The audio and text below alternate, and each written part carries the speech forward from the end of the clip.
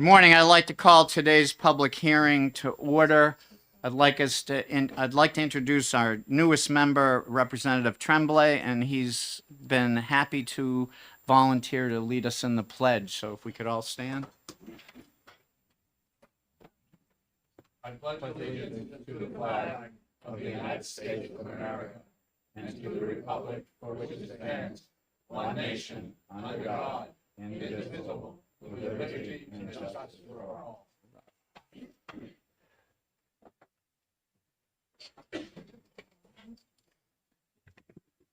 Welcome to the new session and our hearings. As we did last year, if there's the maker of the motion will be asked to write the report on the passing motion. The minority would be asked to write the minority report. As we did last session, the Democratic reports will go to Representative Nab. She'll review them and send them to me. The Republican reports will come directly to me. Why am I mentioning this? Because we have a lot of early bills, and I'm not sure we're going to exec any of them during the hearing or after the hearing, maybe one or two. So we're going to have an actual exec meeting the morning of our third Wednesday from now, and there'll be maybe 14, 15 bills to exec in the morning session from 10 to 12. And I would like the reports by Friday night. So there'll be a lot of reports you'll have to write. Now, it was suggested that if you think you're going to make the motion on a bill, you can always pre-write the report so you'll have it ready. But we're not going to have a formal exec until the third Wednesday. So I've scheduled all bills today, all bills next Wednesday. The third Wednesday, the morning will be exec for 2 hours because there's 15 or 16 bills. The afternoon will start more bills, the late bills. So we have early bills that are going to take 2 days to finish, if we finish. And then we'll jump into the regular bills. The numbers keep rising. The last I remember, it was like 30-something bills we have. So we're going to be busy, and we're going to be doing our job, but we'll just keep moving on. So if you have any questions, let myself or Representative Nab know, and we're going to have a great session. So I call to order HB 1046 FN, enabling a person to carry a firearm on a snowmobile while operated on public property. Our prime sponsors here, Representative McFarland. Welcome to Resources.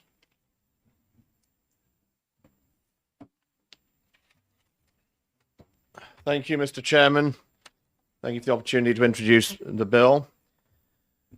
The bill before you, HB 1046, addresses current law as it applies to long guns and similar shoulder-fired firearms, including lawfully owned short-barreled rifles, when used on private property with permission. Under existing statutes, a person may not carry a loaded long arm on a snowmobile even when they're entirely on private land, acting lawfully, and engaged in ordinary winter activities or moving across their own property. That restriction does not arise from misuse, danger, or criminal conduct. This bill corrects that anomaly. It does not change who may possess a firearm. It doesn't affect the current law on open public trails or corridors. It does not alter hunting seasons, methods, or discharge laws. What it does is recognize that on private land, where the operator has permission to be, the law should not arbitrarily prohibit the safe carriage of a loaded long arm simply because the means of travel happens to be a snowmobile. For many sportsmen in New Hampshire, a snowmobile is winter transportation. It's how remote property is accessed safely and efficiently when the ground is snow-covered, and prohibiting carriage in that context does nothing to improve safety, but it does burden lawful conduct and complicate compliance for people who are otherwise already following the law. New Hampshire has a strong tradition of trusting responsible firearms owners, and we distinguish between misuse and mere possession. This bill stays squarely within that tradition and is carefully limited to private property with permission. I would also recommend to the committee, Mr. Chairman, that you consider removing the final sentence, which states that a firearm shall not be considered to be loaded and so forth, so long as no round is chambered. That language is superfluous and potentially confusing, and I've already in the bill referenced the existing uniform definition of loaded in New Hampshire law, which should remain the governing language. Adding a special rule in this section creates statutory inconsistency and risks confusion for sportsmen, conservation officers, and landowners alike. And in consultation with NHFC, they recommended this change, others recommended this change, and they are now supportive of this bill. More supportive, they were supportive before. To reiterate, the policy question before the committee is as to where lawful carriage is permitted, and it's not about redefining loaded, it's not about changing hunting or anything else. The bill's objective is fully achieved without that sentence, and in sum, I would put to you that this is a modest fix to our statutes. It respects private property, it respects lawful firearms ownership, and it respects the practical realities of winter use in New Hampshire. I urge the committee to recommend this bill as ought to pass with that final sentence removed, and I am happy to take any questions. Thank you, Mr. Chairman. Any questions for the representative? Representative Darby. Thank you, Mr. Chair. Thank you for taking my question, Representative. So you mentioned that this would not impact safety. Are you aware of the, hunters' guidelines that say, for example, if you cross even a stone wall, that you should unload your firearm because of the chance that it can fall and discharge? And if you are aware of that, then would you imagine that a firearm, a loaded firearm, could fall off of a snowmobile, potentially discharge and cause the same sort of safety concerns as, and cause safety concerns in that manner? Thank you for the question. Yeah, I am not looking to change anything having to do with our hunter education program or with how the hunting rules are allowing people to hunt and to discharge during hunting. What I'm looking to do is to achieve some consistency where we are not treating a snowmobile differently than we would treat other forms of transport on one's own property. Representative Nab. Thank you, Mr. Chair. Thank you for taking my question. Could you speak to what is meant by implied permission here as to landowner? It is a term of art, and I'm not going to attempt to give you a lawyer's definition, not being a lawyer. But I believe that it is, let me put it this way, it does not include, as I have put in the language, let me just pull the language up here a second. It does not include, because I have the exemption there, provided that such permission does not arise solely by way of a public right-of-way, public trail, or designated snowmobile corridor. And so the point that I would draw your attention to there is, this is about when you have permission on a private property. It is not about where you are, for example, on a public snowmobile trail which happens to cross private land and you've made no prior arrangements with that owner. Now, in terms of, back to your question on implied permission, if you have somebody who is, for example, a neighbor whom you've invited over for tea, I believe that would fall under the definition of implied permission. But again, I'm not a lawyer. I'm not going to argue the toss on what that means and what it doesn't mean. What it does mean is we're not looking to do anything here other than enable this on private property, and we're certainly not looking to affect snowmobile trails and the ability of Fish and Game to govern them as they currently do. Thank you. Representative Gould. Oh, thank you for taking my question. Did you say long firearm? Is that what I heard you say? I did. What There's an what- existing exclusion for pistols and revolvers. So no pistols in this bill. What kind of firearm? We're not changing the statute at all as far as that's concerned. Okay. Okay. Thank you. Any other questions? Representative Nab again. Thank you for taking my question. I'm not a snowmobiler, so could you just speak to where a gun would actually be on a snowmobile? I mean, Sure. I'm picturing someone just carrying one. Which I'm Yeah, no, assuming I is can not absolutely the speak to case. that. I think, look, I'm sure that there are people that will do things differently. I know that there are some people who, whether it's with an ATV or with a snowmobile, they have all kinds of setup to strap gear to and stick it in holsters and all the rest of that stuff. And that's wonderful.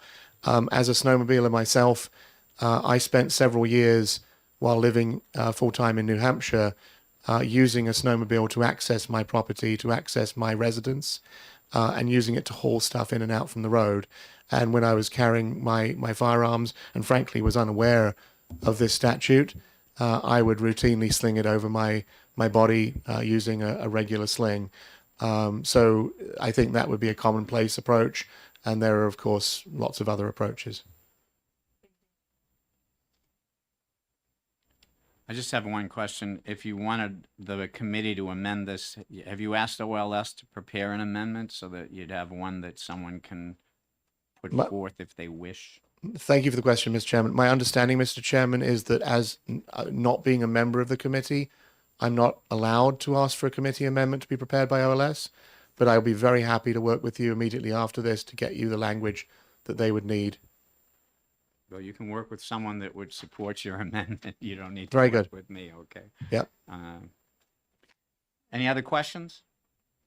Hearing none, thank you for your, yes, Representative Sargent.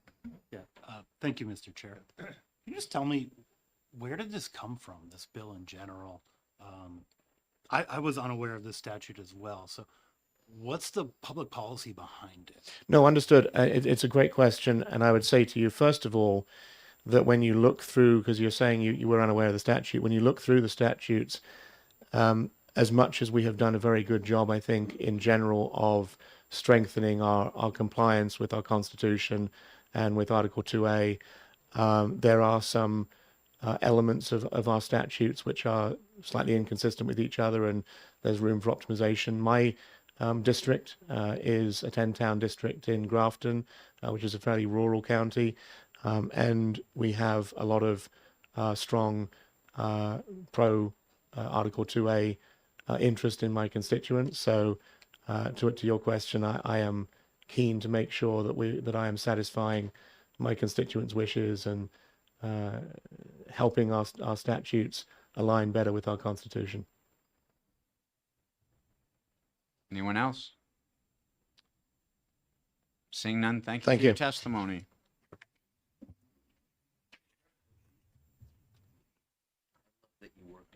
We're- Representative Sargent, we're not done yet.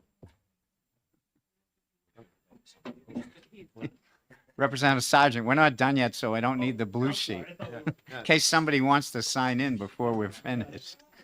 He's trying to move us along. I appreciate that greatly due to our schedule. Yeah. Give him a star. I love it. All right. Thank you. Let's go. Representative Giassen. On deck, Colonel Eastman. Captain Eastman. Thank you, Mr. Chair. Representative Geisen, Hillsborough 29th District, Goffstown. I was surprised to hear that this was not already covered under law. I have a friend who has a private range on the back of his land. He has a lot of land, and he routinely takes snowmobiles or ATVs out to his own range, which is bermed and totally safe, legal to fire at.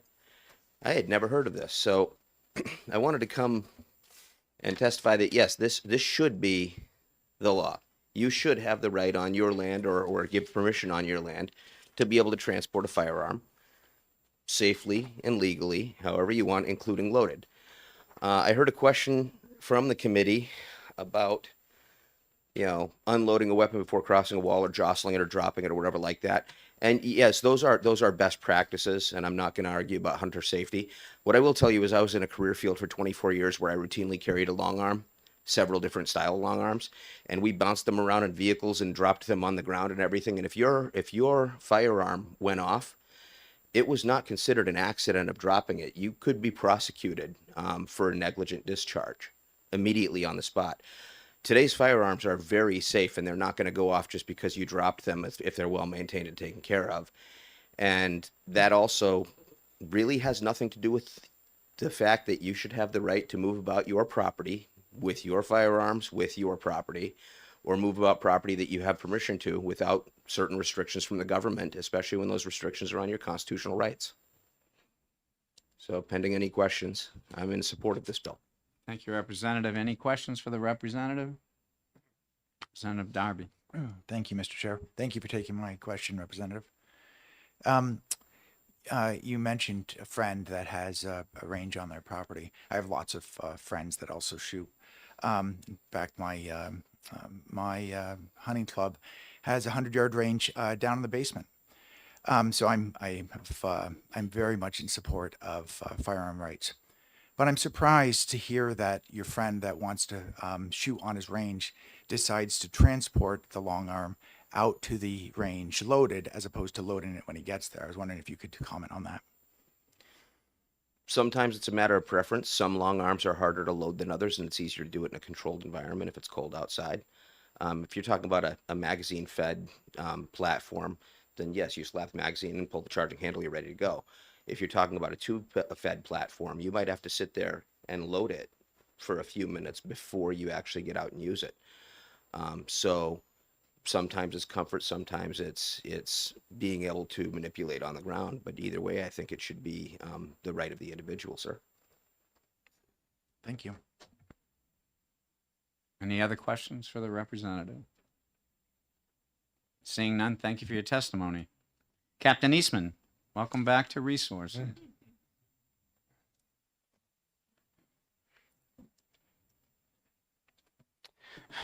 Chair Harb and members of the committee, thank you for letting me testify today, and thank you for having me back.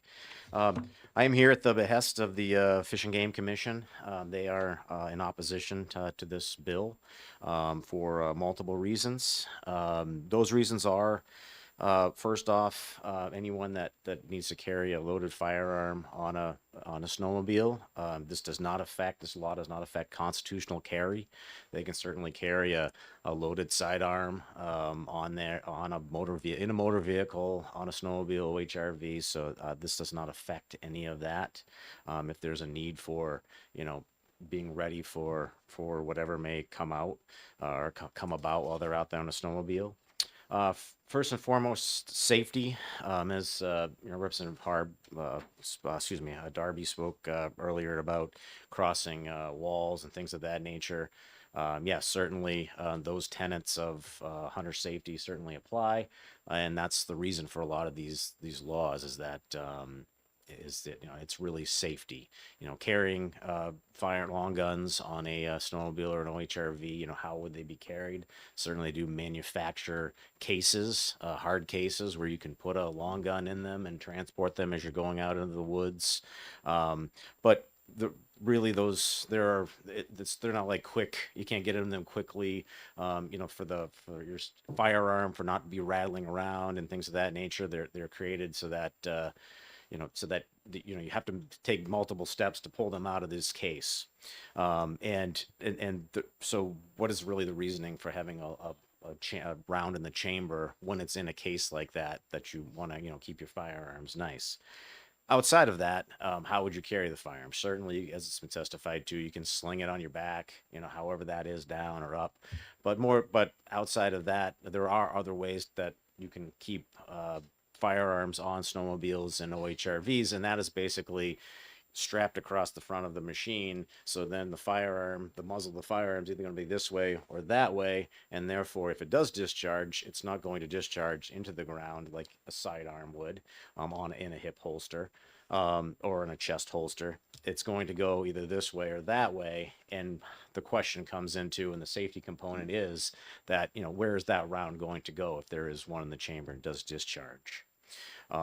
And to that safety component, as Representative Darby said, there was a gentleman in my town when I grew up who was an amputee because he was crossing a barbed wire fence. The firearm discharged and he lost part of his arm due to that. So it's not kind of fairy tale. This does actually, happen.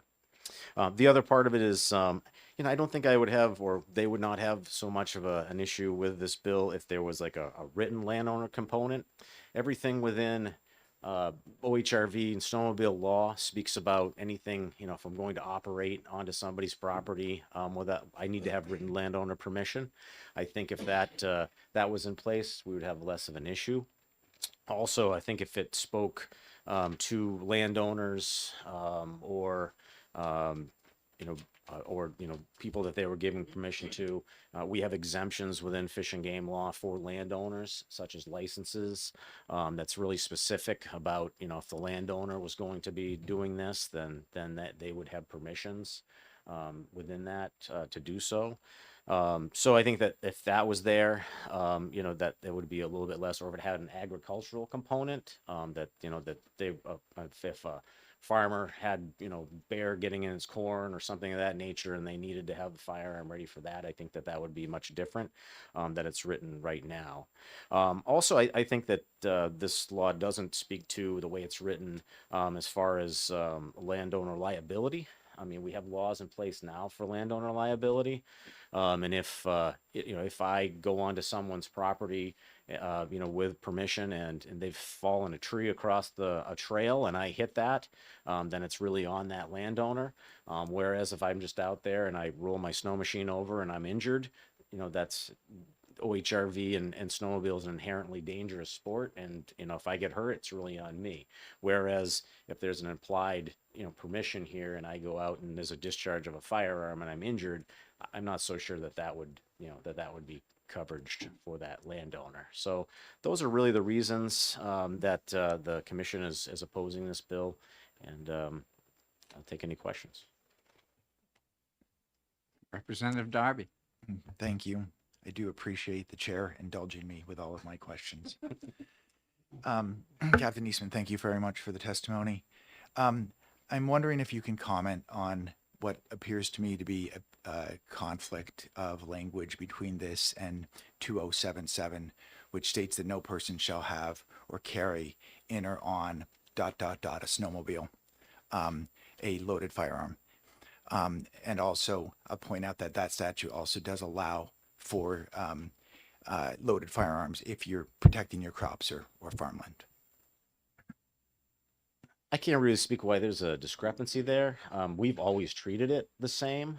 So if I were to encounter someone on a OHRV that had a long gun, and if there was, say, ammunition in a chamber or in a magazine or something like that, I would treat it very much the same as it would if I was in a motor vehicle. I don't really know why there's a discrepancy there. Follow up. Thank you. I guess I wasn't clear. I'm sorry. So 2077 also seems to state that loaded long guns can't be carried on snowmobiles. So it seems like if this bill passed, was signed into law, then there would be a conflict between what is 215 or something and 2077. And I'm wondering what the how Fish and Game would interpret that potential discrepancy.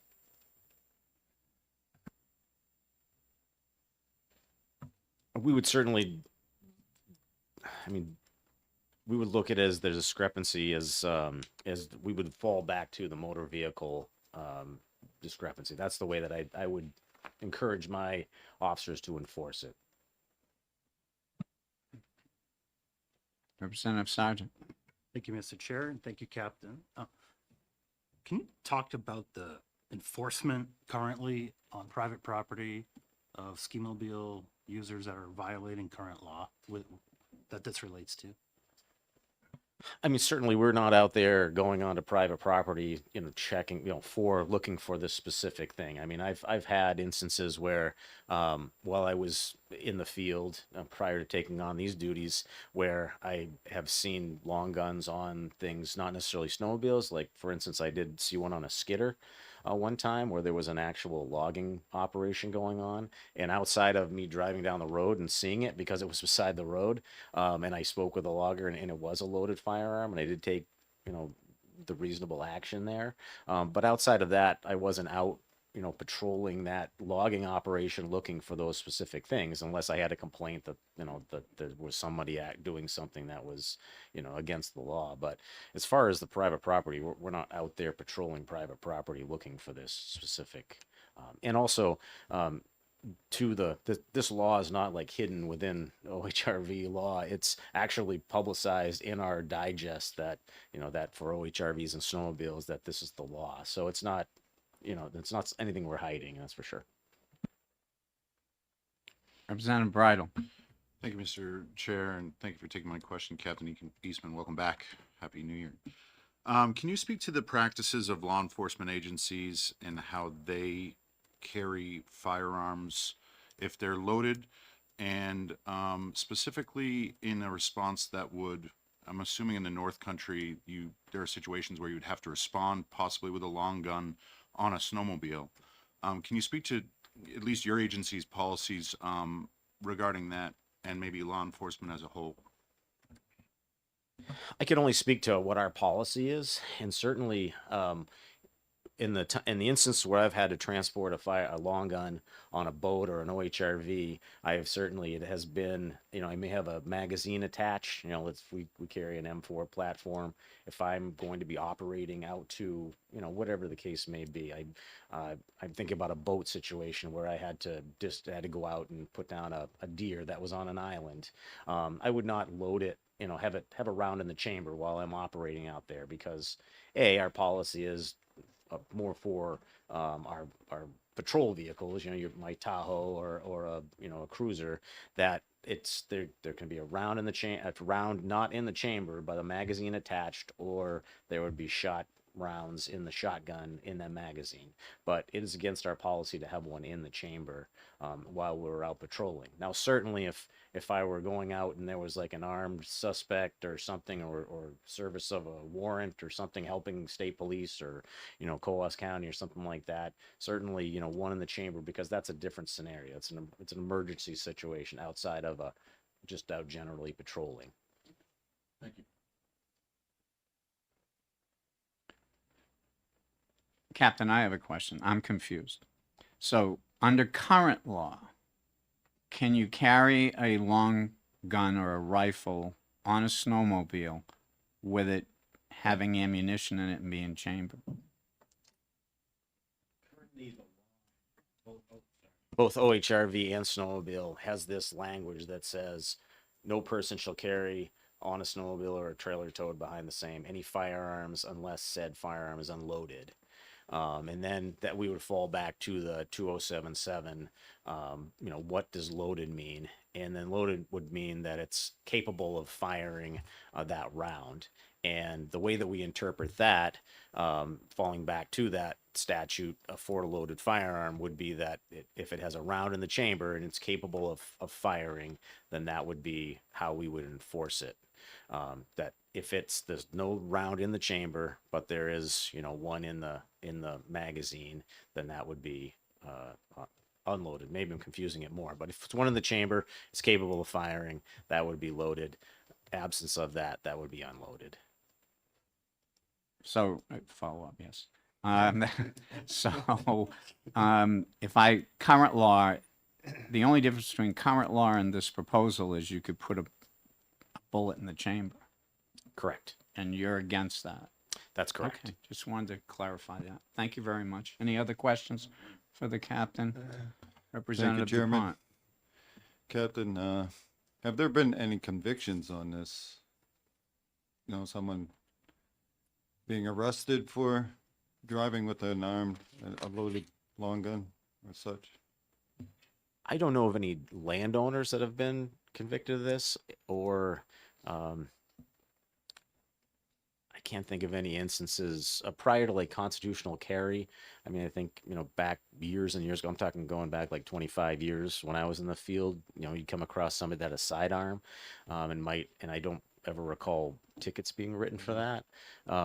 Because they would have like a pistol permit or something of that nature. So outside of that, outside of the skidder a type of situation that I kind of gave as an example, and that was not a landowner. I don't know of any landowners that have been Yeah. convicted or charged for this. Okay, thank you. I'm gonna bring that up because it mentions how the cost to the state for prosecution or probation or parole costs. It's like, I guess there were no incidents, so I guess there would be no cost on that or effect.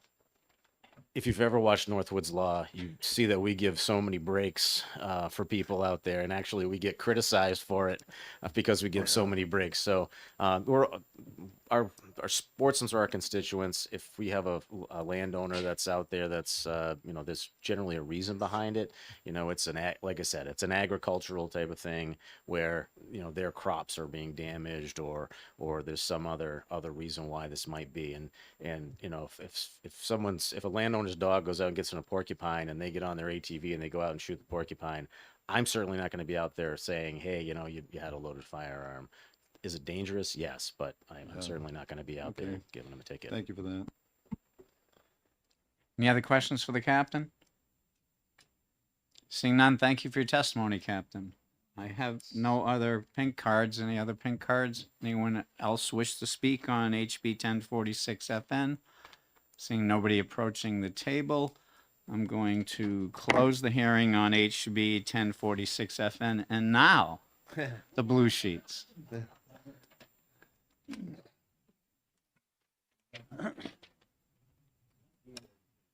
Mr. Chairman, there were 2 pro and 1 con on the blue sheet. And then online, there are 5 in support, 7 opposed, 1 neutral. Thank you very much, Representative.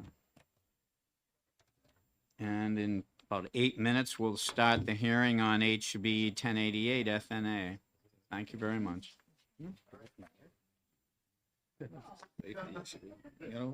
I want to drive across my land, a chamber, I have a reason for it, yeah, leave me alone.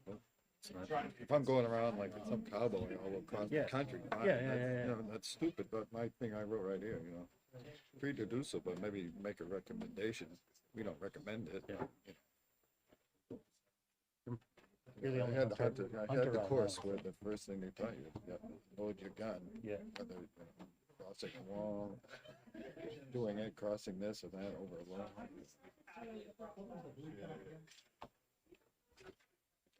2 pro, 1 against.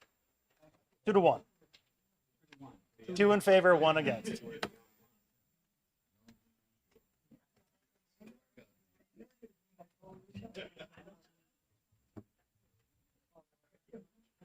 Yeah. 5 in favor online, 7 opposed. 1 neutral.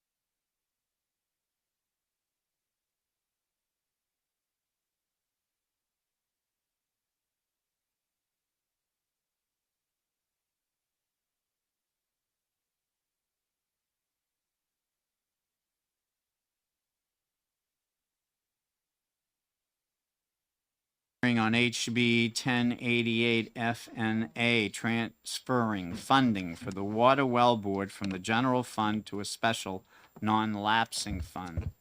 The chair will recognize the representative, and he's going to tell us why he's sitting there. Yes, thank you. Thank you. I'm introducing the bill because the prime sponsor is ill today. So I'm introducing the bill so the committee can discuss it. Thank you. Thank you. Appreciate that. Representative Donnelly had contacted the chair and said she was ill, so not able to attend. So our first formal speak will be Adam Crapo from New Hampshire DES. Mr. Crapo, welcome again. Thank you. For the record, I'm Adam Crapo from the Department of Environmental Services, and I have Steve Roy here. He's in our drinking water program. So last session, as many of you know, the legislature really tasked departments and agencies to think critically about how their programs are funded, their dependence on the general fund, and as you know, that's really as a result of the revenue shortfalls that we're seeing as a state. So that's the impetus of this legislation. DES requested that Representative Donnelly submit this legislation. So what this bill would do is allow the New Hampshire Water Well Board, which licenses drillers, water well contractors, and pump installers, to have their own dedicated fund. It's a licensing board that it's administratively attached to us, and we support through staff time and going to their meetings and operations and all of that. Historically, the support for the board has expended more funds from the general fund than they collect. So the general fund pays for a position, but the fees do not. The fees that are collected, they go into the general fund, and it is not enough to pay for that position.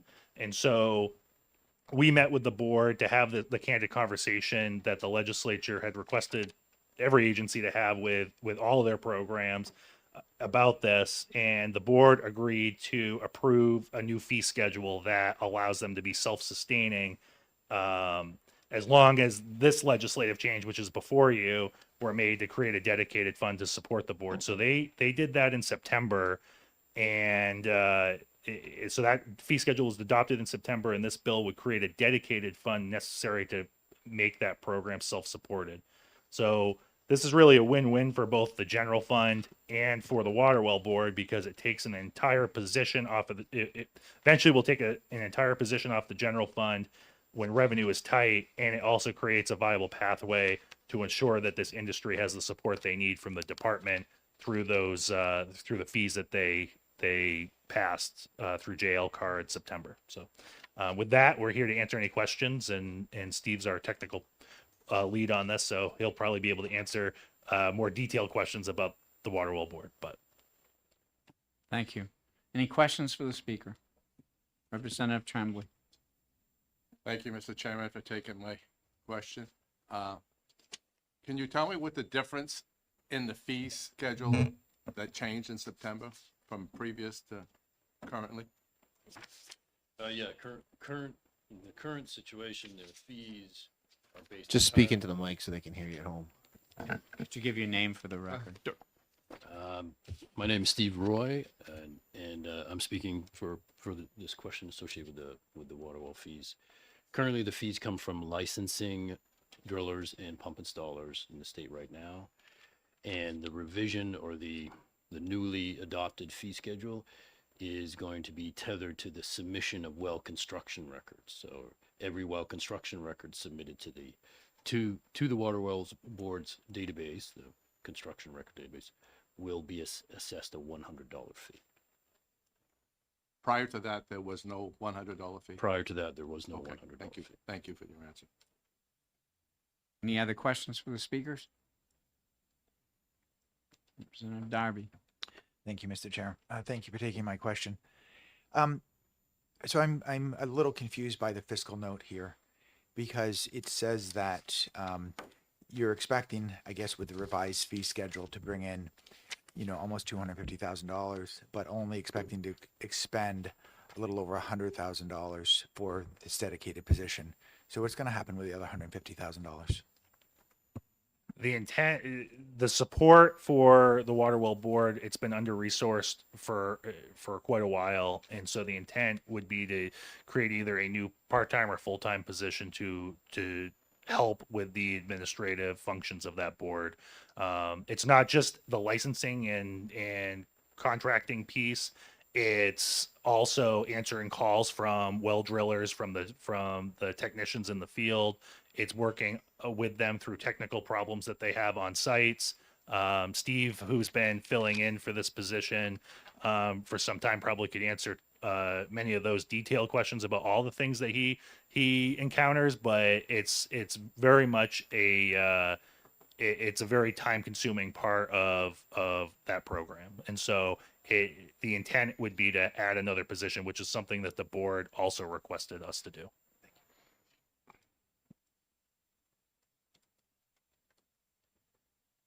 I have one question, thank you. If there is an overage, it stays in the well fund, right? Doesn't go anywhere. So you Cor- have it for the next year? Correct. Okay. Any other questions for our speakers? Seeing none, thank you for your testimony, Thank you so much. Is there anyone else to speak on HB 1088 FNA?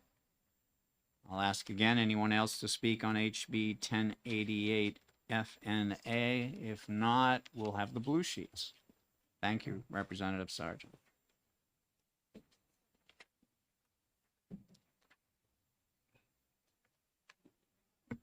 There are no names on the blue sheet and no names online. Thank you.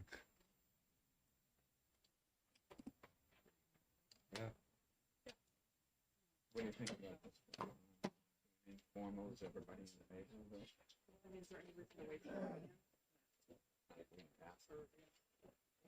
I'll ask. If somebody has objections, we can just also get it done. I'll ask for an informal. Is anybody against the bill?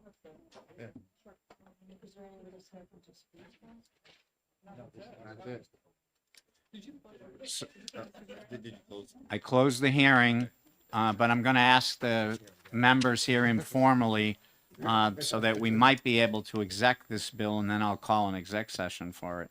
Is there anyone against this bill? I don't see anybody raising their hands, so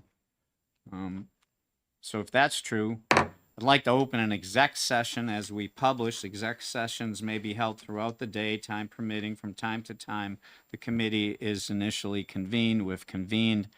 There's no one speaking against, nothing online, no blue sheets. So I'm going to ask that we now, currently I'll open the exec on House Bill 1088 FNA. Do I have a motion to approve and pass the bill? Representative Chair. Bridle will do that. I make a motion to pass. And Representative McNabb. McNabb? Nab. I will second the motion. Do you wish to speak on your motion? Viewing the consensus of the room, not at this time. Okay. And Representative Nab, do you want to speak on your second? Okay. Any further discussion on this bill? Seeing none, I'll ask the clerk to read the roll on ought to pass for 1088 FNA. Representative Gould. No, start with me. Start with me. Start with the Start vice with me. chair. Oh, I'm sorry. Yep. Vice Chair. Representative Dunn. Yes. Now Representative.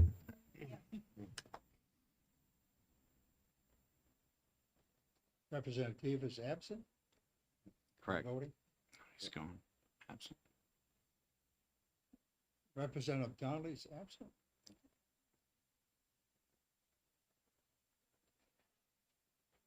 Representative Bridle.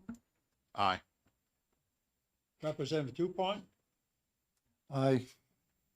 The clerk votes aye. Representative Tremblay. Aye. Representative Nab. Aye. Representative Vale. Absent. Representative Baldwin, Aye. Representative Darby, Yes. Representative Ryan, Yes. Representative Bucco is absent. Representative Sergeant, Yes.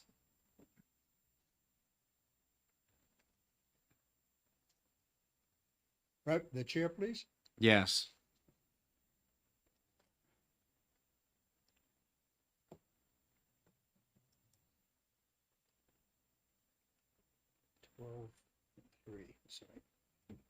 I have 12. 12 to 0 and 3 absent, ought to pass. Should be 4 up. 4? You have What'd you say? Correct. 3? 4. 1, 2, 3, Four. 4. Yeah, My- 4 my- absent. My error, sorry.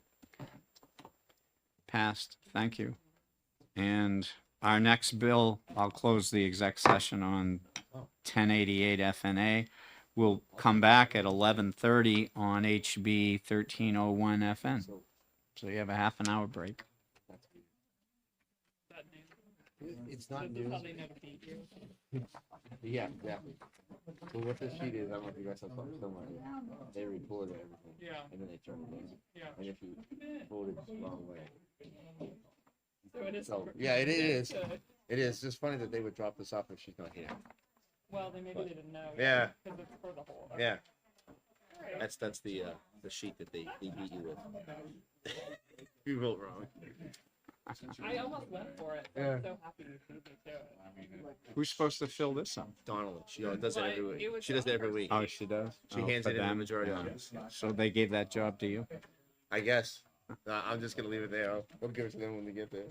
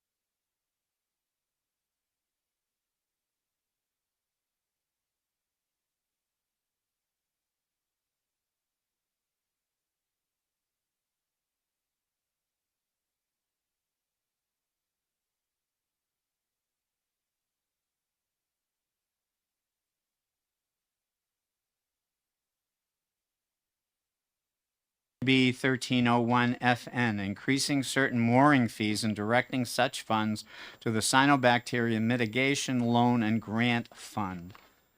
First speaker will be the prime sponsor, Representative John McDonald. Welcome to Resources.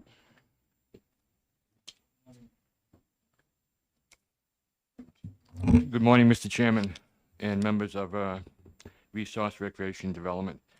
My name is Representative John T. McDonald, and I represent the fine people of Cal District 6, which are the communities of Wolfboro and Tuftonboro.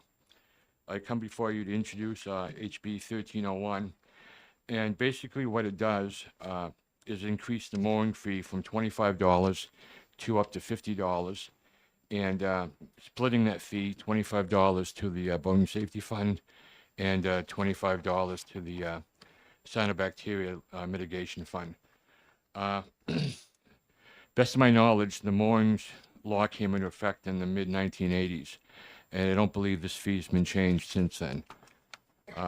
If you want to do a reference compared to the cost of a mooring down on the coast, for a 20-foot boat and under, it's $200, and anything over 20 feet, it's $200 plus $10 a foot.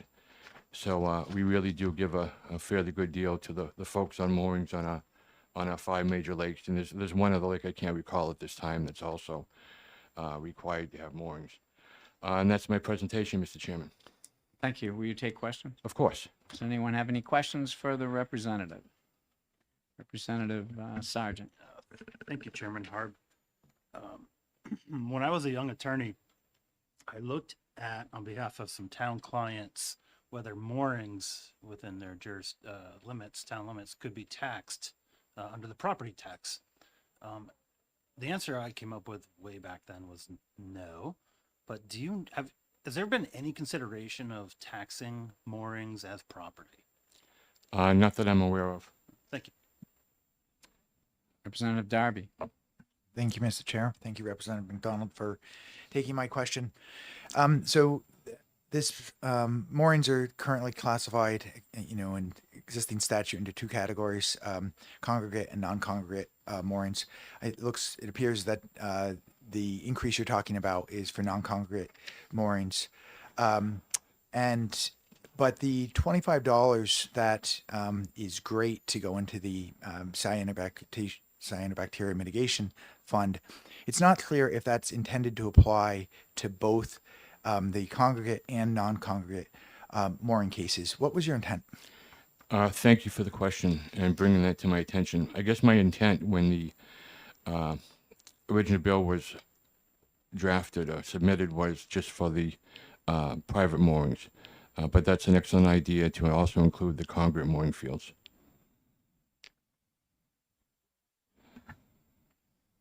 Follow up. Thank you, Mr. Chair. So thank you for that answer. So you would support an amendment to have the $25 charged to both, to $25 from both congregate and non-congregate to go into the Cyanobacteria Mitigation would. Fund? Thank you very much. Representative Nab. Do you have a question? That was actually my question. Thank you. Any other questions for the representative? Representative. Thank you, Mr. Chairman. Thank you for taking my question. Have you considered all state waters having mooring fees for any moorings? I haven't at this time, Representative.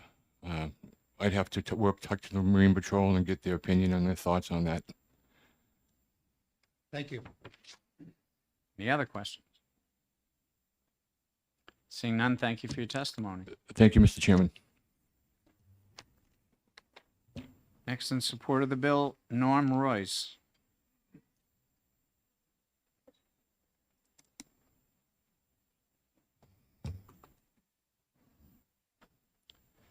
Good morning. Thank you for your time this morning. My name's Norm Royce. Just get to my notes. I'm a resident of Northwood. I live on Northwood Lake. I'm retired from the aerospace defense industry and the past president of the Northwood Lake Watershed Association. I'm currently an elected member of the town municipal budget committee, an appointed member of the conservation committee, and a board member of New Hampshire Lakes. I'm very familiar with cyanobacteria and the impact it has on the uses of our lakes. The recommendation when a cyanobacteria bloom occurs is to close the lake for all water activities, resample in a week, and either stay closed or open the lake based on the results of the sample. Cyanobacteria treatment, even in a small body of water, Northwood Lake is just over 600 acres, costs several $100,000.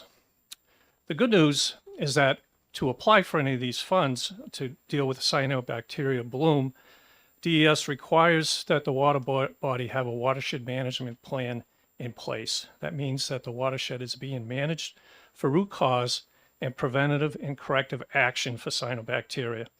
To just take cyanobacteria funds and apply them to a water body without really understanding the causes wouldn't really solve the problem and would be a waste of money, and that money would be spent over and over again. My town, there are 7 lakes over the last several years. Multiple outbreaks of cyanobacteria blooms, combined over 50 events on these lakes in Northwood. And I've had multiple property owners, as the past president of Northwood Lake Watershed, ask me if it was, why is it happening, and is it now time for them to sell their property and not live on a lake? So as president of Northwood Lake Watershed Association, I wrote warrant articles for the 3 towns that have shoreline. Warrant articles describing the need for education and prevention of cyanobacteria, not necessarily for treatment because of the high costs of treatment, which I mentioned are very expensive, but to educate people on why it's occurring, the root cause, and what they can do as preventive actions. But those warrant articles only provide a small amount of funding that the towns need to battle cyanobacteria. So with that, I'm asking for your support on HB 1301, which would add additional funding to the cyanobacteria mitigation funds. Thank you. Any questions? Will you take questions? Sure, please. Any questions for the speaker?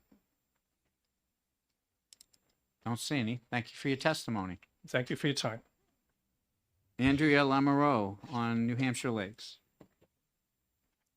In support of the bill.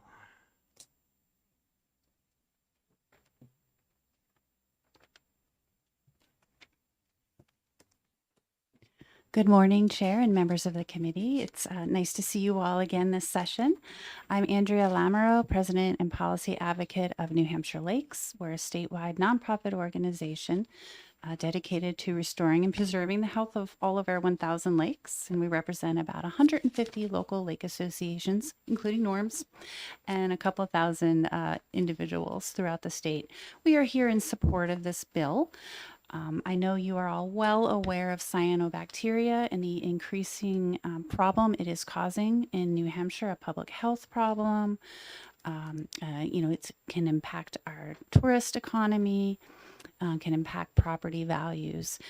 We're so grateful. I think it was in 2023, the legislature, with your support, established the Cyanobacteria Mitigation Loan and Grant Fund.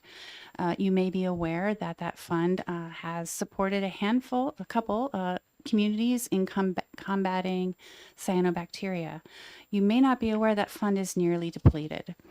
There's no identified sustainable funding source for that fund. So we are in support of this Representative McDonald's bill here, which would raise some funding and be some dedicated sustainable funding over time.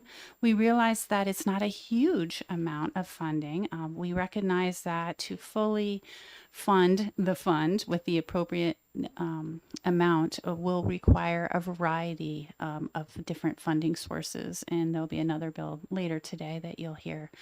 So we see this as a positive step forward in creating a more sustainable fund to help local lake associations, water suppliers, municipalities combat cyanobacteria.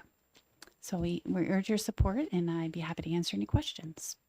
Any questions for our speaker? Representative Darby. Thank you, Mr. Chair. Thank you for taking my question. Can you give us a couple of quick examples of how the cyanobacteria mitigation fund has been used throughout lakes in New Hampshire? Great, thank you for the question. And I know that Amy Smagula from the Department of Environmental Services can certainly provide more information on this, but I understand Lake Canasatka Watershed Association in Moultonborough, who unfortunately their lake kind of became the poster child for cyanobacteria blooms. They received funds to implement a alum treatment, so a treatment in the lake to deal with an ongoing cyanobacteria bloom. So that's one example. And I will cede to Amy to fill in other examples of how that fund has been has supported community groups. Thank you. Thanks. Any other questions for the speaker? I just have one. It was suggested that perhaps the bill might be amended to include non-congregate moorings. Do you have a position on that? I think that's a great question, and I believe, and I know Tim Dunleavy is here in the audience. There is a other bill later, another bill. I'm not sure if you're hearing it that deals with the fee for the congregate moorings. I don't believe it directs any funding to cyanobacteria mitigation fund. I believe it directs funds to the Marine Navigation Fund. We would be open to that, but I would leave it to those who have more expertise than I, and where's the best place to increase the fees. Okay, thank you very much. No further questions?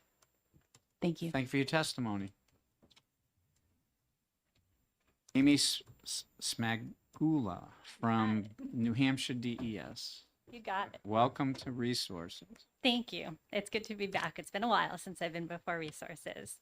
So good morning. Thank you for the opportunity to comment on House Bill 1301.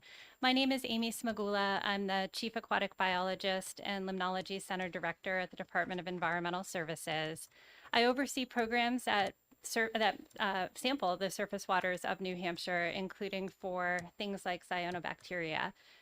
The programs that we operate do sampling, they do analysis. So knowing that there's a different understanding of levels of cyanobacteria and not a full understanding of the program, I thought I'd just give you a couple tidbits on each and answer the questions about how the money was spent in the past as well. So first of all, the Department of Environmental Services does not take a specific position on this bill, so I'm just providing information today. As you know, we have a lot of lakes and ponds in New Hampshire, about 1,000 that are greater than 10 acres and about 18,000 miles of rivers and streams. And we do have cyanobacteria. The cyanobacteria are native and normal background species in our water bodies. It's when they bloom and when they produce toxins that we do get concerned. Our laboratory processes about 500 to 600 samples a summer of blooms, and that equates to about 60 to 65 different water bodies in the state that have a documented bloom. So they are occurring, and about 50% of our samples do have cyanotoxins in them, so it is a realized problem in the state. And as Andrea mentioned, the cyanobacteria can pose a risk to human health. They can affect our pets, wildlife, drinking water supplies, recreation, and a lot of other things in our surface waters. So blooms are real, and we are seeing them, and they are increasing over time. Andrea also mentioned that we have the statewide cyanobacteria plan, which the legislature charged DES and a committee with putting together.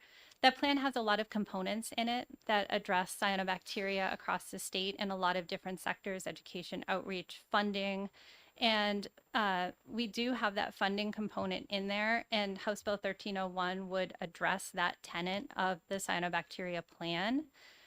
In terms of funding itself, the legislature also in 2023 awarded DES with about $1 million towards the cyanobacteria mitigation problem or program, and we established the Grant and Loan Fund program. In addition to that $1 million, we also received $1 million in American Rescue Plan Act funding in 2023-2024. So we were working with about $2 million. With that money, we allocated resources out to 11 different groups around the state. 2 of them were in-lake management practices. One was Lake Canasatka, as Ms. Lamoureux indicated. The other one was Partridge Lake up in Littleton. They both received aluminum treatments.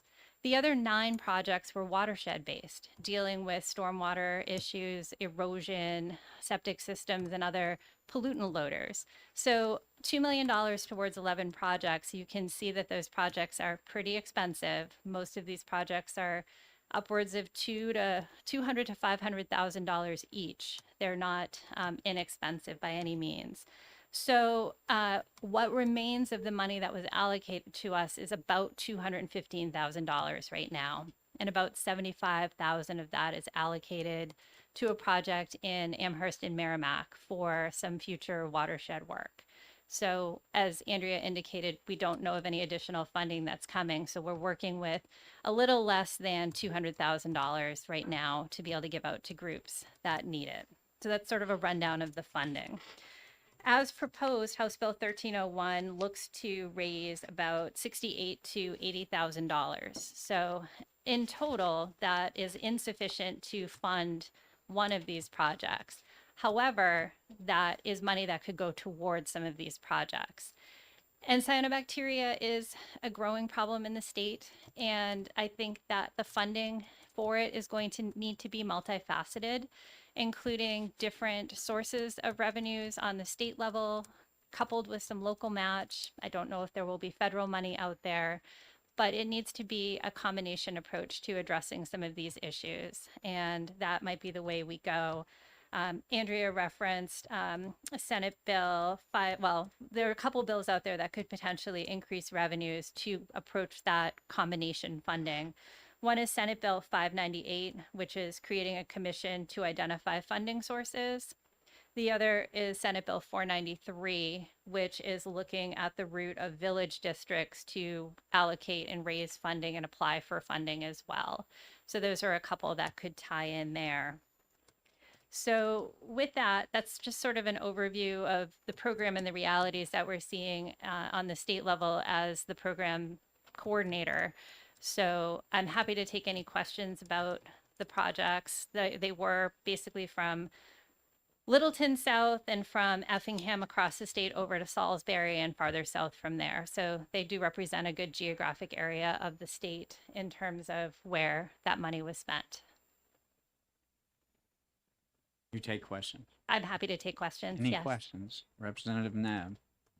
Thank you, Mr. Chair. Thank you for taking my question. A previous speaker had mentioned coming up with a plan for treating cyanobacteria. Can the funding go toward the planning piece, or does it only really go toward enacting treatments? It could potentially go towards the planning phase, and the planning phase is absolutely critical. It's a watershed-based plan, which pretty much puts together a water and nutrient budget so we know exactly what's causing the issues. And that plan is a roadmap towards implementation. There are some currently federal funds that could be used to support watershed-based plan preparation on the state level. They are grant awards.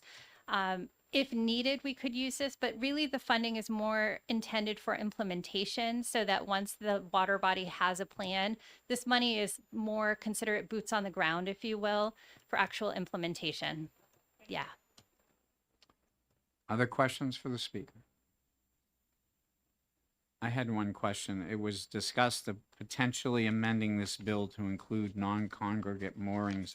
Are you aware of any other bills? You mentioned 2 Senate bills, but I didn't hear non-congregate moorings mentioned in those, because I wouldn't want to conflict with another bill. Are you aware of any other bills? I'm not aware of any other bills. The other 2 bills are fairly discrete. The Senate Bill 598 is a little bit more broad spectrum in that it's establishing a committee to evaluate the different options that are out there. So I don't know if they will get to that point of the congregate moorings, but other legislation currently, I'm not aware of anything.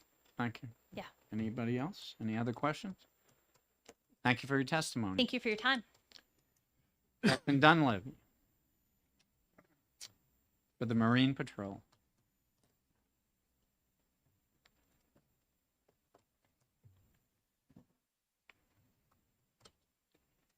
Good morning, Chairman Harb. Morning. Good to see you.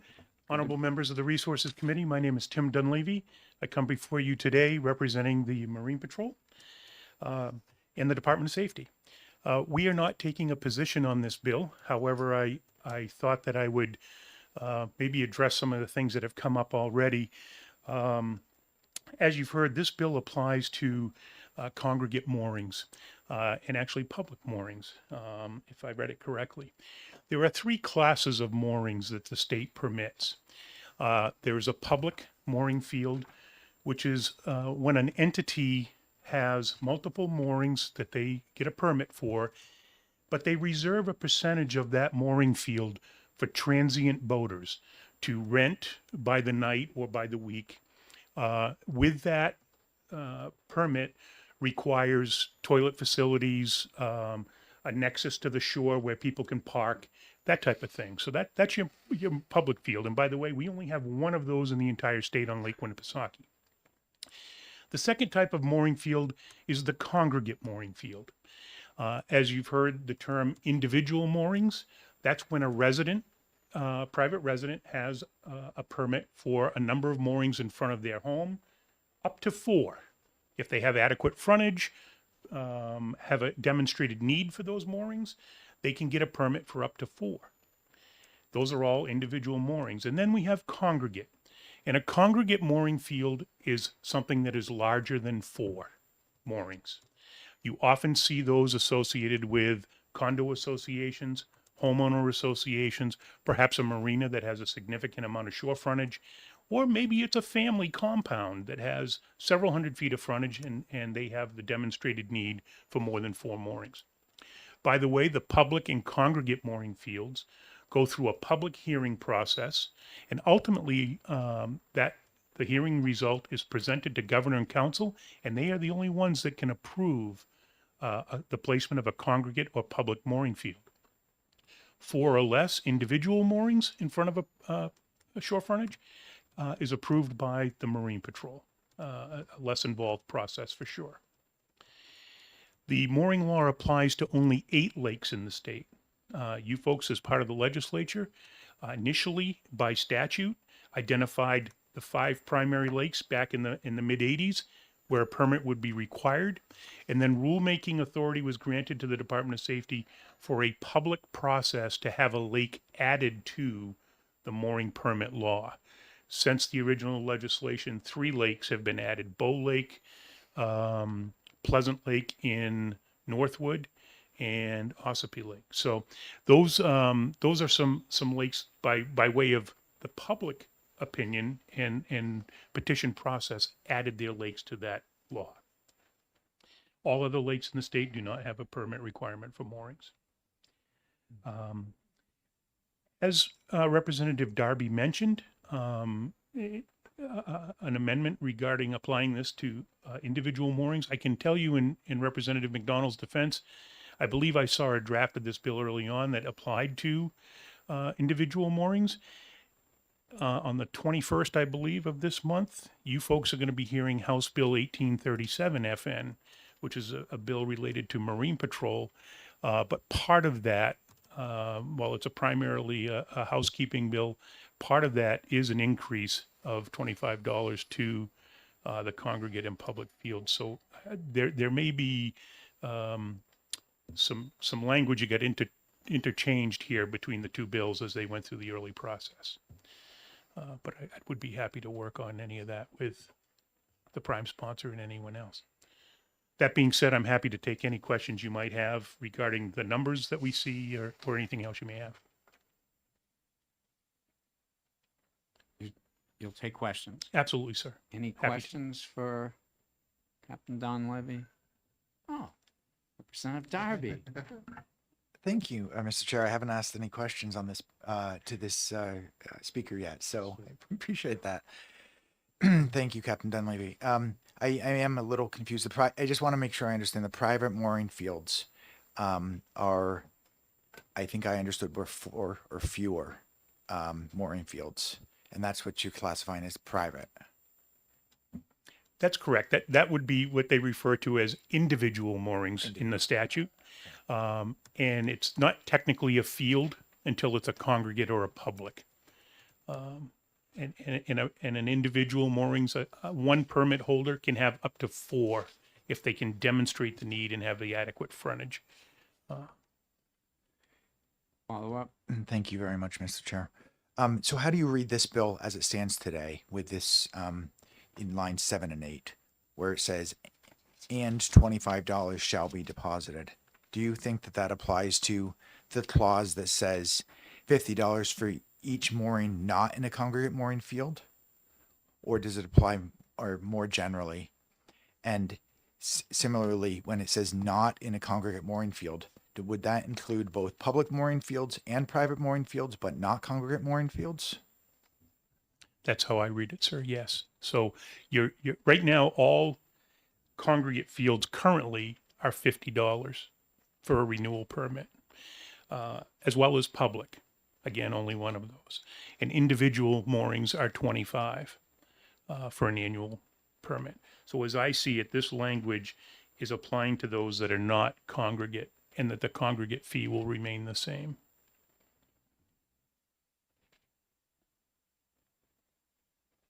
It would be, I'm sorry. Just wondering if you had another follow-up. No. Representative Taylor? Thank you, Mr. Chairman. Thank you for taking my question. To clarify, a congregate field of 30 moorings, that would be one $50 fee. Is that correct? Thank you for the question, Representative. No, it's per mooring in the field. Any other questions? Representative Tremblay. Thank you, Mr. Chairman. Thank you for taking my question. On the private, how much frontage would you require for moorings? Thank you for the question, Representative. The statute requires a minimum of 50 feet of frontage for a person to be eligible for an individual mooring permit. However, if you have, and I forget the real estate term, but an unusual stretch of frontage, it may only be 30 feet. The statute allows for you to use your abutting property owner's frontage as part of your formula, as long as the Marine Patrol receives a notarized letter from that abutter who is willing to allow their frontage to be used as part of the formula. So there are examples. Gray areas, a lot of gray areas. There are, but I will give credit to those that came before me and folks in the legislature. They really thought out the mooring permit process very well. Thank you for your answer. Thank you. Any other question? Thank you for your testimony. Appreciate it. Thank you, sir. Is there anyone else to speak on HB 1301 FN? Let's have one more pink card. Is there anyone else? Well, it's still Mr. morning, Schmidt. so good morning, Mr. Chairman, members of the committee. My name is Adam Schmidt. I'm a lobbyist here in Concord. One of the groups we represent is the New Hampshire Association of Realtors. They just asked that I come by and signify their support for this bill. Their Public Policy Committee did get a chance to review it, thought it was a reasonable proposal. It has been a very substantive debate on moorings so far today, on which I probably cannot add anything.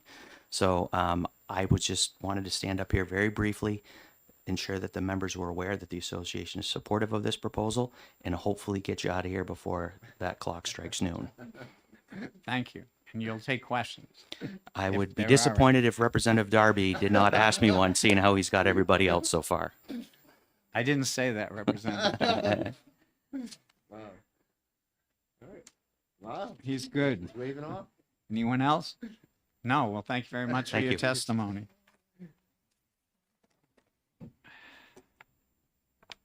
So I'll ask one more time. Is there anyone else to speak on HB 1301 FN? I'll say again, anyone else to speak on HB 1301 FN? Seeing none, I'll close the hearing. Representative Sargent will tell us about the blue sheets and online.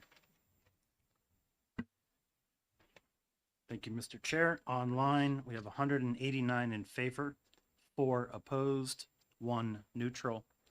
And on the blue sheets, all are in favor. 1, 2, 3, 6 in favor and 1 neutral. Thank you, Representative Sargent. So before we break, it was mentioned a potential amendment. Representative Darby, are you considering that, or are we able to move forward on the bill as presented? I would like to discuss an amendment potentially to this, and to 1837 because of the, I also believe that there's a conflict. I had seen this as well earlier, and I'd like to get Department of Safety and Representative McDonald's input into that. Okay, so I'm guessing you're not going to have that by this afternoon. I'm just guessing. So sorry. if you won't, then we won't make any move to exec this, and when it comes up for execting, you can have your amendment maybe submit it at that time, and that would be in 2 weeks. Yes. Okay.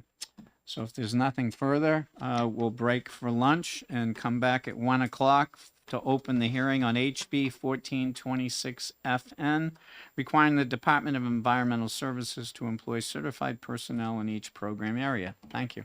See you after lunch.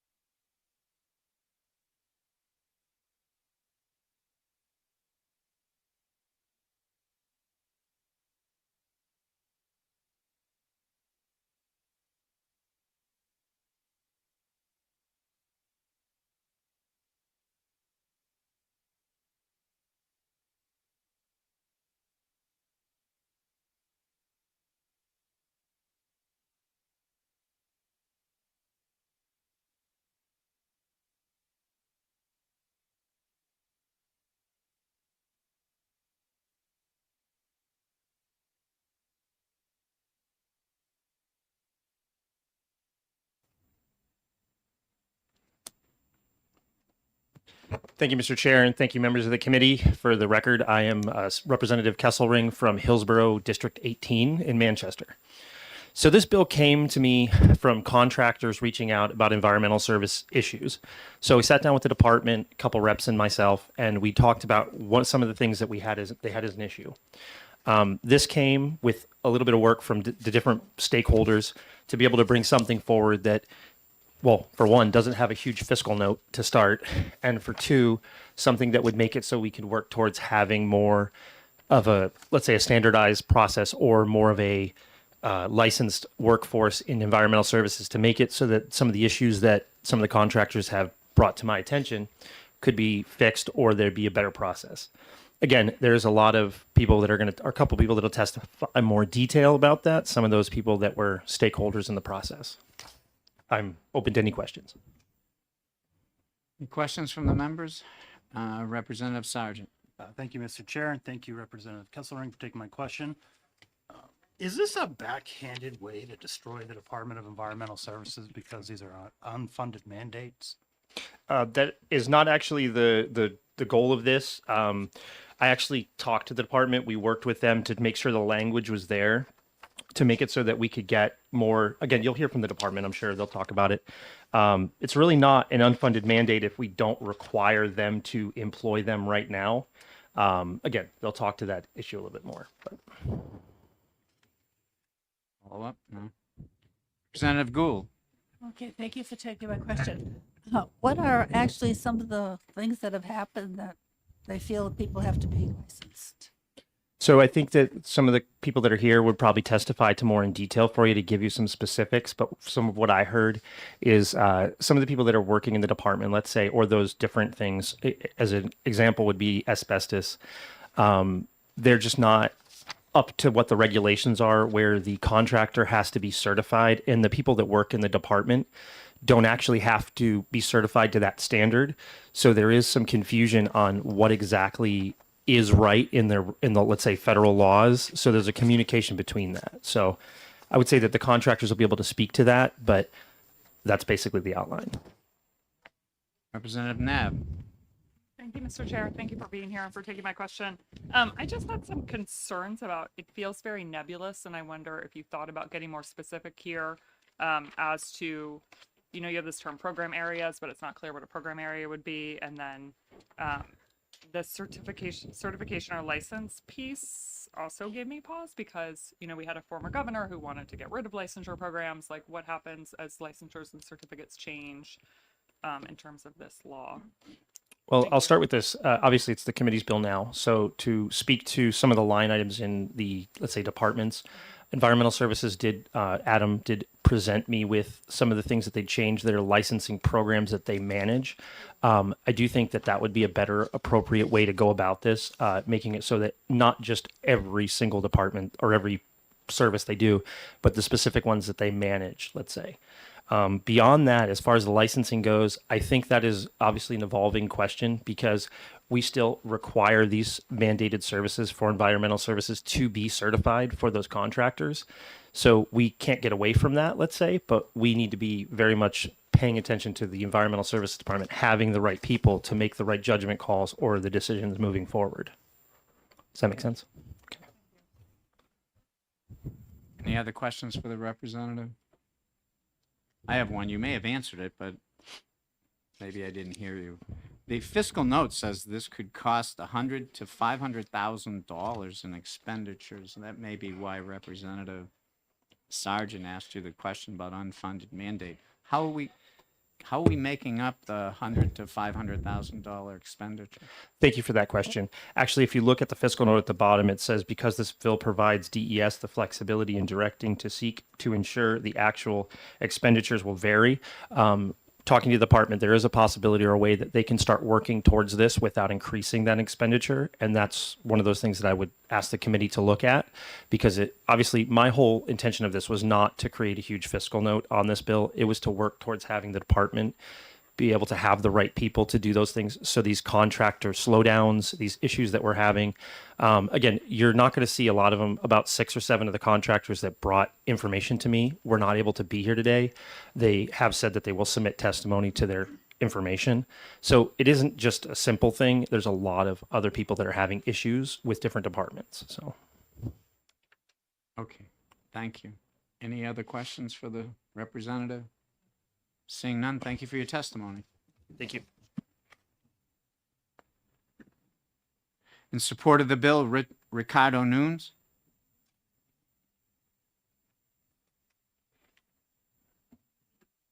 And I note from your card, you're from Lowell, Mass. Yes.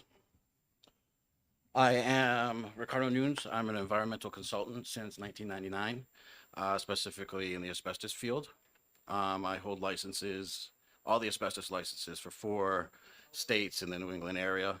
And I just wanted to come here and speak to the fact that this last couple of years, there's been a change in the policies without any representation or notification for the things that we do, specifically my designer's license.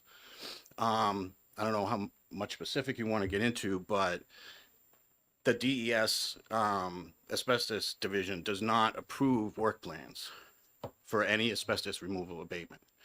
And I've been told this over the last 15 years. We had Mount Zion School here in Concord had a sewage leak, and they asked me to come and design a plan to remove the asbestos floor tiles. And the DES basically told me to change the plan that I wrote. The normal procedure is I would write a plan, give it to the whatever contractor is. They would send it in with the notification. The DES would approve the notification so we could start work on a specific time and a specific day. This time, they told me I needed to amend the plan and change the procedures, which has never happened before. And it caused multiple delays. I actually had to change the plan 3 times to get it approved so they would approve the notification. So the sewage leak did not, the cleanup did not happen for at least another 2 weeks when it could have started earlier. And it cost the school a lot more money. Basically, asbestos does not, the requirements in New Hampshire do not require a monitor, somebody to go do the air tests and the final air test to make sure that the air's good for reoccupancy after the abatement is completed. But I took it upon myself to have a project monitor there because I wanted to make sure that all the rules would be followed appropriately. And one instance, the DES said that they wanted to come to the site to go into the containment to make sure that it was set up properly, which is the project monitor's job. And federal regulations state that you have to have a license or certification to go into containment, period. And the DES do not have those certifications. So, I mean, I was just trying to make sure that I knew why these changes were happening. And I was told that it's going across the board and everybody's being held to these new changes. But there was no notification of the changes. There was no changes in the DES regulations.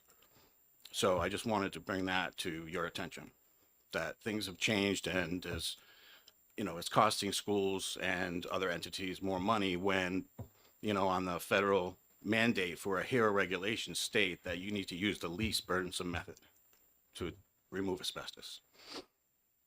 Does anybody have any questions? Any questions for the speaker? Representative Nab.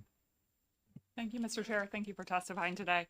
On the face of it, it doesn't seem unreasonable to me that you would submit a plan and there might be tweaks to it. So could you speak to, you said it had to be revised 3 times, like an example of what the changes were requested? There were procedural changes on how we built the containment, Okay. which is, mandated by the federal regulations.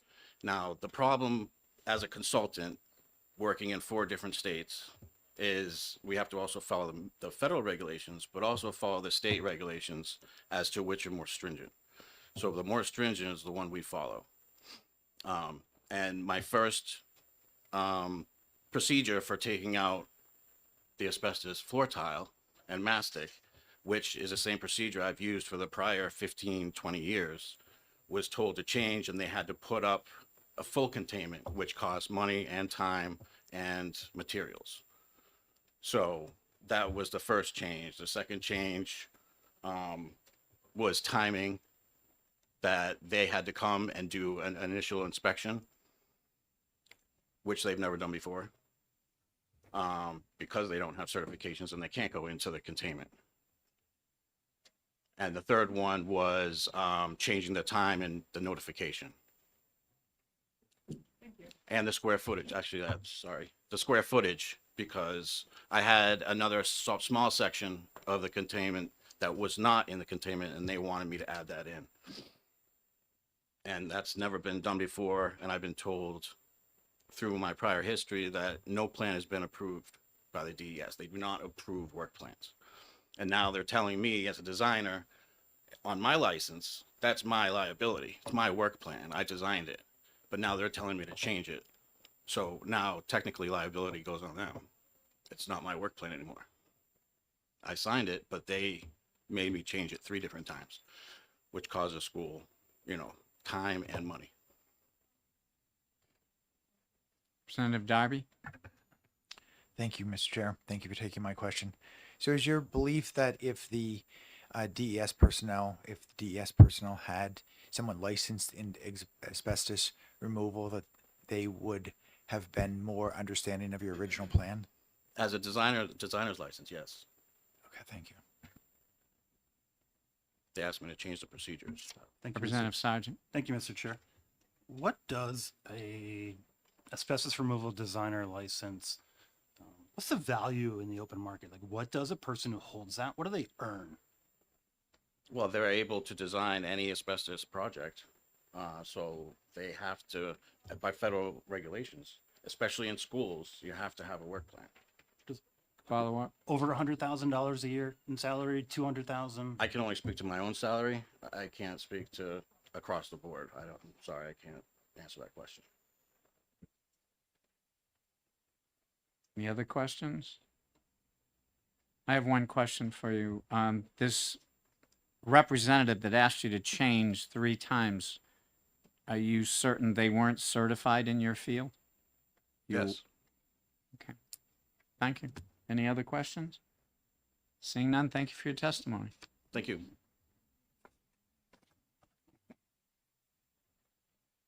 Michael Mazzaglia, in support of the bill, from Alpha Environmental.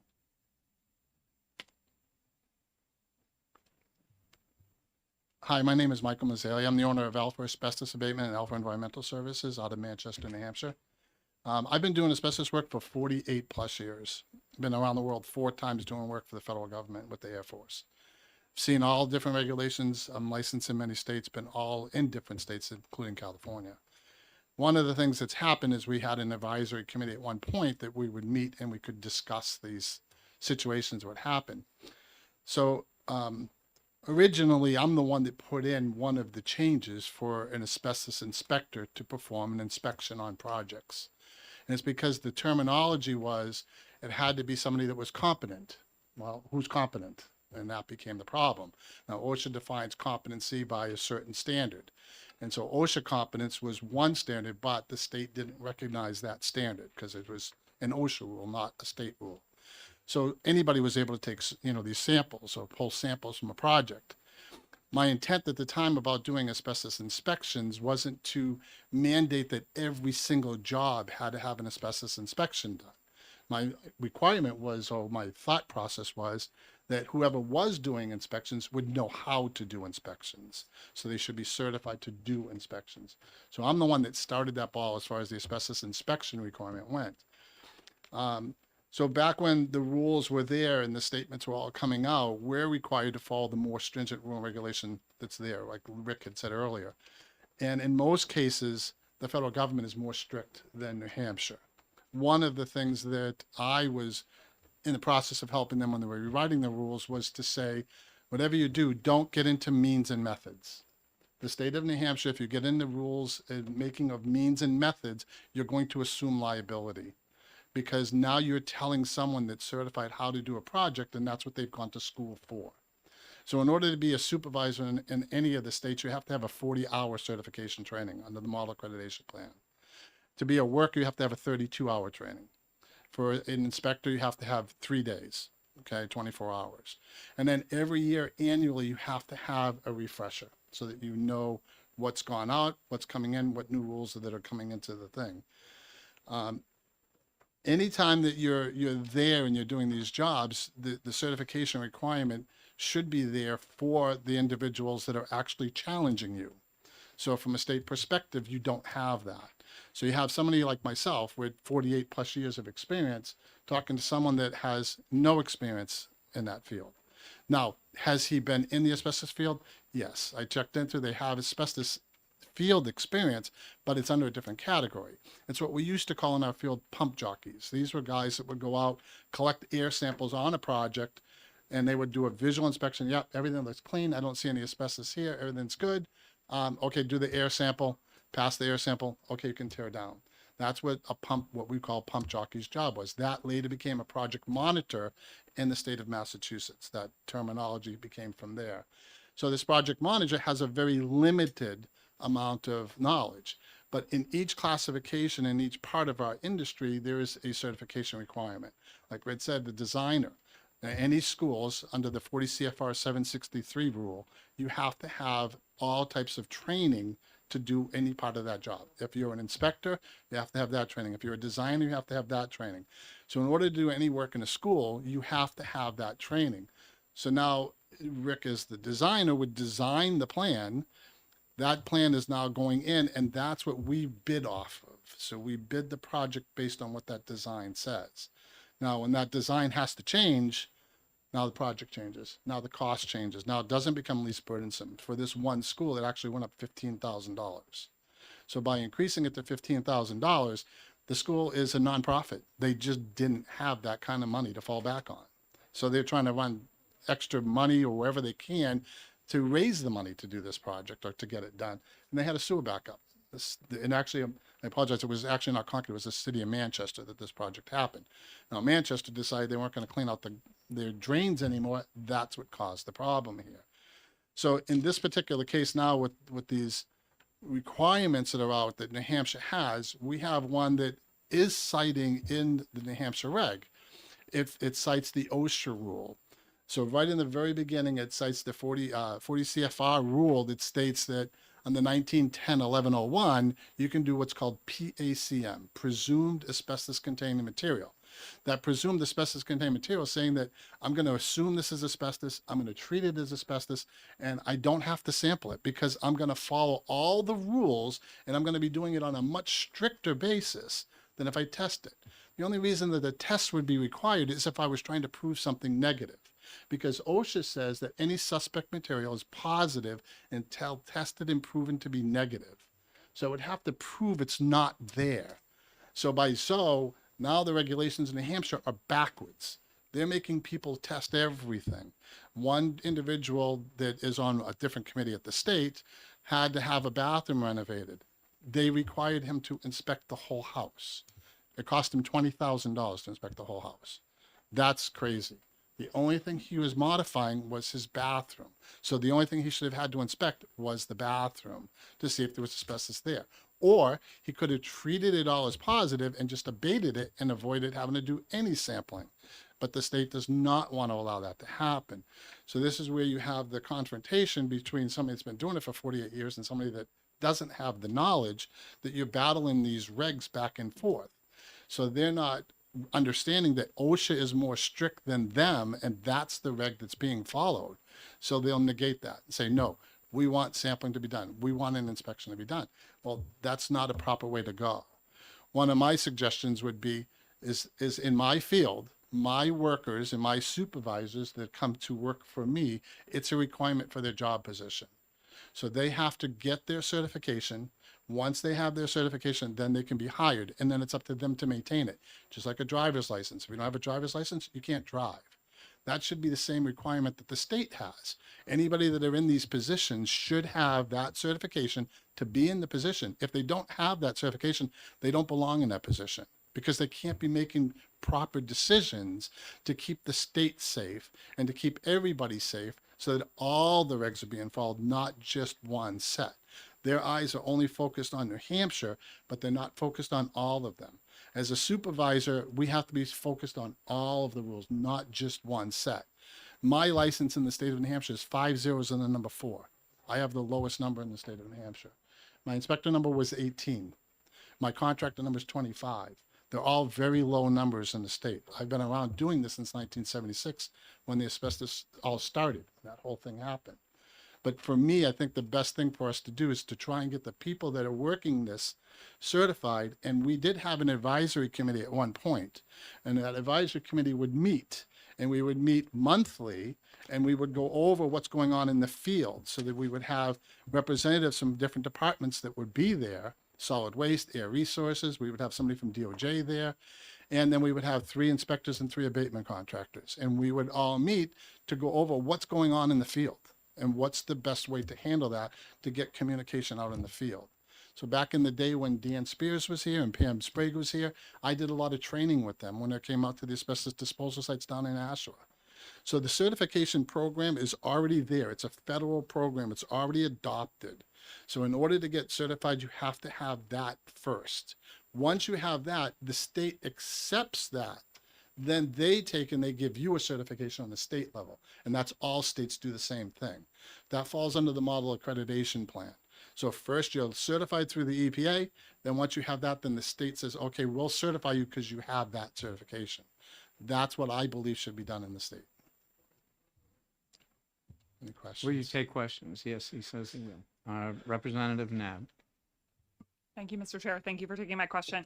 It seems based on your testimony that the problem really has been with the rulemaking around this and not necessarily with someone having the licensure that you would like them to have. Even if they had that, New Hampshire could still be following rules that you don't necessarily agree with. So I wonder if it's a case of revisiting the rulemaking around this or a case of reinstating the advisory committee that would be more beneficial to the problem you guys are facing than requiring DES sort of with a broad brush to start having people in every program certified. So I don't know if you could speak to that.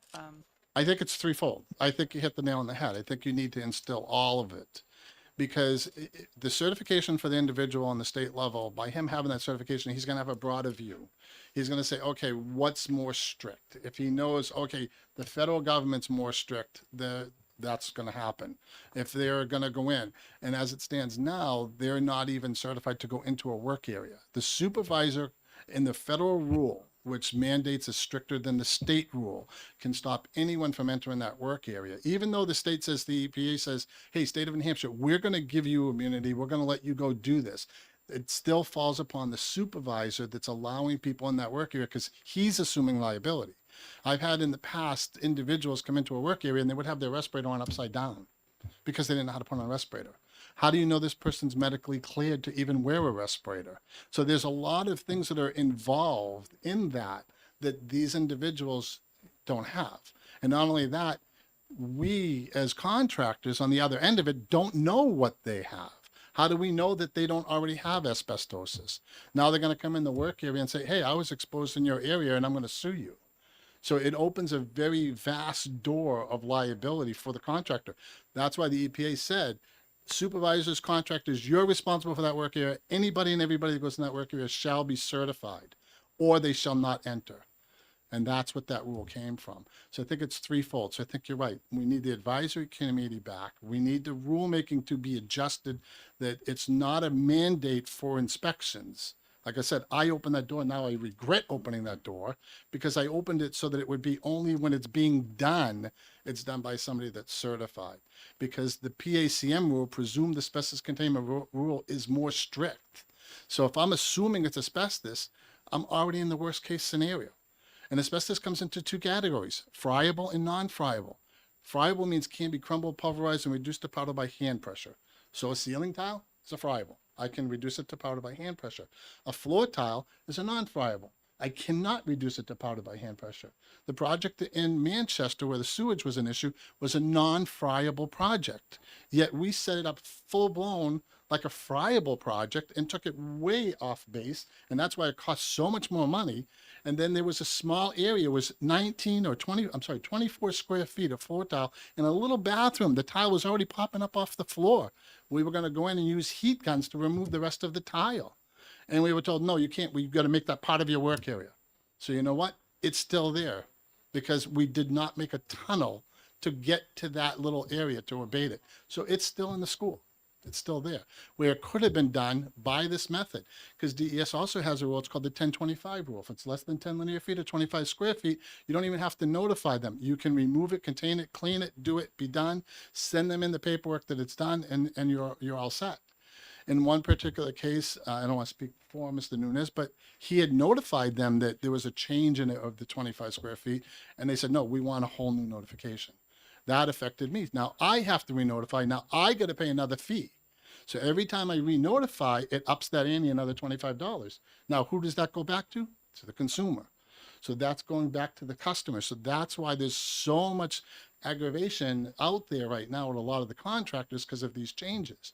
And over the years, we had, somebody that was there working, and he created policies with all of us contractors that were either on the advisory committee or there for so many years. Policies had been set. Those don't exist anymore. There's no more such thing as a policy. So anybody that's been doing this for a long time that relied on those policies is not there. I had one notification that I sent in, and it had a signature on it. It was typed signature. When that went in, they put it on someone's desk. It sat there for 2 weeks on someone's desk. We went to start the job, and the customer, someone at the project had called the state and said, do you even have notification on this project? And they said, no, we don't. And they did. They had the notification. It was there. So when I called back over to the state, they said, yes, we have the notification, but it doesn't have a wet signature on it. I says, we've never had to do wet signatures. When has that changed? I says, it's a requirement. You have to have it. So instead of even getting a phone call saying, hey, look, we have no wet signature on this. You need to get us a wet signature right away so you can meet your 10-day requirement for notification. We got nothing. These are what are causing the issues, that there's this drop back that's causing a lot of heartache in the industry. Representative. Thank you, Mr. Chair. Thank you for taking my question. I'm a former asbestos insurance adjuster for numerous companies that went bankrupt out of the 80s, and for runoff insurance companies, I wrote them insurance not knowing about the asbestos liability. So I appreciate everything you do, and you're obviously well-educated and a leader in this field for us. My personal issue is I think it's a funding problem that DES does not have the money, and they're required to make a back-of-the-napkin cut to their budget this year. So while there's no estimated expenses for this bill in fiscal year 26 or 27, fiscal year 28 and 29 have an indeterminable increase of 100,000 to 500,000. So would the asbestos inspection companies, let's say this is all for just an asbestos license individual at DES, it's $500,000 a year. I think there's 100 asbestos companies in New Hampshire.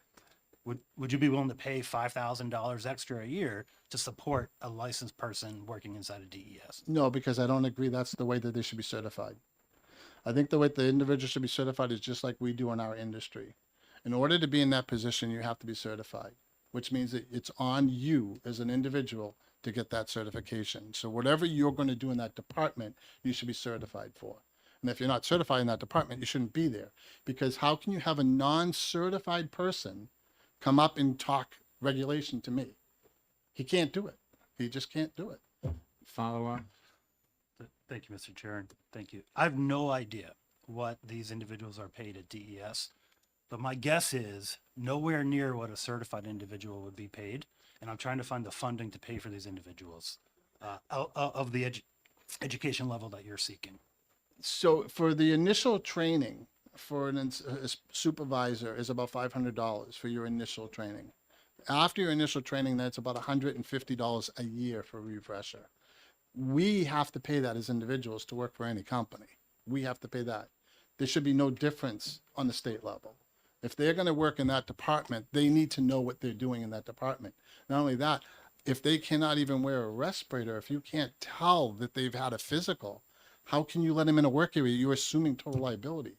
I don't know if you know this, but the youngest case that we have of mesothelioma in this country is a 5-year-old little girl. That little girl lived to be 14 years old, and she had 4 tubes in her lungs, 2 in the bottom, 2 on the top. That's how that little girl lived for 8 years of her life. Or, no, I'm sorry, 9 years of her life. But 8 years of her life was total torture. That's not good.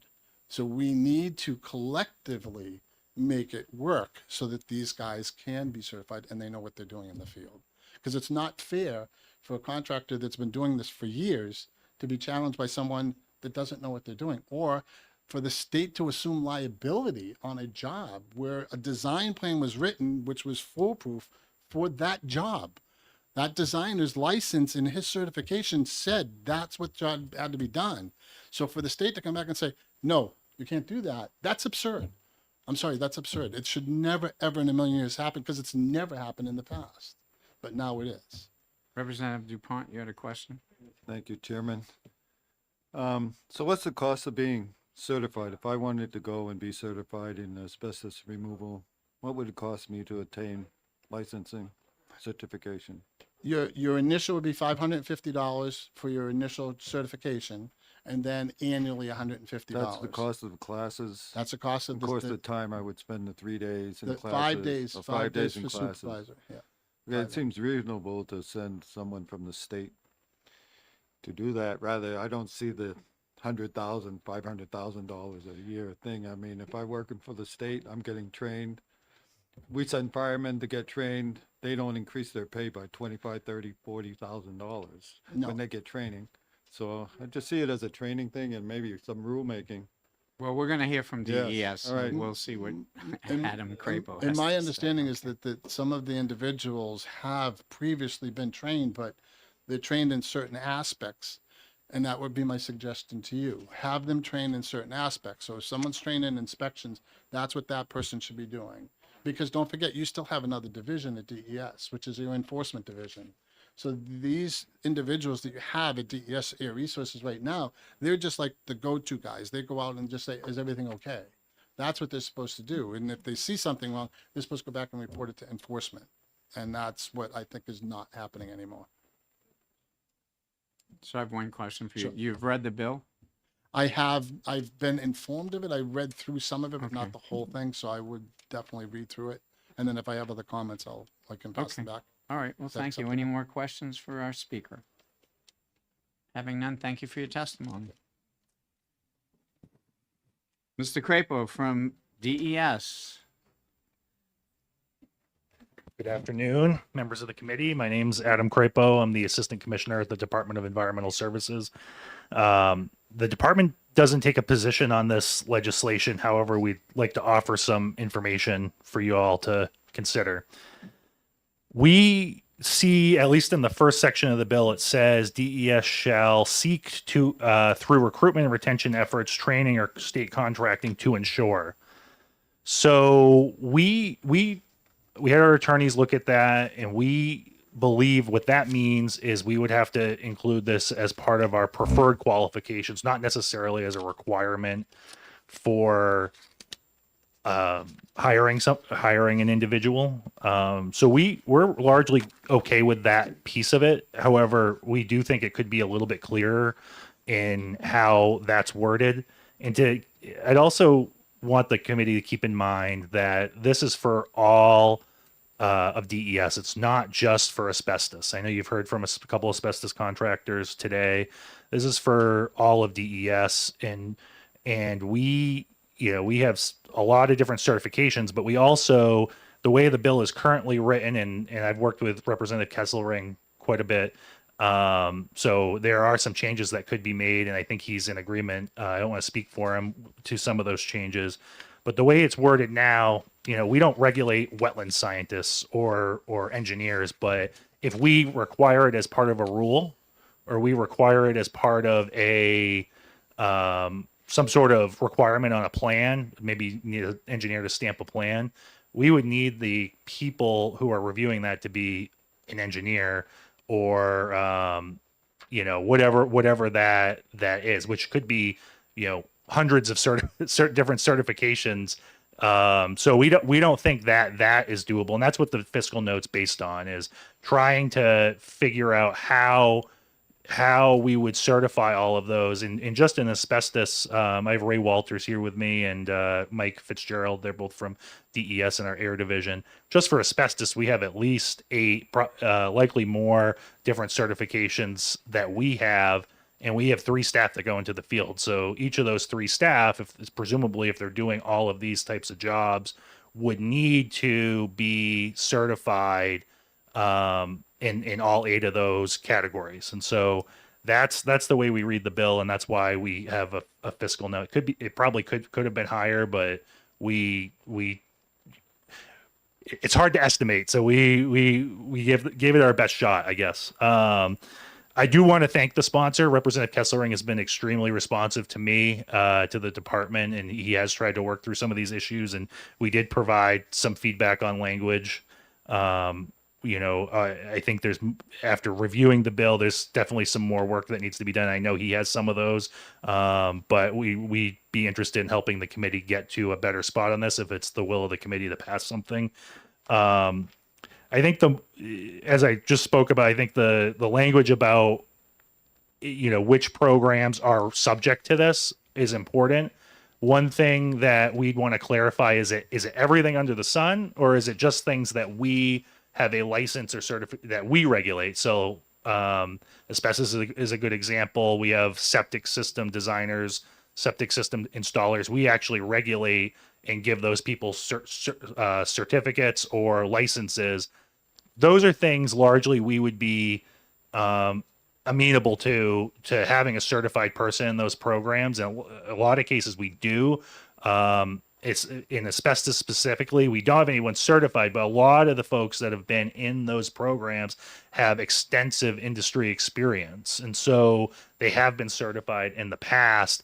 In the asbestos program in particular, it was before my time, but there was sort of an illegal analysis done, and it was determined that actually having a certification could present a conflict of interest because of some of the requirements to keep up with that certification. And some of our programs may require you to submit a work product to the department, for example, or work with someone currently licensed, and then they would submit the work product to the department. So those are some of the issues we'd want to work out with the committee. I guess our recommendation on that would be to create a clear, bright line on what specifically what programs specifically would need a licensed individual, so that it gives us clear directive on what to do. And I would also recommend that if maybe changing that shall seek to ensure language to just say it shall be part of the preferred qualifications. That would give us a lot more comfort, because it's not saying DES you need to hire someone that's certified. It's basically saying put it as part of your job description. Do your best to hire someone that has those certifications. And the reason why that gives us a little bit more comfort too is because of the cost to hire certified folks. The industry, not just asbestos, but any industry, you're talking about wastewater operators and drinking water operators in particular. We license those people.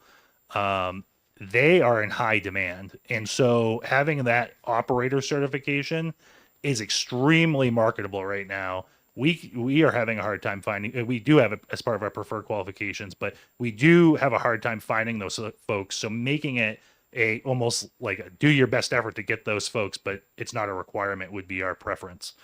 And I guess the last thing, well, I guess 2 more things. The fees, right now the language is unclear. Let's say the bill did pass as is. We regulate wetlands, but we don't regulate the wetland scientists. We would have to, the applicant or the person that is on staff would have to pay for that certification somehow, because it's regulated by an external entity. It's a private certification, and then OPLC regulates some of these things too, so they'd have to pay the fee to OPLC. That's a cost to either our staff, to us, or to if we pass it on to the applicant, it's a cost to the applicant. So those are some things to consider there. And I think one of the other things that we're concerned about the language here is that it says on call. Some staff need to be on call. We have very few staff in the agency that are actually on call 24/7. That means something very specific to us. I don't think that was the sponsor's intent. We have the folks that we do have on call are folks who respond to oil spills, and if a tanker truck tips over and there's gallons of oil on the ground, they help clean it up. But other than that, we have almost nobody on call unless there's some sort of crisis that happens. And so having hundreds of certified people in the department all of a sudden required to be on call, that would be a substantial cost. And so that's something that I would recommend that we take out of the bill. And so with that, I'm happy to take any questions. I know you heard a lot from the speakers behind us. Happy to address some of that if there are concerns, but happy to discuss this. So. Question? Senator Bryan?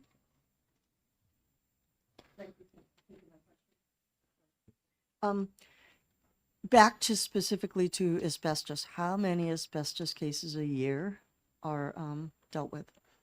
I'll call Ray Walters up with us. He works directly in our asbestos program, but I believe it's around 1,900 cases that we deal with a year. Is that correct? Yeah, we get it. Come on. Yeah. Yeah. I'm Ray Walters. I'm the field operations manager for the Air Resources Division's Compliance Bureau, and one of the 3 sections I oversee is asbestos. We get about 1,800 notifications per year for abatement, asbestos abatement, demolitions, or occasionally some revisions of the initial notifications to proceed. Now that we actually have a fully staffed program, we have a dedicated inspector and a complaint manager and a supervisor, as well as our licensing person and asbestos in schools person. Last year, our first year being fully staffed, we did 205 inspections of abatement projects in the state. We have a hierarchy of how we go about picking and choosing which ones to do. Can be on the size of the project, if there's prior enforcement issues with the company, if it's a school, a municipal building, multi-family housing. There's a number of issues that we use to choose which sources or jobs to inspect.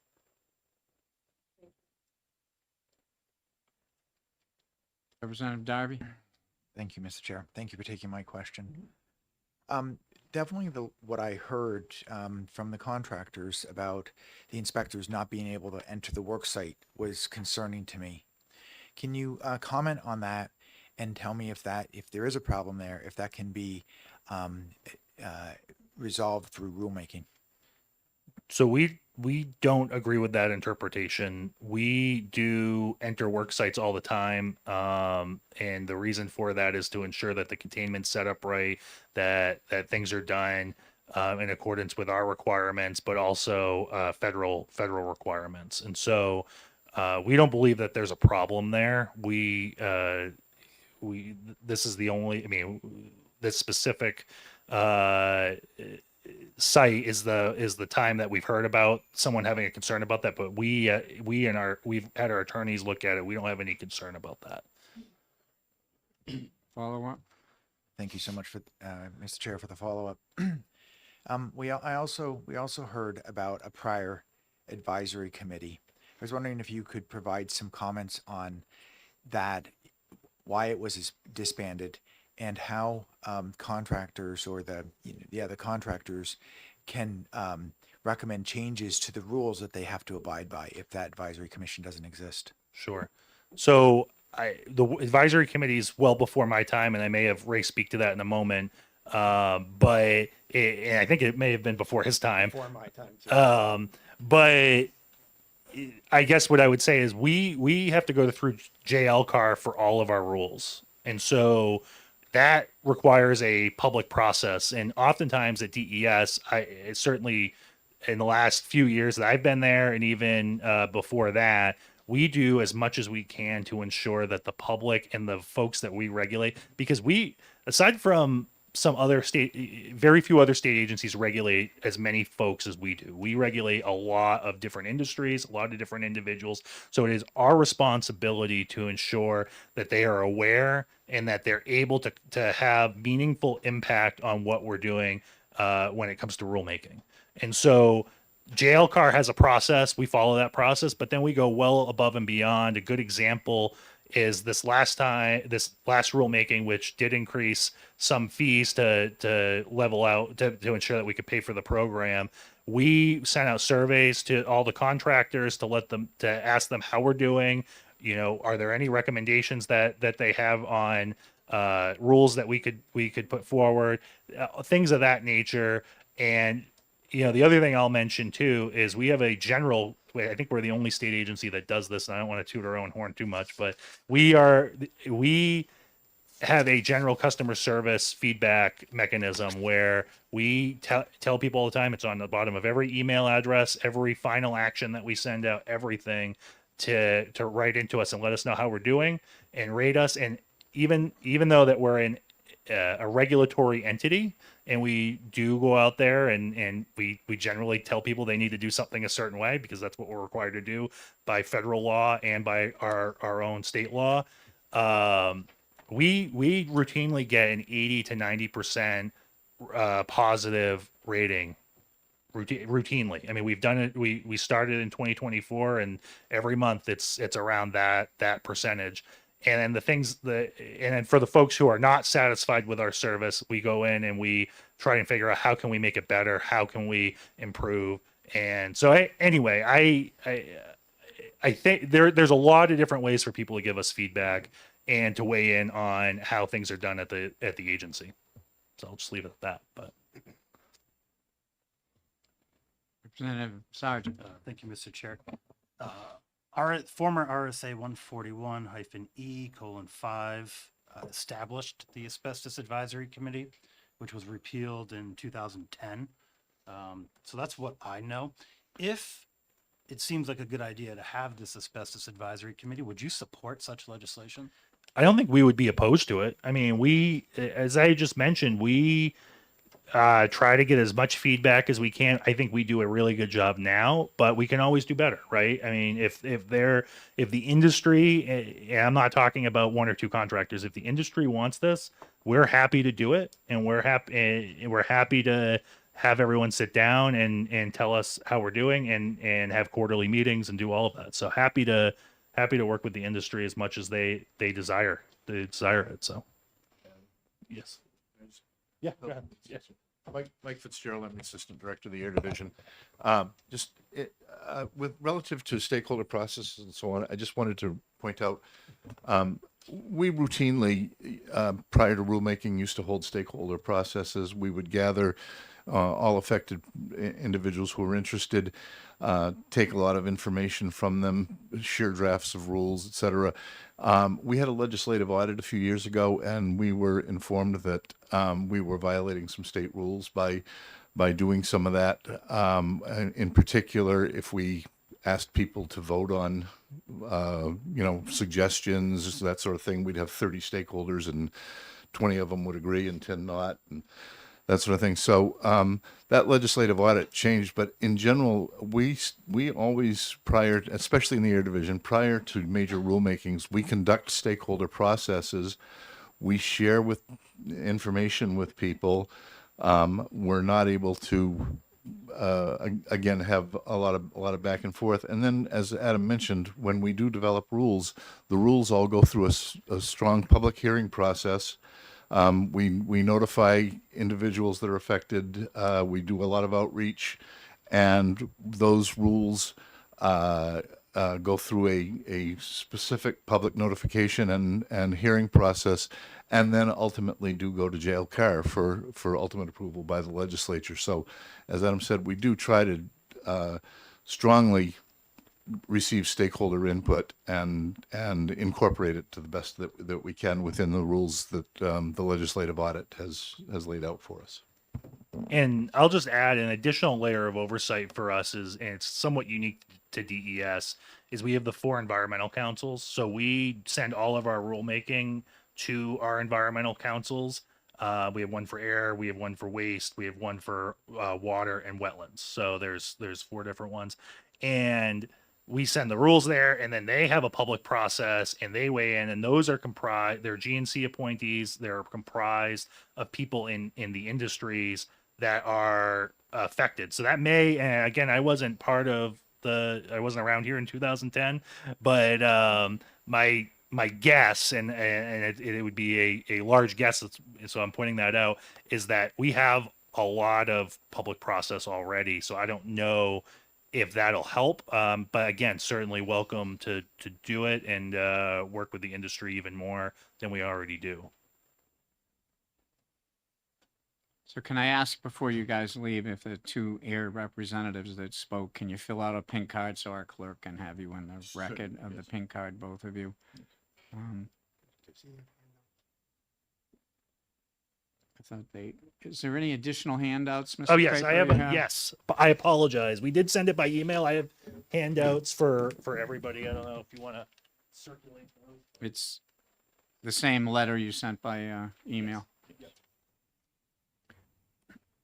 So I have just one question, if I may.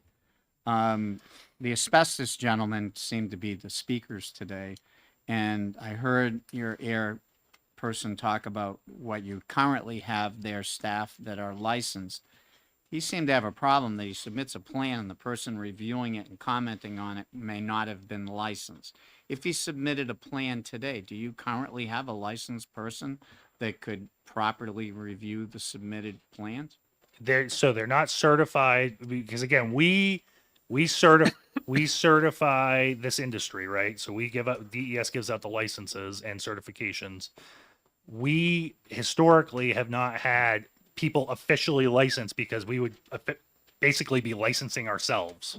And so, but many of the folks, I would say all of the folks that are in that program have sufficient experience and have worked in either private industry or with the department for an extended period of time to be able to be knowledgeable about the rules, to carry out the duties of the statute and federal law.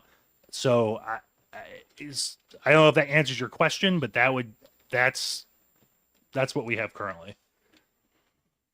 I'm not sure it answers my question either, but let me ask it a different way if I might follow up. I belong to a whole bunch of different organizations, and you can audit classes without asking for the license. It seems to be you're concerned about licensing yourself. Is it possible that your people that review everything could take this 3-day class or 4-day class, don't ask for a license, but at least have them take the class? Many of them have had these classes. They have. Since they've been at the department, they haven't kept up with them because it's, again, we would be certifying ourselves. So absolutely, we certainly could send folks to get trained, and if something like this passed, we likely would. And even if it didn't, it's something that we're looking at doing regardless. So putting it into the rules. Well, we don't have rules mean something very specific to us. That's regulating industry. It would be a department practice essentially. Yeah, it's something that we're looking at as a practice at DES and it's something that came up as a result of this, not only this bill, but prior conversations with the sponsor and some of the folks who spoke today. We are re-looking at it to see if that's something that we would like to do. But again, we would have concerns about certifying ourselves, but yeah, so. Okay. And the AG, at one point, the Attorney General's office had those concerns. Any other questions? Seeing none, thank you all for your testimony. Whoa. Whoa. Well, I guess that ends that here. Yeah, that puts a fine point on it, huh? We brought the house down. Is there anyone else? I don't have any more pink cards. Anyone else wishing to speak on 1426 FN? I'll ask one more time. Anyone else wanting to speak on 426 FN? Seeing nobody approaching the seats, I'll close the hearing on 1426 and ask for the blue sheets and the online.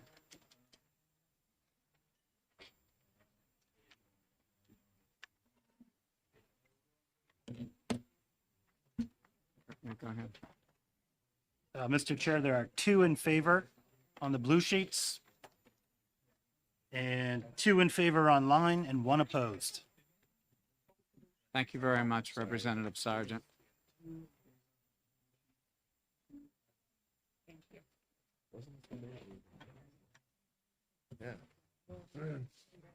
Yeah.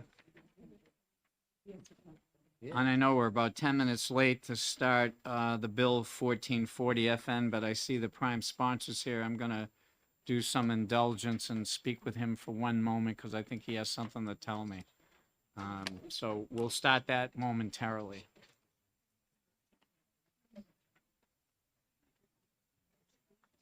No, I was thinking the same thing. How are you? How you doing, sir? Well, Good. good to talk carbon. Yes. Thank you. I think it is. I don't think it'd be an issue.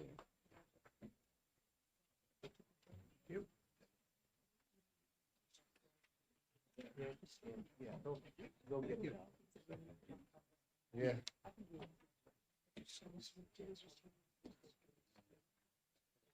Holy cow, my hand's gonna fall off on this group.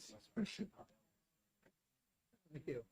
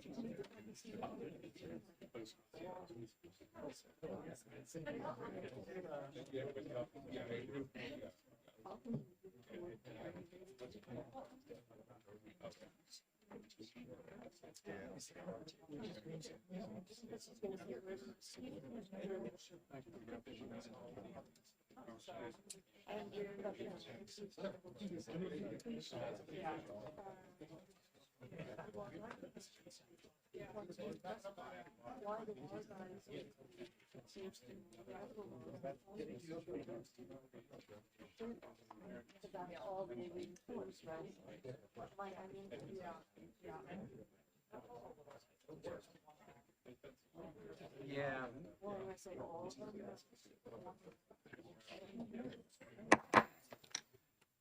Going to call to order and open the hearing on House Bill 1440 FN relative to properties enrolled in carbon sequestration programs. Our first speaker is the prime sponsor, Representative Willett. Thank you, Mr. Chairman, and thank you, committee members. HB 1440 is required land that is enrolled in a carbon sequestration to submit a management plan to the New Hampshire Forest and Lands and New Hampshire Fish and Game. You will hear from people today, others testifying, that this is government overreach and infringes on landowner rights. I'm a big believer in landowner rights, but I think public interest and safety is just as important. If you spend much time in New Hampshire forest, as we all know, how commercial logging works, and how harvested land with new growth is a paradise for wildlife. We also know that land with old growth timber trees have large canopies and are void of wildlife because there's no sunlight at the floor, hence no feed for the animals. Up north in the unincorporated townships, where there are hundreds of thousands of acres of timberlands owned by timber companies, as well as 146,000 acres of the Connecticut River headwater property that are already doing this exact plan. They plan the cuts, working with fish and game biologists, taking fish and game and animal habitat into consideration. Carbon sequestration land is managed differently. Every year as trees grow and get bigger, there's more carbon to sell. In a mature forest, less or no new fresh plant life on the forest floor, I believe we could be increasing our risk of forest fires. I'm not against carbon sequestration. Property owners should be able to do what they like. It's their land. Currently, there are only about 10 properties this will affect in New Hampshire, but the wildlife on that property belongs to all of us, not the landowners. And they deserve our protections. And forest fires will affect us all. There have been multiple forest fires in West Virginia and Pennsylvania, which both have land and carbon programs. Submitting a plan is a small inconvenience to protect our natural resources. For these reasons, I ask you to support this bill. Take questions, Representative. Yes. Is there any questions? Representative Darby. Thank you, Mr. Chair. Thank you, Representative Roulette, for coming in and testifying and introducing this. Of course, I care very much about preserving the wildlife. I am, though you mentioned the overreach, I am wondering if your thoughts are that the approvals by both DNCR and Fish and Game would be required before the landowner can enter into a contract for carbon sequestration. It's a twofold question. I think that right now there's a moratorium on carbon sequestration in the state of New Hampshire, so they can't enter one anyway. But I think what we're looking for is more of a partnership to work with the landowners and to protect our natural resources like we've been doing for many years up in the unincorporated areas up in the North Country. Representative Nab. Thank you, Mr. Chair. It's good to see you again. Thank you. Was there any consideration of requiring a licensed forester? Because it doesn't seem like that's a requirement of creating the program or the plan, sorry. Well, and that's why we kind of tied it to the Department of Forests and Lands. They have a certified forester and forestry people, and we're not trying to tell them how to. We're just looking to protect what we have, our natural resources. That's all. Thank you. Any other questions for the Representative Sargent? Thank you, Mr. Chair, and thank you, Representative Roulette, for being here. I support the substance of this bill, but I have a funding question for you. I see that the fiscal note has DNCR impact of just over 200,000 on average in a year for starting in 27, and Fish and Game not much, 10,000 to 100,000, also starting in 27. Why is there no revenue part of this bill? To be quite honest, it's a work in progress. You know, we have to figure out the funding part of it. I think it's going to be a combination of. I think that the landowners will have a part of the responsibility to cover the cost, and I think that as a state, we'll have to cover part of the cost. But it's a work in progress. Any other questions for the representative? Seeing none, thank you for your testimony. Thank you very much, Chairman. Thank you all. Before I call up the next speaker, I noticed I have 9 or 10 cards all in opposition. I have no more cards in favor, and everybody wants 5 or 10 minutes. So if you could listen to the people that speak before you, we want to hear from all of you, but if you could kindly not totally repeat everything that somebody else says, because I seem to have a feeling you're all going to have this similar things to tell us. So the first one in opposition, Tom and Ginny Christensen from Lindenborough.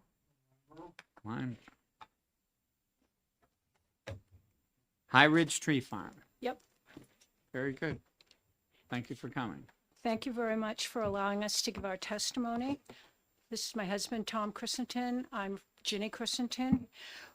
We own and operate a certified tree farm of 700 acres in the town of Lineborough and Greenfield. Our ownership began in 1972 when we acquired our first 78 acres. We added on to it until we now have, at this point, 700. We're opposed to HB 1440. We've made management decisions along with our forester for the last 54 years and been recognized numerous times for the quality of the tree farm work without any input for New Hampshire Fish and Game or New Hampshire Division of Forest and Lands. We feel this bill will have a negative effect on our ownership and property rights.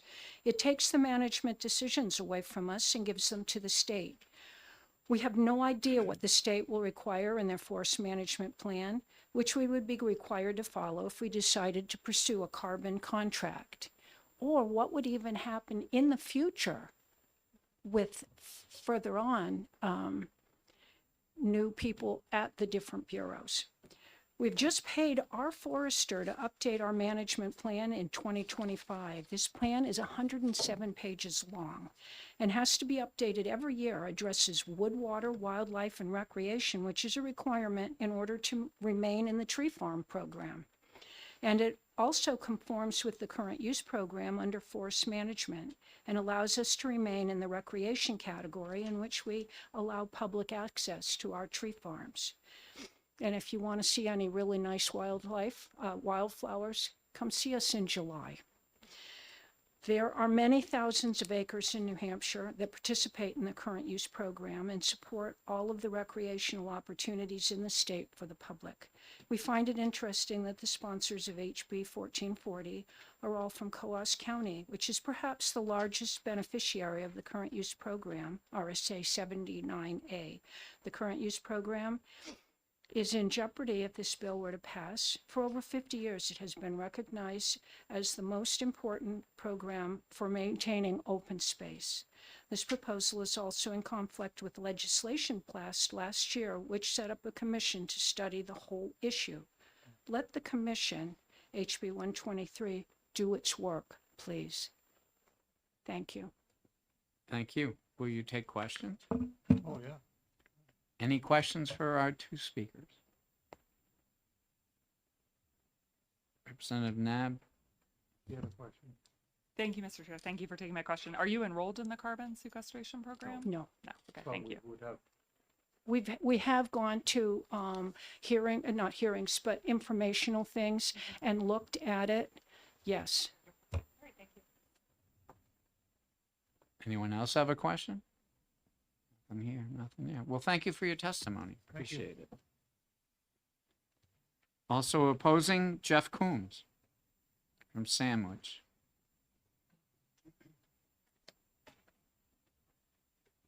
Good afternoon. Afternoon, Mr. Coombs. Jeff Coombs. I'm a licensed forester, New Hampshire forester. I own and manage Chicora Forest Lands. I've been managing Chicora Forest Lands for 42 years. We have 12,000 acres in central New Hampshire. We are enrolled in a carbon program.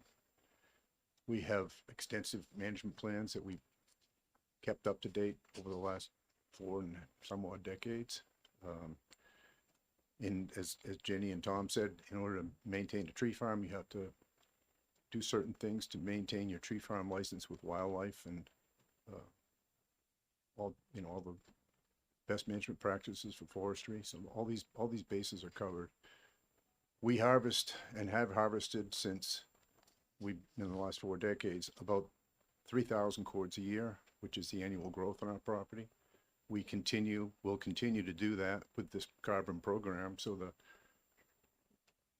timber taxes are not affected. Our management plan has remained the same with the program as it was before. We harvest the same amount of timber. Really see this as an infringement of our property rights. Our land is open to the public for multiple uses, and it just seems like it's a lot of overreach, and really no need to go down this road for more regulation, more expense. It's hard enough to own and manage a tree farm as it is now without extra expenses and really for no reason at all. Thank you. Will you take question? Yes. Any questions? Representative Darby. Thank you, Mr. Chair. Thank you for taking my question. Can you maybe describe some of the practices that that allow you to enroll your property in the carbon sequestration program and yet maintain wildlife habitat? So wildlife habitat is part of it. You have to maintain enrollment in a forest certification program like a tree farm or a smartwood program, and those programs have pretty stringent requirements to manage the wildlife on the property, which we do. We have it's a very large part of our program is rough grouse, woodcock management, deer management, and it has been now for 4 decades. Any other questions for our speaker? Seeing none, thank you for your testimony. Chris Fife, also against, from Weyerhaeuser.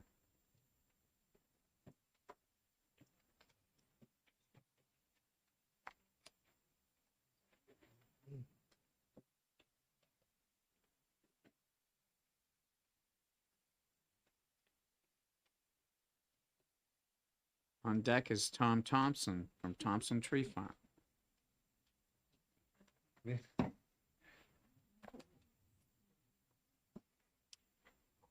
Thank you.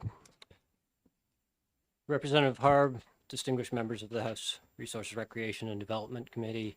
My name is Chris Fife. I'm Public Affairs Manager for Weyerhaeuser.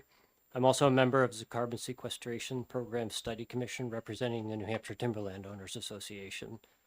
The commission was established last year by HB 123 and is in the process of studying the effects of carbon sequestration in New Hampshire forests upon state and local taxes, revenue, effective forest management, and the health of New Hampshire's logging industry. I'm testifying today for Weyerhaeuser in opposition to HB 1440 because it is unnecessary and takes forest management decisions out of the hands of private landowners by setting up requirements to follow best forestry practices defined by the state. Weyerhaeuser owns almost 24,000 acres of timberland in Errol area in Coos County, and has a timberlands office in Lancaster. Our timberlands are sustainably managed to meet the Sustainable Forestry Initiative forest management standards and a forest legacy conservation easement. Our forest management contributes to New Hampshire's forest products industry and supports healthy wildlife habitat, clean water, and the capture and storage of carbon while protecting special places and providing abundant opportunities for outdoor recreation. We host snowmobile and ATV trails and allow public vehicular access on our forest management roads. We're proud of our company's economic contribution to the state and local economies.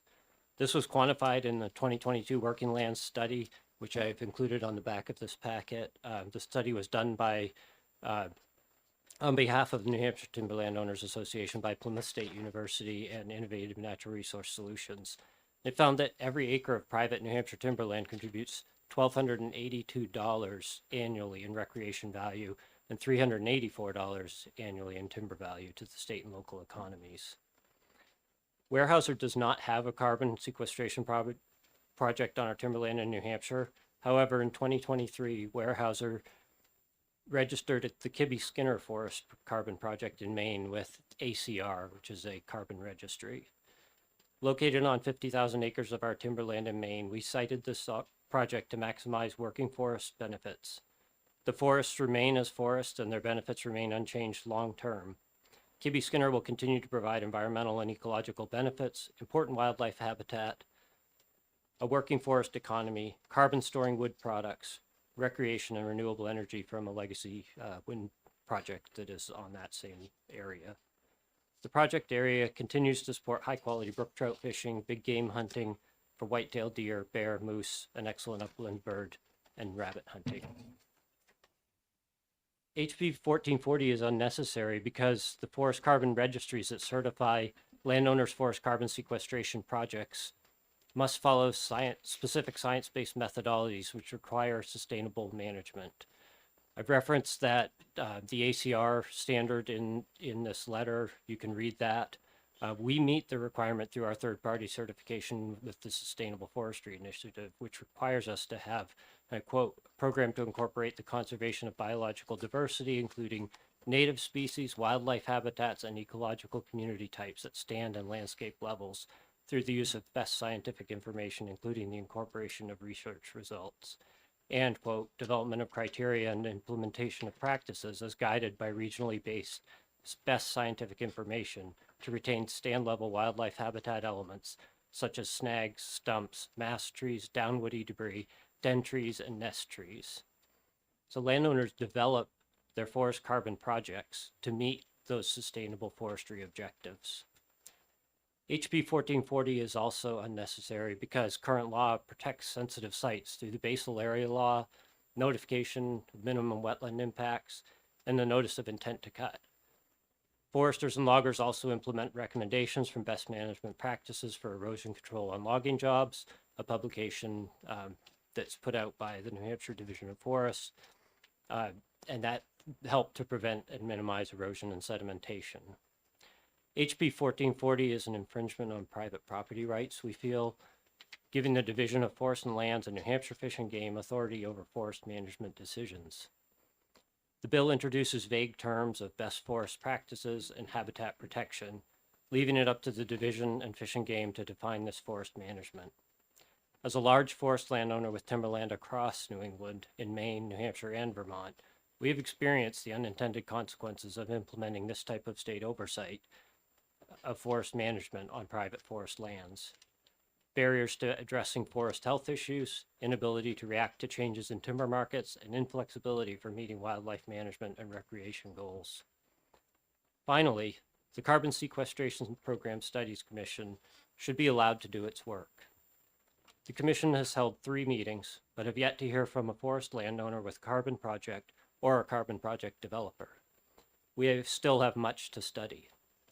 When the final version of HB 123 was negotiated with landowners and forest carbon project developers, we made a financially difficult concession, a moratorium on new forest carbon projects for the duration of the Commission's work. I feel that passing HB 1440, while the Commission is actively studying the impact on sound forest management practices, violates that agreement. I respectfully urge the committee to vote not to pass on HB 1440, and I would be happy to try to answer any questions specifically about wildlife, our forest management plan, and our carbon project. Thank you. Any questions for the speaker? I don't see any. Thank you very much for your testimony. You're welcome. And I would just note, I also included the Sustainable Forestry Initiative Forest Management Standard, so that's where I pulled some of that information from. Thank you very much. Thank you. Mr. Thompson from Thompson Tree Farm.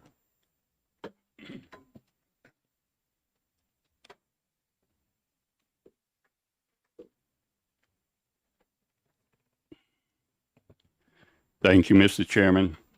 For the committee, my name is Tom Thompson, and I'm representing today the Thompson Family Tree Farm. Mr. Chairman and committee members, I represent the Thompson Family Tree Farm, and we own 2,400 acres of forest land in both Orford and Wentworth, New Hampshire. I have owned forest land in New Hampshire for over 68 years. We manage our forest land as a certified tree farm and practice sustainable forestry. Because of our forestry work, we have received numerous awards. We open and share our land to the public and the state of hunting, hiking, snowmobiling, to name a few. And we, like many other forest landowners, do not receive any compensation. We do it because we want to share it with the others. Owning forest land as long as we have strongly believed in property rights. And House Bill 1440 would take away our property rights while imposing a new Forest Practice Act on landowners that choose to enter a private forest carbon contract, like Massachusetts cutting plan approval, monitoring, forest cutting practices. In Massachusetts, all landowners are required to file cutting plans with the state for their review, modification, and approval by the Massachusetts Service Forester, who then inspects the property to ensure the landowner, their forester, and logger are following state requirements. And I have a Massachusetts forest cutting plan that I will also leave with you. If we decided to enter into a carbon credit program, House Bill 1440 would require us to develop a forest management plan that includes wildlife habitat management, development, and approval by New Hampshire Fish and Game and the New Hampshire Division of Forests and Lands.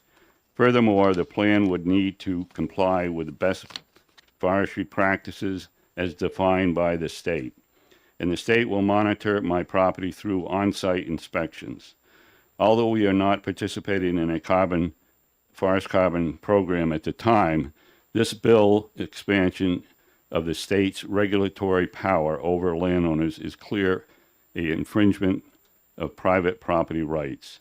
A landowner's decision to enter into private forest carbon programs is a private matter and no different than a landowner selling or donating a private forest conservation easement, a right-of-way, or timber rights, all actions that will impact wildlife habitats. One of the things that makes our state a good place to own and manage timberland are the modest and simple regulatory requirements. New Hampshire regulatory law protect the environment, soil, and water quality. The state does not regulate how I manage my land. House Bill 1440 proposes to now require the state to judge and regulate how I manage my land if I choose to enter a private forest carbon contract. Over the years of harvesting timber on our various tree farms, we have paid thousands and thousands of dollars into the New Hampshire timber tax to the various towns. Also thousands of dollars to licensed New Hampshire foresters that work on our many forest management plans on our woodlots. Also certifying those same woodlots as certified tree farms, which are recertified every 5 years. These are plans we develop to meet our family's management goals and financial needs. These plans meet broad land management standards and are required to consider forest health, wildlife habitat, cultural, historical resources, recreation, soil and water conservation, the timber production, but they are developed based on what our family wants, not the state. These plans do not require us to manage and keep snowmobile trails open, nor do they prescribe how we manage for timber and wildlife. New Hampshire is the second most forested state in the U.S. It has 4.7 million acres of forests that cover 83% of New Hampshire's land base, and 72% is privately owned like myself, who are willing to share our land to the state and the general public. The last thing we need is to take away our property rights or impose a Forest Practices Act like Massachusetts. And like the good governor we have, Kelly Ayotte, who is famous for saying, let's not mass up New Hampshire. I encourage you all to kill House Bill 1440. Thank you for your time and your willingness to serve the state. Thank you. Will you take question? Yes, sir. Any questions for our speaker?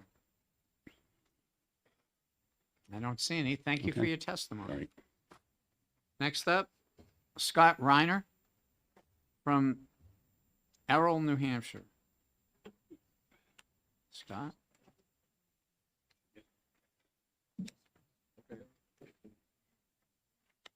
Oh, that's what he said. Yeah, thank you. I'm going to give this to Christina. Thank you, ahead, Mr. sir. Chairman and committee members, for giving me this opportunity to provide testimony today. My name is Scott Rainier, and I am a resident of Errol, New Hampshire, and I am a licensed forester here in New Hampshire for the last 25 years. And I strongly oppose House Bill 1440, as it is a major infringement of private property rights. It would establish our state's first Forest Practices Act, which would require state approval of forest management on privately owned lands when enrolled in a forest carbon program.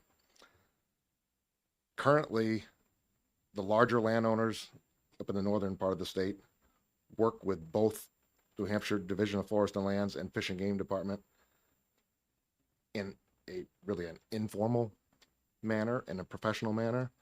House Bill 1440 would require this process to be formalized. And I mean, I do not really agree with the precedent that this bill would set with regards to state oversight of timber harvesting practices for just a select group of landowners. I do quite a bit of management in our neighboring state of Maine, which has a Forest Practices Act since the early 1990s. And it has proven to be a very costly burden to the state and the taxpayers. The Maine Forest Service currently has over 15 staff members working on enforcement and compliance of this Forest Practices Act. And there have been many unintended negative consequences as a result, mainly the high grading of forest products, leaving unhealthy forests that provide little benefit to wildlife. As a licensed forester, my clients trust my knowledge of forest practices to help develop timber harvesting plans that manage for multiple uses, such as timber, wildlife, soil integrity, and even carbon sequestration. So I ask, why would we need an added layer of bureaucracy overseeing these timber harvests? Just last year, the General Court passed a study commission to look at the tax implications of forest carbon projects and the impact they may have on sound forest management practices. All I ask is that we please let this commission complete its study. I ask the chairman and this committee to put an end to House Bill 1440. I sincerely thank you for providing this opportunity for testimony. Thank you, sir. Will you take questions? Yep. Any questions? I don't see any, but thank you for Okay. your testimony. Thank you. Nick Krakoff from Concord. Conservation Law Foundation, also opposed. Thank you.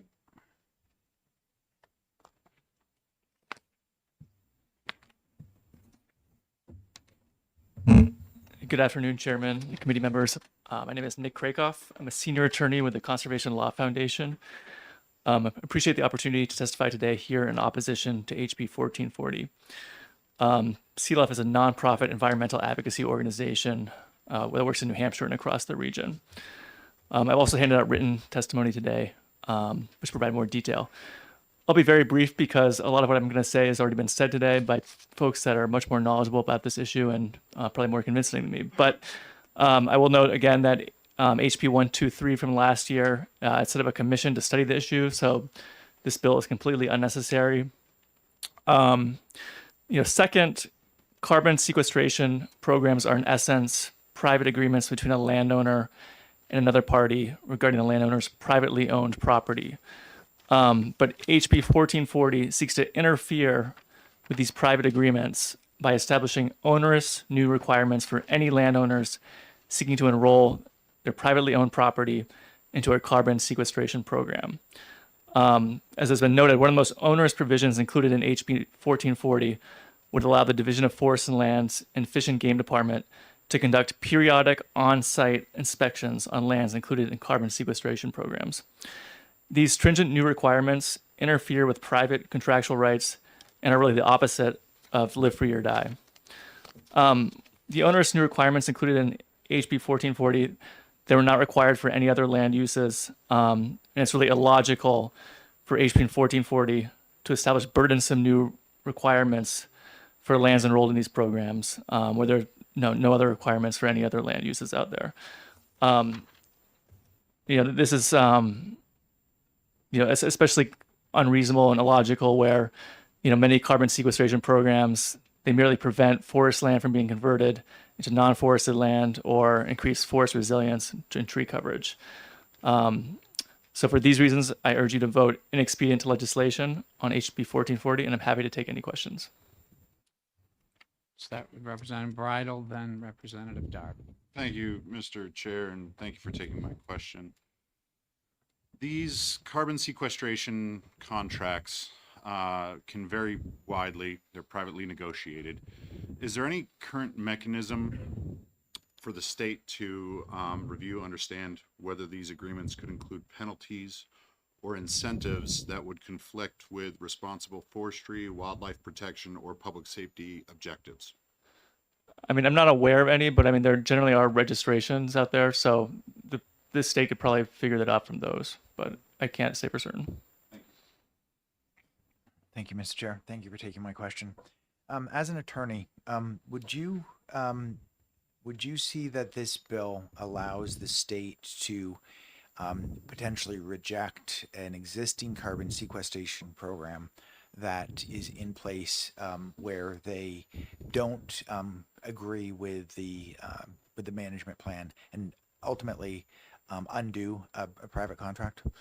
Sure. The bill is very vaguely drafted, and so I don't see anything written in the bill that could limit that. So, I think were the state to reject a forest management plan, that very could well result in, a current carbon sequestration agreement being negated or deemed, void. Representative Sargent. Thank you, Mr. Chair, and thank you for taking my question. I'm actually just looking to see if you have a resource that I could read that substantiates carbon sequestration as being effective. Personally do not. My friend over here, Jim O'Brien from TNC, not to call you out, but I know he works on a lot of that as well at TNC. So, but I could also follow up with you as well. Any other questions for the speaker? Seeing none, thank you for your Thanks a lot. testimony. Excuse me for my pronunciation, Ron Klamarsik. I get a star. Yeah. Thank you, Ron, for being here.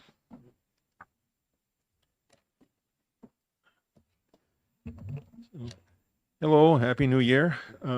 My name is Ron Klamarzik. I'm a consultant forester. I'm part owner of a company that's based in Romney. We have 2 foresters out of that office, and I have my own office out of in Kentucky, where I live. My concern with I also should clarify that I am a special deputy forest fire warden with the state of New Hampshire, which means that I'm a part-time on-call state employee, but I'm speaking solely for myself, not my company or any of our clients. My big concern with this is the forest management plan requirement itself. I had an experience with a state agency, not the Division of Forests and Lands, but another one that's enforcing easements. And I had written a management plan in 2012 that called for a timber harvest sometime between the years of 2015 and 2020. In December, middle of December 2014, the logger was going to move on to the timber sale to start harvesting. And I was told by the state that he could not start until January 1st because the management plan said 2015. Well, the logger said, well, I can't, and most logging companies have a lot of equipment. He said I cannot sit idle for 2 weeks, and that if he's not allowed to start on that timber sale, he would go elsewhere on some of his other sales and probably wouldn't get to my client's timber sale. So I'll take the fifth as to whether I let him start or not. But there's people interpreting a forest management plan, it can get very confusing if they're not professionals. Now, this calls for Fish and Game and Forest and Lands to look at management plans. But the thing is, they were kind of treating a management plan like an easement. And management plans are a guide. They're not a specific easement because forest management is a fluid process. It needs to be flexible. For example, a lot of my management plans called for harvesting during a seed year. White pines can have seed years anywhere between 1 and 10 years, so you're never sure. Weather events, ice storms or blowdowns, especially if you have a wind event in July, and that timber has to be moved very quickly, and waiting for some state approval to process those logs. They can get spoiled with stain and bugs in the summertime. I had a client buy several hundred acres in Deerfield in March of 2008. In July, almost all of his acres blew down in the tornado. So it has to be a very quick response to that. Otherwise, we'd not be able to salvage the timber that blew down. I've also had clients who I've written a management plan for, did a harvest with the next harvest predicted for 10 to 15 years, and the wife developed breast cancer. And we had their only source of income was cutting the timber. So also the wildlife aspect here, people with agricultural land, farms or sugar bush, they quite often practice anti-wildlife because the impacts of the animals eating crops or destroying sugar bush lines, chewing the tubing and stuff like that. Fish and Game introduced turkeys to New Hampshire in the 1970s. And right now, red oak is one of our most valuable species. And trying to grow red oak is very difficult because turkeys will vacuum up all the acorns and then deer will browse on any acorns that do sprout. So I have clients that are doing anti-wildlife and making brush fences to keep deer out and stuff like that. So there are actual most of my clients like wildlife, and sometimes I'm doing anti-wildlife management just so they can grow trees. Another thing is markets. Some of my earlier management plans were heavily on the biomass wood energy harvesting, and that industry's pretty much gone from the state of New Hampshire, at least in the southern part of the state. So we have to make adjustments because of that. And then the other thing, quite often private landowner is land is sold. So then suddenly you go from one management plan with somebody really really likes wildlife to an owner that doesn't like wildlife. So there's a lot of problems if a management plan is held to the specific letter of the plan, and you try to be as flexible as you can, and quite often that is not well understood by those trying to review or enforce a forest management plan. So I am opposed to this legislation mainly because a lot of landowners work with foresters. There's a lot of loggers out there that are very knowledgeable and do a good job, and that I'm just afraid that having Big Brother look over a management plan and not able to adjust or allow for adjustments are not there in time if we have a major ice storm event like we had in 1998, where suddenly their staffs would be stretched thin trying to get everyone to update their management plan and get it reviewed in time before the wood goes bad that's been destroyed by the ice. So that's about all I have, but I'm just really concerned that the management plans have to be written flexible, and sometimes they just cannot be interpreted very strictly. So I'll take any questions. Questions for the speaker? Seeing none, thank you for your testimony. Thank you. Jason Stock, New Hampshire Timberland Owners Association. Mr. Stock, welcome back.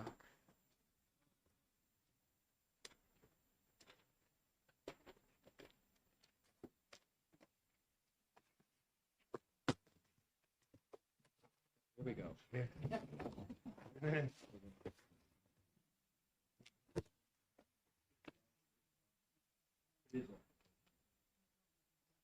Talk wildlife. You do represent pulp and paper mills as well. Yes. You're gonna plant a lot of trees when you leave here, right? No, we don't need to plant New Hampshire. We have natural regeneration. If we put the turkeys or all those acorns. Yeah. I thought you were going to ask, where's this turkey problem? Thank you, Chairman Harb. Thank you, members of the committee. For the record, my name's Jason Stock, Executive Director of the New Hampshire Timberland Owners Association, and I appreciate the opportunity to come here today and speak to you in opposition to House Bill 1440. Also coming around is a copy of Rob Johnson from New Hampshire Farm Bureau Federation's testimony. He's unable to make it, but he asked that I submit that. They too are in opposition of this. As you heard last year, the debate was over taxation. Much of the debate was over taxation in House Bill 123. There's a study commission. You've heard about that. I'm not going to go through all the technical nuances of this bill. You've heard a couple of those, some definitional issues. The other thing that's kind of interesting is that this bill actually puts a land management statute in a tax statute. RSA 79 is the timber tax statute, yet we're asking landowners, there's nothing in this bill about taxation, it's all about management and wildlife. So that's another technical issue. And there are others, but I won't get into that. But as you heard, this is the first Forest Practices Act that would occur in New Hampshire. Forest Practices Act is essentially the government coming in and telling landowners how to manage their land. Granted, it's a subset of landowners. These are landowners that decided to enter into a private agreement for carbon capture. We as an organization have looked at this issue, and to Representative Sargent's point, we're not going to get into the debate in the nuances of whether forest carbon contracts are an effective way to affect global climate change. We view this subject through the lens of land management, property rights, and landowner revenue. And so that's kind of the lens. We also look at it through the view of the forest products industry. And what I will tell you is I have members on my board that hate forest carbon contracts. They are mills that see these as a potential threat to their ability to procure wood. I have other members that say, hey, this is a property right. Why shouldn't I be allowed to sell it? It's a private contract. What I can tell you is, to a person, they all hate House Bill 1440. This crosses the line. This crosses a bright line when it comes to private property rights. And I'll touch on that, and then I'll explain briefly why we don't think this is necessary. And I have some statistics. We have forest practices acts in neighboring states. You heard about Maine. There you have a heavy harvest law. Vermont has a biomass harvest. But if you do a timber harvest that involves biomass, there are additional state regulations. And of course, you heard about Massachusetts, the Bay State, requiring management plans, cutting plans, I should say. And talking to landowners and foresters that own land down there, they have instances where a service forester will actually come onto the land and say, don't cut that tree, don't cut that tree, that's a legacy pine tree. Oh, this is potential dragonfly habitat. We don't want you working over in this area. And these are landowners that pay taxes. They own this land. They're trying to manage it for multiple uses. And this is the slippery slope that we see House Bill 1440 taking us down. The other piece is that, as you heard, all of these instances increase cost and decrease value. It's hard enough to own and justify owning timberland now with all the pressures on it. You start layering on regulations and removing options. Where's that land going to end up? It's going to end up in other uses. It's going to get posted. It's going to get subdivided. It's going to end up in other uses. And so we see 1440 applying pressure in the wrong direction. We want to see our forests continue to grow. We want to see them healthy. We don't want to see them slipping away out of the timber basket. And even a sawmill will tell you, I'm making an investment today with an expectation that, and my bank's expectation that 10, 20 years from now, I'm going to have timber to pay down that note. New Hampshire actually has a pretty, I'll say a very good environment in which to own and manage land. We have reasonable regulations that protect soil and water. We have reasonable taxes. We have current use assessment. We also have a timber tax. We have markets. This is why you'll hear me jumping up and down at times about biomass. We need biomass markets for low-grade timber. This all contributes to a landowner's ability to own and manage. And lastly, we have best management practices. We have forester licensing. And New Hampshire's taken a very conscious decision not to have the state tell landowners how to manage the land. It's a carrot versus a stick approach. Let's have trained professionals out there. Let's provide BMPs. Let's have markets. Let's have reasonable taxes. Let's protect what's important, soil and water quality. And then we trust our landowners to make the right decisions. And I think we, as a state, we are benefiting from that. And we continue to benefit. This pushes in the opposite direction. Part of the BMPs that deal with New Hampshire is a document called Good Forestry in the Granite State. And that's this larger document. You'll see the cover page of it there. And all I did was I took the wildlife section. Most management plans reference this document, which includes wildlife. Whether it's a conservation easement, whether it's a stewardship plan that's done under the current use assessment program, almost all of them, I would say, usually in some way, shape, or form, kind of tie back to this or elements of this. And I wanted to provide this for you. It's an interesting read, and if you're into wildlife, you would especially appreciate some of the different techniques that are used. But what really illustrates in this is that what we're looking out on the landscape is a diversity of trees. Yes, there are large trees that you want to grow, things for mast, acorns, beech nuts, but there's also, you want to have clear cuts, you want to have aspen regen. And so this document really shows kind of how there, you want to have a diversity. Carbon can be part of this as form in terms of management. It's not an all or nothing. And a lot of times it gets portrayed that, well, if you're in a carbon program, that's it. Shut the door, lights out. You're not going to be managing for wildlife. And that's just not true. And you heard about that earlier today. These are landowners that manage for both. And in fact, they're obligated to manage for both through their management plans. House Bill 1440 says, all right, we're going to take that and supercharge it by having the state come in and be the wood cop or the woodcock habitat cop in this instance. And we don't agree with that. The other piece is, and in the preamble to this document, it talks about landowner goals and objectives and how landowners should be the one that determines what gets done on their property. People have different situations, financial, family situations. They want to have trails on their property. They want to grow timber and they need cash. They like wildlife. As you heard from the Christentons early on, Ginny's big thing is butterfly habitat. And again, it is pretty spectacular, the work they've done to create pollinator habitat. And if you do have an opportunity, if you can find Lineborough in July, check out her. It is pretty extraordinary. So I think, this document shows kind of how New Hampshire is managing for wildlife. It's important to recall that carbon is one of many pieces that these professional licensed foresters look at. And they're not mutually exclusive.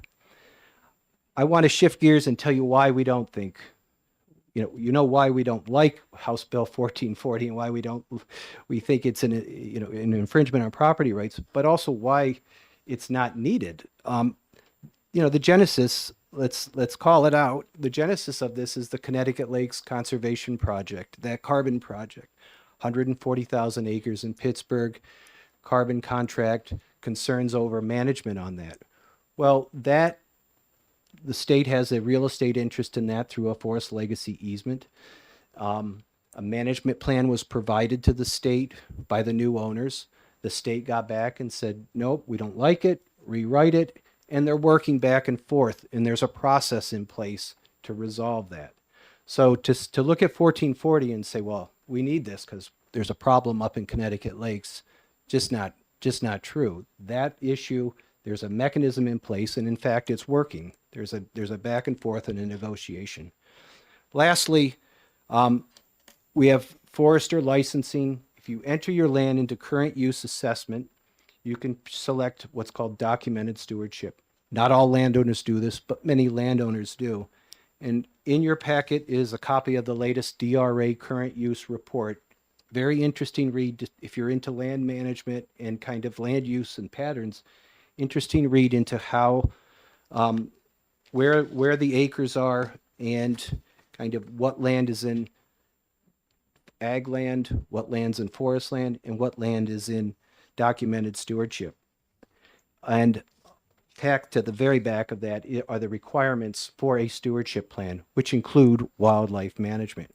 So to put this into context, the state's 5.7 million acres. There's 3 million is in current use assessment. So 2.99, the rest is water, urban, roads, etc. Of land that has tree cover, so you have forest land and land in documented stewardship, you have 2.6 million acres. 35% of that, this is statewide, is in documented stewardship. So 35%, or just under 1 million acres, already has a management plan that includes some reference to wildlife management. Where things get really interesting is if you start looking down at the county level. Let's pick on Coos. The sponsors of this bill are from Coos County. Coos County is the largest county, and they have 635,000 acres of forest land or land in documented stewardship. 72% of all their forest land is in documented stewardship, or 457,000 acres, has a management plan that includes wildlife management. Conversely, you look at a county like Hillsborough, it's around 20% that has land in documented stewardship. Smaller acres, much more developed. So I think that the bill, it's an affront to private property rights. It's interesting. I've been around the State House for a number of years. I can remember debates 20 years ago when people were beating me on the head because there was some heavy harvesting up north, and they say, Jason, we need a Forest Practices Act. Those loggers are cutting too many trees and it's affecting wildlife. Today, who would have thought, I'm sitting here in front of you testifying on legislation where the concern is they're not cutting enough trees. We need a Forest Practices Act to protect that wildlife because they're not cutting enough trees. So, you know, you can't make this up. This bill is not needed. It is a terrible slippery slope. We've seen in other states where these efforts have just flat out failed, and there have been just negative unintended consequences. After all that, I would urge you, ITL. Thank you, and I probably exceeded my 5 minutes, but I appreciate the indulgence.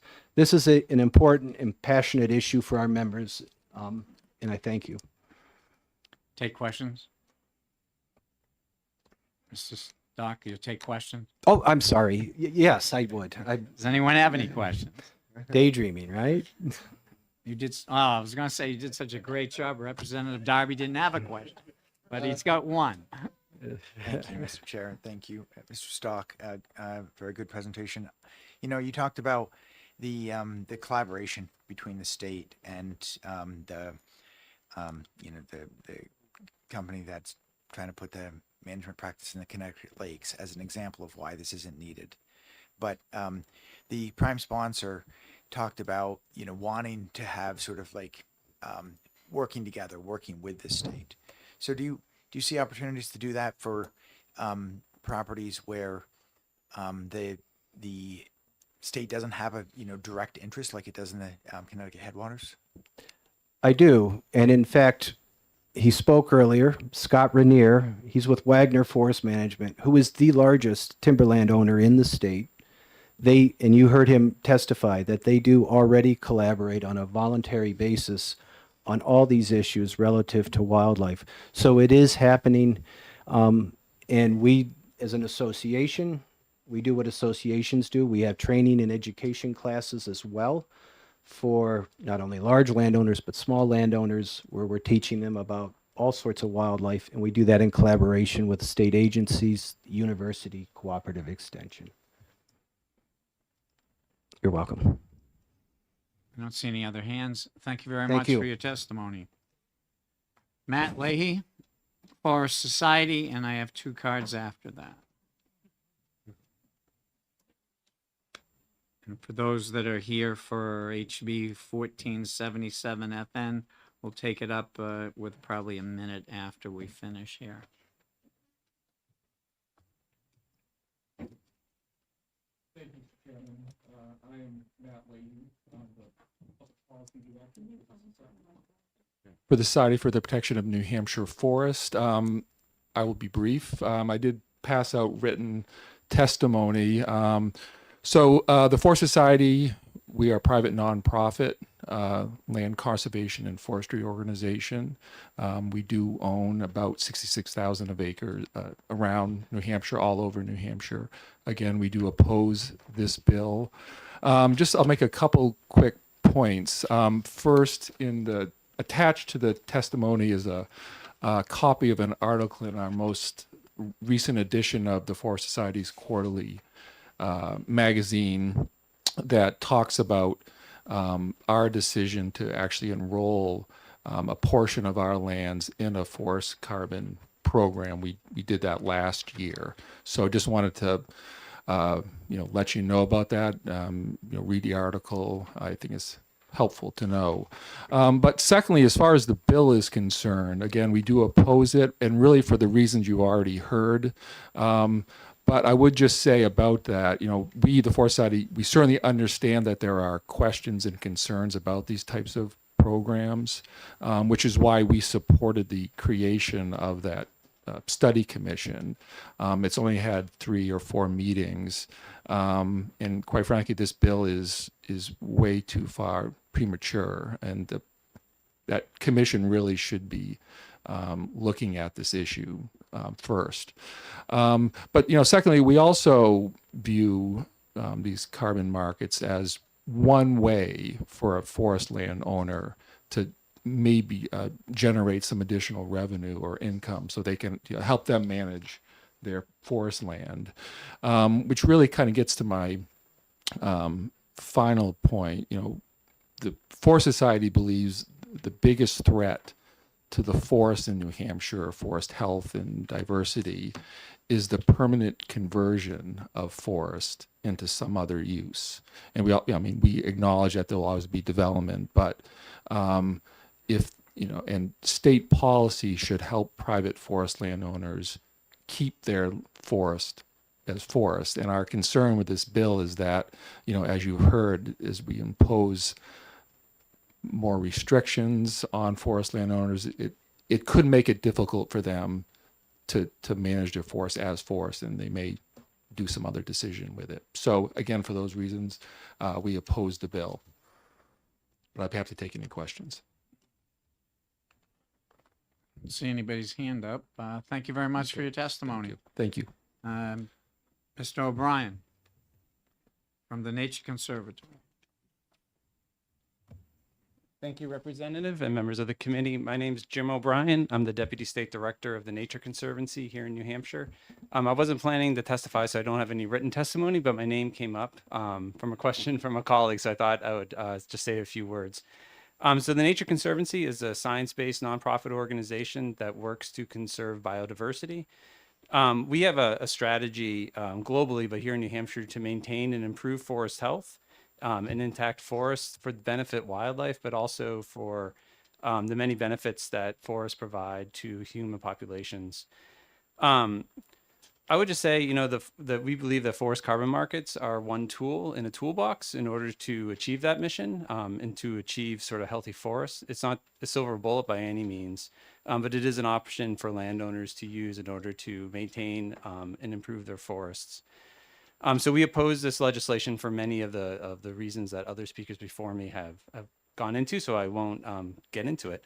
But the question, I think, from Representative Sargent was, does carbon sequestration work? I think was the question. And I can unequivocally say that yes, carbon sequestration works. That's why we have trees, because trees absorb carbon from the atmosphere. I think your question is really about carbon markets, and are carbon markets an effective tool in order to achieve sort of overall carbon goals and sequestration goals?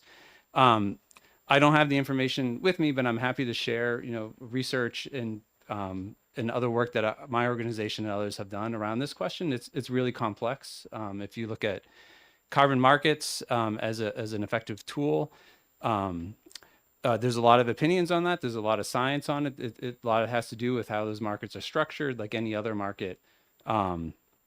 There's pros and cons to it, but really this bill isn't about carbon markets.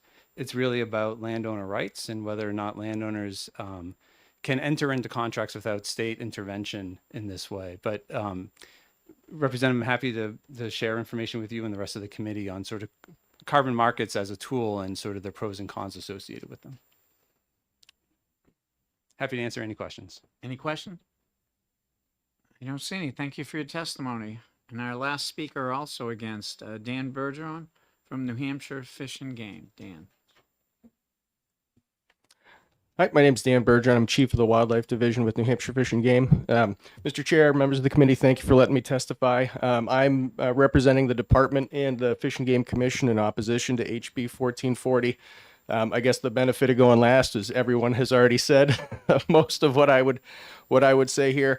A couple of things, as New Hampshire Fish and Game is one of the state agencies that's specifically kind of called out in this legislation. One of our big concerns as an agency is that we view this as an unfunded mandate. The Fish and Game Department is, We are facing some budget issues moving forward here. In the last biennial budget, we didn't receive any general funds, so we are constant. There was a study committee to look at funding of the agency, so we're continuing to look at ways to fund this. And adding these additional requirements to our staff, it could require us to hire additional staff to work with landowners to come up with these plans, and then to go out and to do inspections. We, as kind of was asked before, we do work, pardon me, we do work cooperatively with landowners on wildlife habitat management to benefit wildlife throughout the state. Scott Rainier had spoken about that. We have a handful of positions where that we have one position where that is their sole purpose, is to work with landowners. If we were to hire additional staff, I don't think this is where we would choose to put those people, particularly from a habitat perspective, because carbon sequestration programs we don't view as a large threat to wildlife. There are much bigger threats, and it was mentioned previously, conversion of forest land to other forms, development. Those are much bigger threats. I think there's often a misconception that when someone enters into one of these programs, there is no cutting. We heard earlier that that is not the case. And as Jason Stock from the New Hampshire Timber Owners Association pointed out, really what we're looking for is a variety of habitats across the state, and we can still achieve that through carbon programs.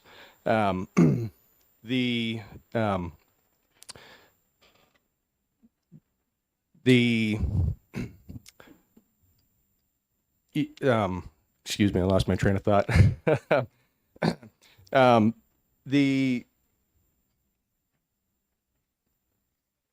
That's what it was. So yeah, this would really be inconsistent. This would be a regulation that would be very inconsistent across different land uses. So you could have an individual that decides that for wildlife benefits, they decide that they just want to maintain their land in old growth. That individual would essentially be doing the same thing as someone who is entering into a carbon program, but they would not be held to any of these restrictions. Conversely, you could have an individual that decided they wanted to clear cut their entire property. Depending on the size of the property and surrounding land uses, that could have positive or negative effects on wildlife. But again, they would not be held to these same requirements. So it would be very inconsistent across land uses. And again, we try and work cooperatively with landowners because different wildlife species have different requirements. Some prefer old trees, some prefer areas that have been recently cut. So it's not really a one size fits all, and that's largely why we don't see this as a large threat to wildlife and wildlife habitat across the state. And with that, I'll take any questions. I don't see any. Thank you very much for your testimony. Thank you. Is there anyone else that wishes to speak on HB 1440 FN? I'll ask again. Anyone else to speak on 1440 FN? I don't see anybody approaching the table. I'll close the hearing on this and ask for the blue sheets in the online report. The blue sheets have 2 opposed. Online, 13 in favor, 10 opposed. Thank you very much.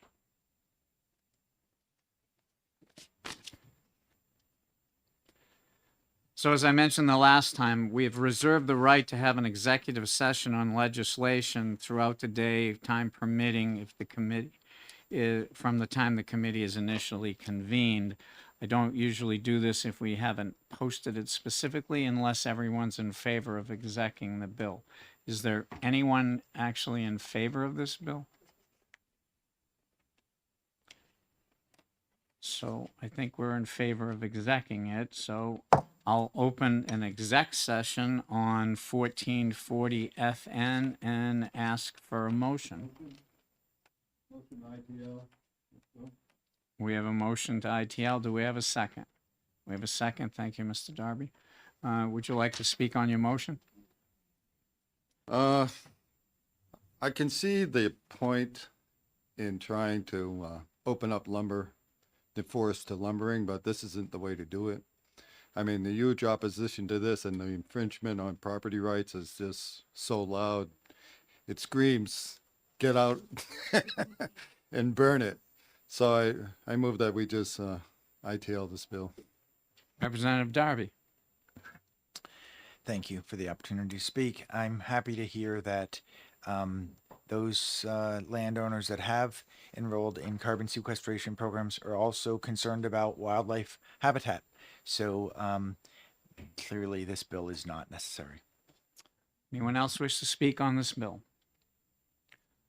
The motion is ITL. I'll ask the clerk to read the roll.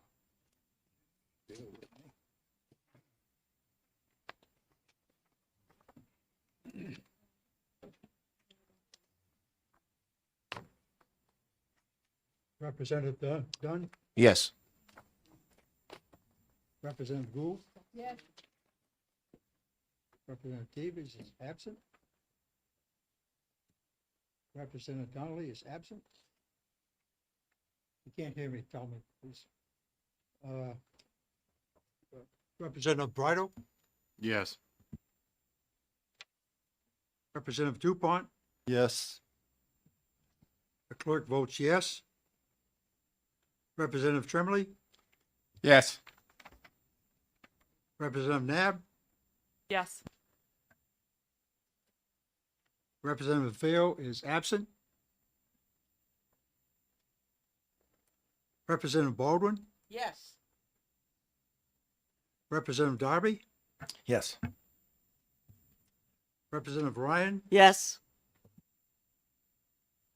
Representative Bucco is absent. Representative Sergeant, Yes.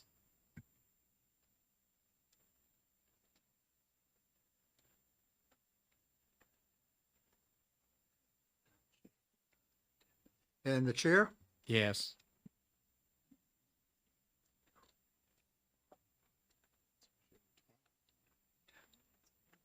12-4, none against. The vote is 12 in favor, none against, so ITL is the motion that will go to the floor. Thank you. Yes. The FN, the fiscal note is like larger than 10,000, and I was told if the fiscal note is larger than 10,000, we can't put it on consent because it'll go to a second committee. Oh, yeah. I think he's right. I think it's on a pass. If it's ITL. Only if it's on the pass? I think it's ITL we can do. Well, we can take a vote on consent or, Yeah. and then let somebody higher than us decide. Yeah. Is everybody in favor of consent? Yes. Okay, so the clerk will mark it consent and they'll let us know.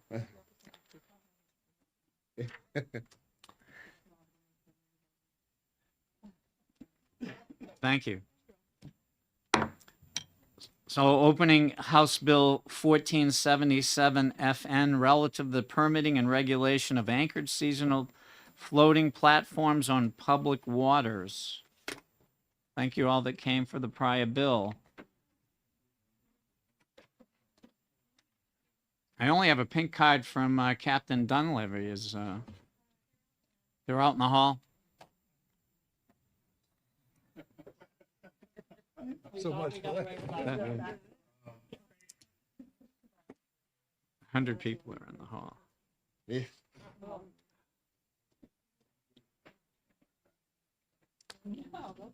Thank you.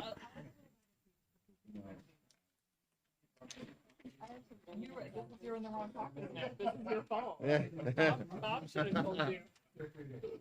Bob doesn't give us snacks. I warned my She has snacks. I got to go back to work after this, so we're going, we're moving. Did you get the blue and online numbers down? I'm not sure. I only- I'll ask you. No, I wrote them down, but just enough to know. Yeah, I'll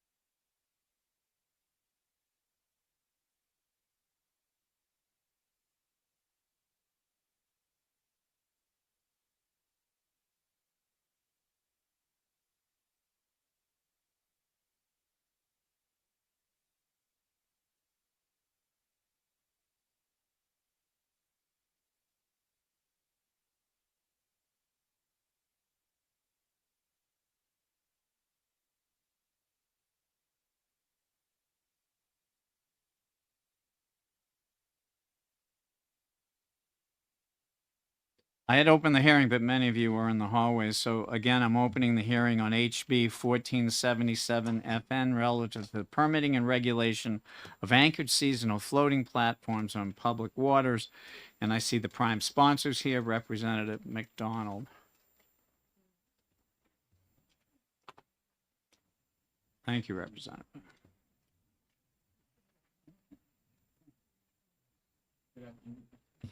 Good afternoon, Mr. Chairman and members of the Resource Committee. My name is Representative John T. McDonald, and I'm from Cal District 6, and I represent the citizens of the communities of Wolfboro and Tuftonboro. This bill is a bill in the effort to raise some additional funds for not just the Marine Patrol, but also the Cyanobacteria Mitigation Loan and Grant Fund. As we all know, the lakes of New Hampshire belong to the people of New Hampshire, and we pretty much have access up to the wet area of the water when it comes to the lakes. And this is an attempt to raise some money from the funds by setting a fee, a permit for all the different devices that we find peppered across our lakes, swim platforms, some of the, I don't know how to describe them, the big blow up things that you see on the lake, things like that. After I filed the bill, I received a call from some folks down on the seacoast. Some commercial businesses were concerned about their oyster operations and I guess clamming. And so I did the amendment to this bill, which is 2026-0067H. And as you can see, the addition is those engaged in aquaculture, including commercial storage of shellfish. And that has the exemption that I added on behalf of those folks, those businesses down on the seacoast. Again, I can't give you an estimate. I think some of you folks have been out in Lake Winnipesaukee and saw all those. This will incorporate all the lakes. I would say rough estimate maybe 2,000 or 3,000 of these things are out on the water, not just the blow-ups, but rafts and things like that that would serve as a good revenue avenue to address the cyanobacteria problem that we currently have in our state. That's all I have at this time. You may ask questions if you like. Representative Bridle. Thank you, Mr. Chair. Thank you for taking my question. In relation to the amendment that you filed regarding the shellfish, did you reach out to them and did they have input on this? Did this satisfy their concerns? I didn't. I received an email from an individual down on the, I can't recall her name, but she was associated with, I guess, the oyster business. I don't know how that works. I guess they're left in the water during their, and that's the only concern that she shared with me, that she felt they shouldn't have to pay that money. Sure. Quick follow-up, Mr. Yes. Chair. Did you, once you got the language of this amendment, were you able to share that with her and she was able to give you feedback? I just got this amendment today, sir. Okay, thank you. Yes. Any other questions for the representative? Representative Nab, and then Representative Darby. Thank you, Mr. Chair. Thank you for taking my question. Can you just clarify? So you would have to get a permit. What would be the enforcement mechanism for someone checking these platforms to see if they've paid for a permit or gotten a permit? I haven't discussed that with the Marine Patrol. Okay. But I guess my feeling is they'll probably be out patrolling the waters and checking those type of things. Again, I don't know what their enforcement plan would be. Captain Dunleavy's here to speak after. We can ask him. Thank you, Mr. Chair. Thank you, Representative McDonald, for taking my question. Have you thought about how it would be visible to know if a raft was registered or not? Like, are you thinking about registration numbers or a sticker or something like that? I haven't talked to the Marine Patrol, but I think the easiest thing would be to try to incorporate the mooring sticker that are put on the moorings. Anyone else? Sini, thank you, Representative. Thank you, Mr. Chair. Mr. Royce. Norm Royce. Northwood, representing himself, supporting the bill. Again, thank you for your time. not overly familiar with this process, and I testified earlier, so I'll try not to be redundant since it seems to be most of the same folks. I'm in favor of HB 1477 because it's going to potentially could provide additional funds into the cyanobacteria mitigation fund, which we discussed earlier is severely underfunded. Even though it's only going to provide a small amount, when I was in industry as a general manager, I used to share with my team, my cost savings teams, that 10 dimes still makes a dollar. So any place we can get additional monies would be helpful. I did want to share that we discussed earlier about watershed management plans, and that's a requirement so that we're working on root cause of why cyanobacteria happens. There's in the 7 lakes in Northwood, there's one lake that has had a watershed management plan for a number of years. They've had no cyanobacteria events, so those watershed management plans work. There's 2 lakes that have those plans in process. They're not cheap, but the Cyanobacteria Mitigation Fund doesn't fund that. That's funded by the local communities. So we, watershed teams and homeowners on lakes, are doing the work trying to deal with cyanobacteria before it occurs. An example, I helped write an ordinance in Northwood, a septic ordinance to deal with septic systems that are inside the Shoreline Protection Act on the lakes in Northwood to deal with one of the potential root causes. So I'm in favor of HB 1477. I ask that you support it, and I can take any question. I decided not to be repetitive of what I said earlier today. Thank you. Any questions for Mr. Royce? I don't see any. Thank you for your testimony. Thank you for your time. Andrea Lamoureux, New Hampshire Lakes, also in support.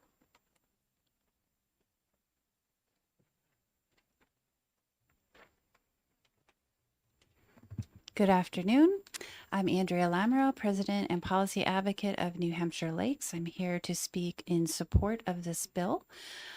As you know, we represent about 150 lake associations throughout the state, and our lake associations are largely in support of this bill as well. As you know, I testified earlier today about why Cyanobacteria Mitigation Loan and Grant Fund needs additional funding, and we see this bill as another revenue stream to help provide a sustainable, multifaceted solution to funding the Cyanobacteria Mitigation Loan and Grant Fund.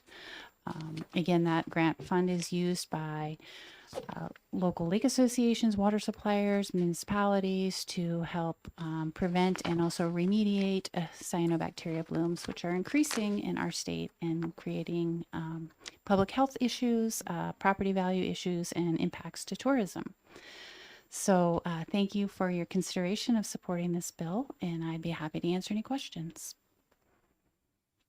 I just have one question. Are you aware, probably not, because he just submitted it today, there's a proposed amendment to exclude those engaged in aquaculture. Would you support the bill if it got amended that way? Yes, I spoke with Representative McDonald, and yes. Okay. Thank you. I don't think there's any other questions. Thank you very Thank much. you. Sandra Cristal, Bow Conservation Commission. That's on the other bill. Oh, that's the other bill. Sure you don't want to say anything here? Captain Dunleavy, last but not least. There's no checkbox, so speaking for the Marine Patrol. Thank you, Chairman Harp, honorable members of the Resource Committee. My name is Tim Dunleavy. I come before you today representing the Department of Safety State Police Marine Patrol Unit.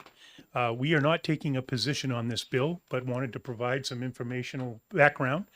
As you heard Representative McDonald mention, this bill would apply a $50 permit to those devices known as anchored seasonal platforms. When I was a youngster, it was a raft. It was an 8x8 plywood raft with probably 55-gallon drums of an unknown origin that we used to dive off of. Now those devices have evolved, although we still see some of those. They've evolved into inflatable trampolines, climbing walls, gerbil tubes, and the like, and have become very popular on our public waters.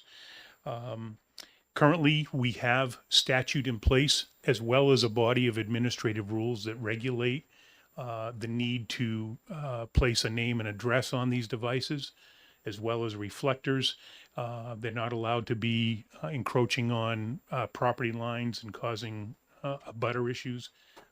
And they're also, we look at water depth so that we're making sure they're being placed in the appropriate depth of water for diving and so on. This has a fiscal note attached because as we see it right now, on just 8 bodies of water for moorings, we're permitting approximately 5,500 moorings a year on just 8 bodies of water. Now, that does include our largest bodies of water, 3 smaller ones. So the number on the seasonal platforms is really unknown to us. But we know we have 1 full-time clerk, probably even a little more because it does spill into the uniform side of the house for enforcement purposes for moorings. So we do know that it occupies 1 full-time employee year-round to manage 5,500 mooring permits. That's sending out renewal notices, sending out decals, reviewing permits, applications, and annually boat registrations so that a demonstrated use is there. With that, we do recognize that there is an enforcement component to this that is a bit unknown at this time that we would need to work through, but the authority for the commissioner of the department is in place through the statutes for these to address those types of things. So that is something that we would need to look at should this bill be supported and passed. I'm happy to take any questions you may have. Before I open it up, Captain, with everybody, there was a previous question, and I know you were in the audience. How would the department handle stickers of permitting? How would you know who's paid and not paid? I think a sticker would be the easiest way for our officers on the water, like the moorings. We issue a 2x2 decal that goes on the mooring ball for all the permitted moorings on an annual basis. And I suspect that would probably be the easiest approach. And right now with the moorings, the cost of that decal is absorbed within the permit fee. So I don't see a need to come back to you folks saying, hey, we need to up the price because of a $3 decal. The decal. Thank you very much. Any other questions for the captain? Representative Taylor. Thank you, Mr. Chairman. Thank you for taking the question. Has Marine Patrol considered possibly a 2-year sticker to help alleviate some of this? Or have you found that you add and drop too large of a number per year? I think it's with this bill and this discussion being in its infancy, that might be something that through rulemaking could be considered one way or the other, certainly. Any other questions? Representative, if I may, Yes. a couple questions came up about the aquaculture and the amendment you have before you. I will tell you that I was the one that reached out to Captain Mike Eastman of the Fish and Game Department. He and I went back and forth on what we were looking to achieve with the amendment. And the language he provided me is what you see in that amendment. As far as aquaculture and the storage of shellfish, he felt that language would cover the concerns of the types of floats we see on the saltwater that might have been impacted by this permit. Well, thank you, Captain. Good explanation. Any other questions for the captain? Representative Taylor. Oh, you said Taylor. Oh, Sorry. I said Okay. Taylor. Yeah, Sergeant. Thank Sorry. you, Mr. Chair. Thank you, Captain. Captain, can you walk me through what a typical enforcement would look like? Are your Marine Patrol out there looking specifically at every single float? Are we creating opportunity for arrests on other items just because someone didn't pay the $50 fine? Thank you, Representative, for your question. I liken this very much to the mooring enforcement that we have. For the most part, it's a rainy day task for an officer that on a rainy day, they'll have a section of a body of water and they'll simply drive around the perimeter of the lake just looking for those decals. If there is not a decal present, we have what we call mooring warning stickers that gives the shorefront property owner 7 to 10 days to get the decal on and give us a call. We have the phone number and everything there. We're looking at this as a compliance enforcement approach rather than looking to go down the route of a criminal citation. Achieving compliance is the ultimate goal. We also recognize that a lot of shorefront property owners may have the decal at home in Massachusetts or Nashua or wherever they live, and they're not up on their property until the 4th of July full time. So we're strategic, and when we start to enforce and look for the decals, we feel like we are light-handed when it comes to our education and enforcement approach, giving them the opportunity to say, yeah, we have the decal, we just haven't stuck it out there yet, or we don't have it, but we'll go get it. So I can tell you since the late 80s, I can count on two hands how many times we've actually issued a summons or cut a mooring because someone refuses, and usually it's just a principal thing, they refuse to get it. Any other questions? Yes, Representative Darby. Thank you, Mr. Chair. Thank you again, Captain Dunleavy.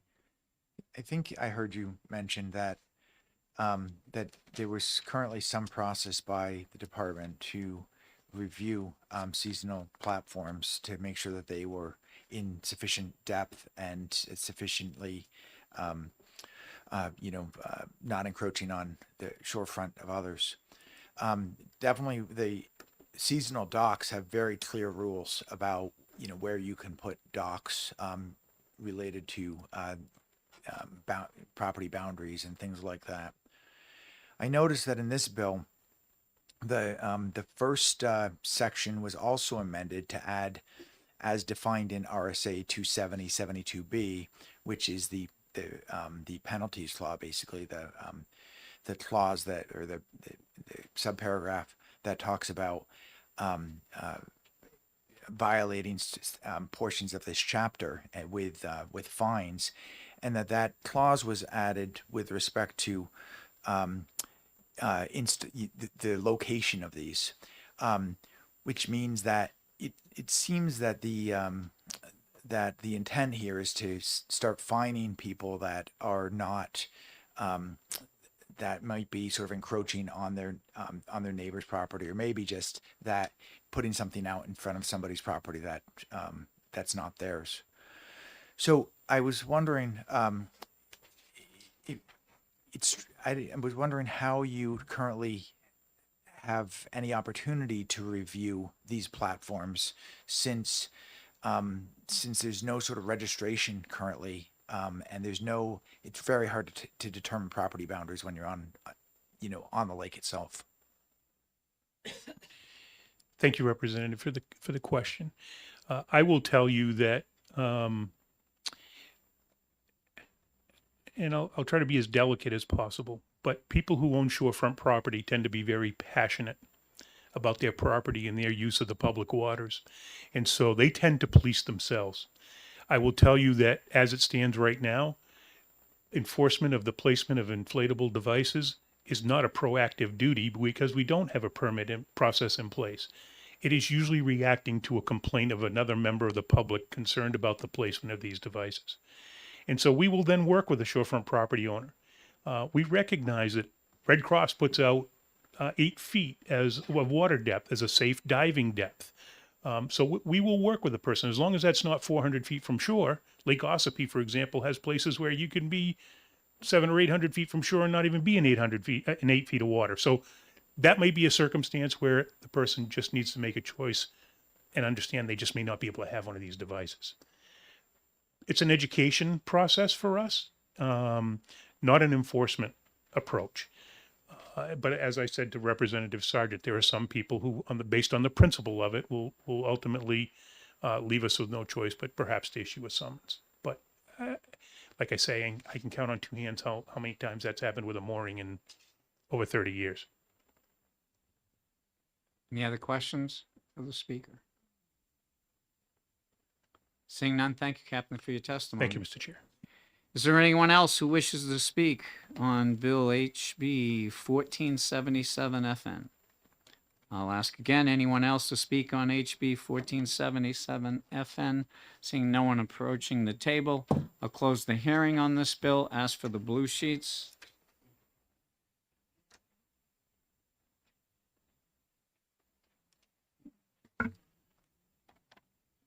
On the blue sheet for HB 1477, there are 4 in favor. Online, there are 123 in favor, 17 opposed.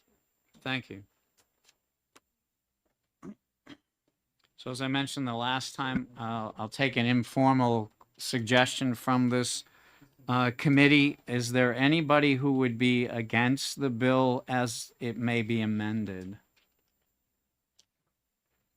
I don't see any hands. So using the notation that executive sessions on pending legislation may be held throughout the day, which was posted, I'm going to call an executive session on HB 1477 FN and ask for a motion. Representative Darby. Thank you, Mr. Chair. I'd like to make a motion of ought to pass for House Bill 1477. And do we have a second? No, he's got to do ought to pass first. Do we have a second? Second, Representative DuPont. And do you have a subsequent motion, Representative Darby? Thank you, Mr. Chair. Yes, I would like to make a motion to amend House Bill 1477 with a amendment number that I cannot find. Thank you. With amendment, 20260067H. And you all should have that. If you don't have it, it adds an exception. Whoop.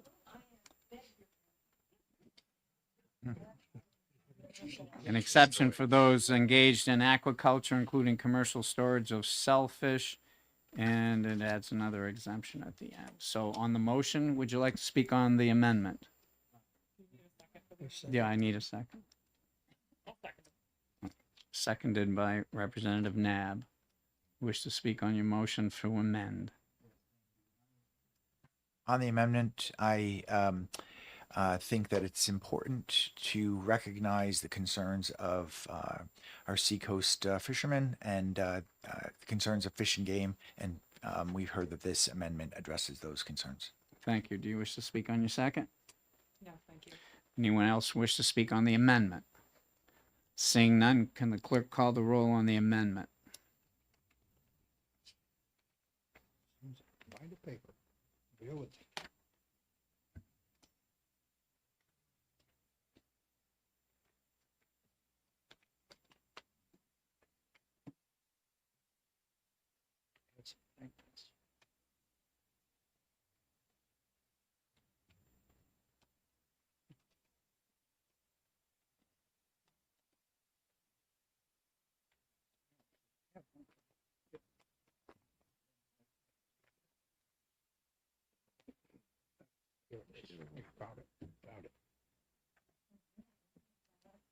This is on the amendment. This other amendment, okay?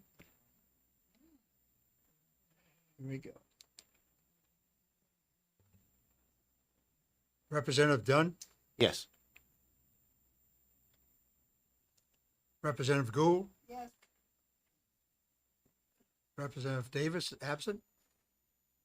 Representative Donnelly, absent. Representative Bridle, Yes. Representative Dupont, Yes. the clerk votes yes. Representative Tremblay, Yes. Representative Nab, Yes. Representative Vale, absent. Representative Baldwin, Yes. Representative Darby, Yes. Representative Ryan, Yes. Representative Bucco is absent. Representative Sergeant, Yes. Chair, Yes.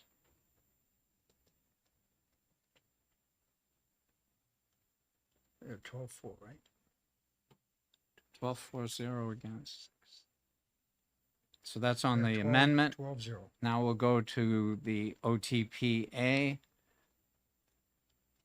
So Representative Darby, you make that motion, OTPA? Yes, I'm making a motion. And who's going to second? Second again by Representative DuPont. Do you wish to speak on your motion? I would, because I'd like to add another point. Thank you, Mr. Chair. So first, I very much believe that it's important to fund the cyanobacteria mitigation loan and grant program. As we've seen, cyanobacteria is affecting a lot of our lakes, and as we heard, the lake communities are doing their part to reduce cyanobacteria, but they need some help.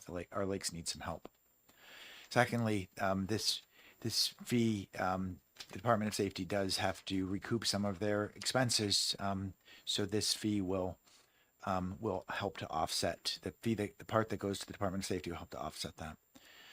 But the part that I wanted to add was that these devices, rafts, whatever, are one of the few cases, I think, where the public, especially waterfront property owners, can effectively infringe and have a public taking of the public waters without incurring any cost. Docks, there's a registration fee. We just passed a bill, at least it went through the House last session, about water properties over water.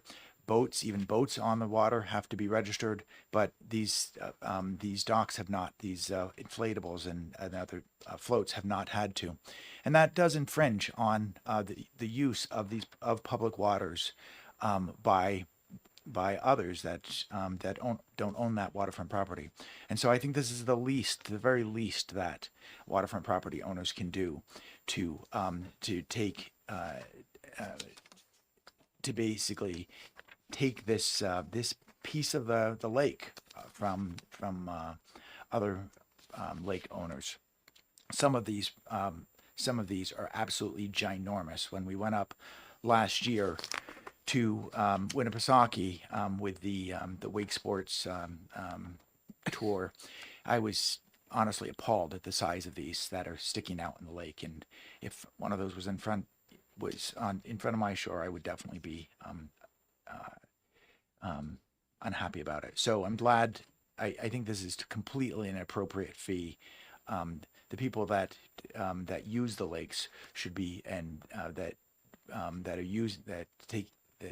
get advantage from having the clean lakes and cyanobacteria free lakes should be the ones that pay for it. So thanks for letting me speak on this. Thank you. Does the second wish to say anything?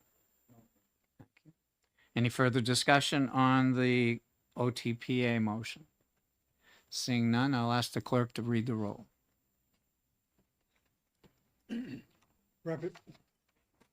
Representative Dunn, Yes. Representative Gould, Representative Davis, absent.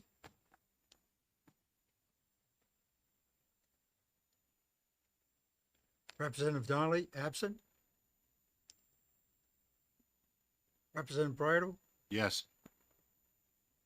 Representative Dupont, Yes. the clerk votes yes. Representative Tremblay, Yes. Representative Nab, Yes.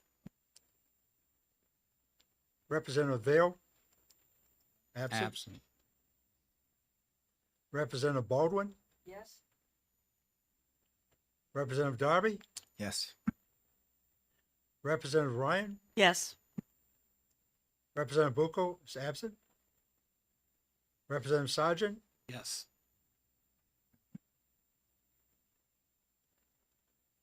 Chair, Yes.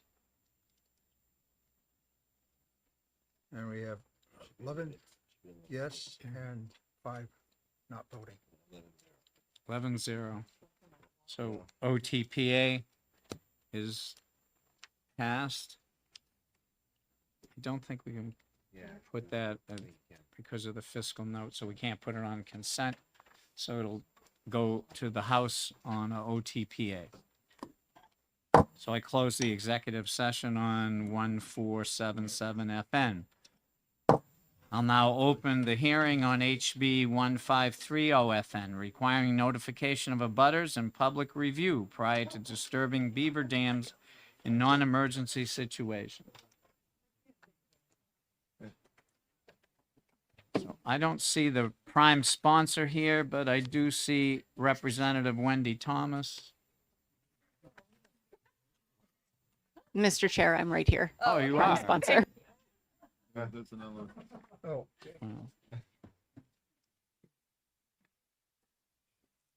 So where's your prime?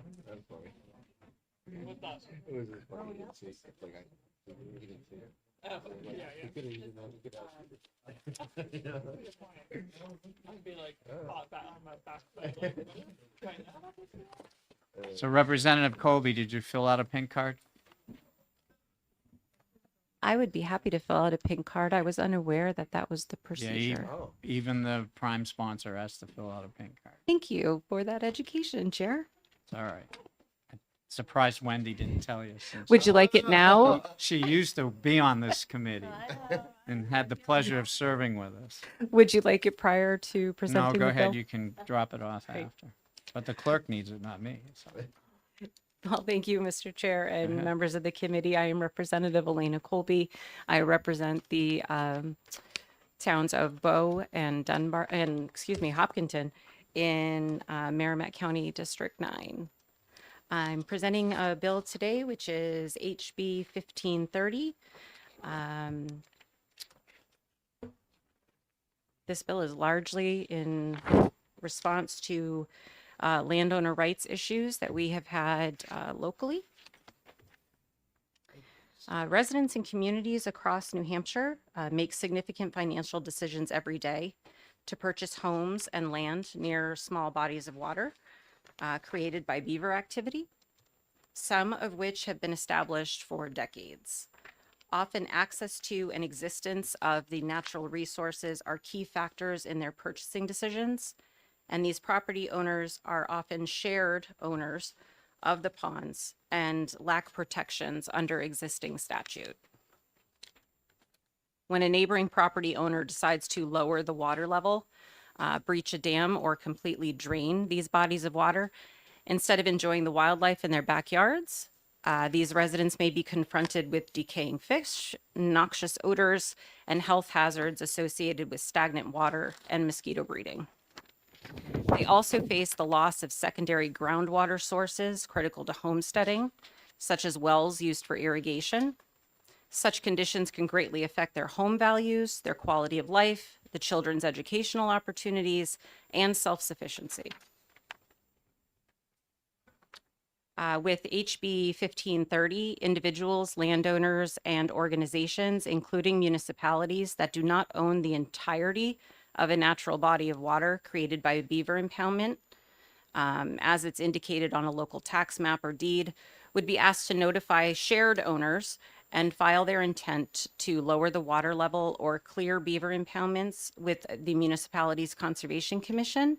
And if none exists, the intent could be filed with the town's governing body, at which time an informational meeting would be scheduled, not a hearing. This meeting would provide opportunities for the landowner, adjacent property owners, and the municipality to better understand the scope of work to be performed and the impact it may have on all involved, as well as to provide information on best practices for proper wildlife management techniques that the landowner looking to do the work can utilize. By implementing notification procedures that are outlined in this bill, municipalities can be better prepared to address public questions and concerns. Neighboring landowners will have advanced knowledge that they deserve, as well as a point of contact and full idea of the scope of work that's going to be performed in their backyards. As a result, the New Hampshire Department of Environmental Services and Fish and Game should hopefully see a decrease in the call volume, including reports of potential violations and requests for special investigations into these incidents, which will ideally save time, resources, and money. The bill does allow for emergency conditions. Should a beaver impoundment pose an immediate threat to life or property, landowners or municipal officials may still remove a dam or install a flow device as they always have done. Furthermore, with the amendment that is in the packet that went around, should the committee adopt that filed amendment, land managed by the state of New Hampshire would be exempt to avoid interfering with any work that is currently being performed by New Hampshire Fish and Game, and to also eliminate the potential costs associated with the fiscal note. It became clear through conversations with New Hampshire DES and Fish and Game that over the years, the backlash surrounding beaver impoundments and lowering of water level was not unique to our community. The current statute offers no consideration to abutting property owners, giving them no notification that their property is about to undergo this major change. And I am happy to take any questions. Inside of the packet, I've included a sample of what a shared beaver impoundment would look like, as well as an outline of the process, and then a very clear summary of what the intent of the bill is and what the bill does not do. Thank you. Thank you. Any questions for the representative? Representative Darby. Thank you, Mr. Chair. Thank you, Representative Colby, for presenting this and taking my question. The one comment I have is that it talks about clearing culverts, that that notification, that's one of the rights. But clearing culverts is covered by a completely different section of statute, and I'm not sure that clearing culverts should be included in here, because there's obligations for landowners, property owners, to clear their culverts to avoid floodings and things like that. Do you have was that intentional, or are you aware of 236.13, which covers culverts? No, I'm not aware, but I thank you for bringing that to my attention. I can look into that, and I am certainly very much open to any amendments that would be needed to this bill. Thank you. Follow up. Thank you, Mr. Chair. I think I appreciate the amendment that's put forward as well. It looks to me that what the intent is the notification for notifications and the public hearing. If a beaver impoundment goes outside of a public property, basically crossing public properties, or if it's on a municipal's property, and that's what the amendment is trying to avoid, is like fish and game land, which I think is great. I also think that I wonder if federal property also should be excluded. That's a good point. Thank you. Thank you. Any other questions for the representative? Seeing none, thank you. Thank you very much. Representative Thomas.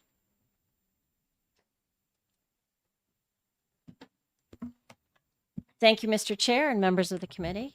When I'm not talking about energy, I do enjoy talking about beavers.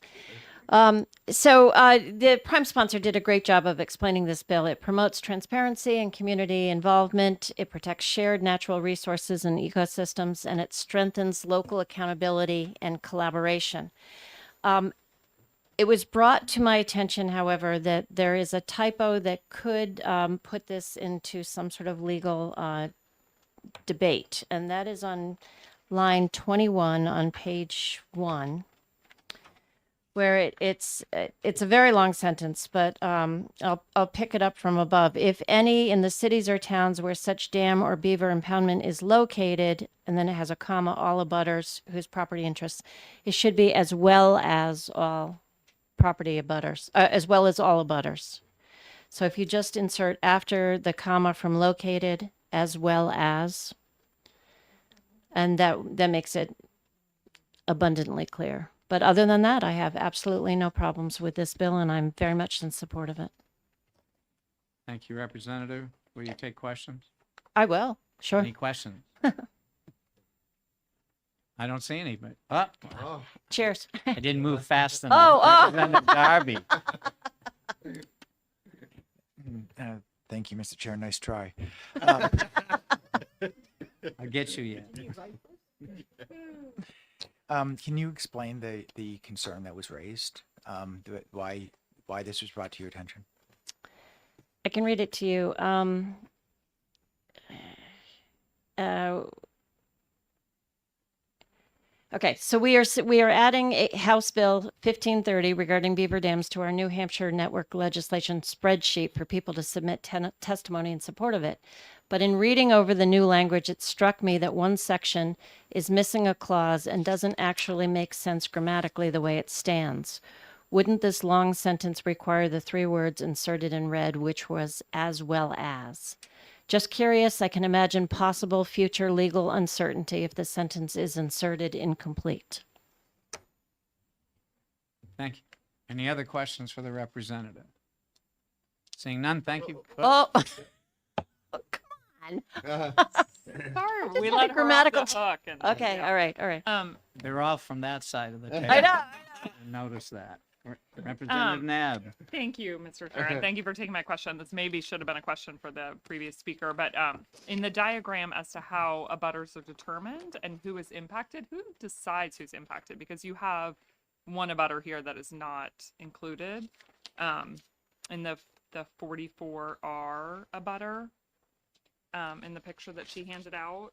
So who is the person that says, okay, these properties upland or these properties right here are going to be impacted? I mean, does that create a room for disagreement as to who believes their property is impacted by? I very much appreciate that question. I haven't seen that packet. Okay, so I'm not sure I'm the best person to answer it. you brought up a butter, so then I started, Yeah. then I started thinking about it more closely. Okay, thank you, appreciate You're it. welcome. Anybody, any other questions for the representative? Yes, Representative Sargent. Okay. Representative, I'm not sure if you're the right person to ask, but Well, we can try. a couple lines above where you inserted "as well as," it Mhm. refers to notifying the local governing body. But I don't think that phrase is a defined term in our statutes. It might be, but I don't think it is. Who is that? I thought that was defined as the local governing body. I think that is a All right, if it legal is, that's term. great. I mean, I could be wrong, but I think that's what it is. Yeah, whatever is municipality or city or district or whatever, it's the local governing body. Just some quick follow-up. Follow-up? I asked that because the current statute, RSA 210:9, says that no person shall destroy or disturb or interfere in any manner with the dams of Houses of Beaver without first obtaining a special permit from the executive director. I don't know which department this refers to, Fish and Game or DES, but I was wondering, is that the local governing body, since they're the ones who govern right now? No, I think local governing body refers to a municipality. Thank you. Yeah. Anyone else? Seeing none, thank you, You're Representative. very welcome.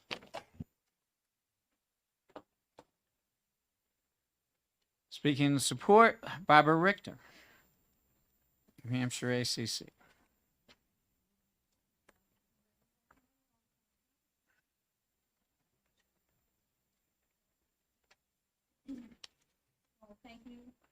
Is this on? Thank you, Mr. Chair and members of the committee for the opportunity to make comments today on House Bill 1530. My name is Barbara Richter. I'm the Executive Director with the New Hampshire Association of Conservation Commissions. And NHACC is in support of this bill, so we ask you to vote ought to pass on House Bill 1530. We're supporting this bill to ensure that landowners who are impacted by the removal of beaver dams will be notified and have the opportunity to discuss their concerns. Neighbors who are impacted should be part of the discussion to determine what is the best way to control beavers in their watershed.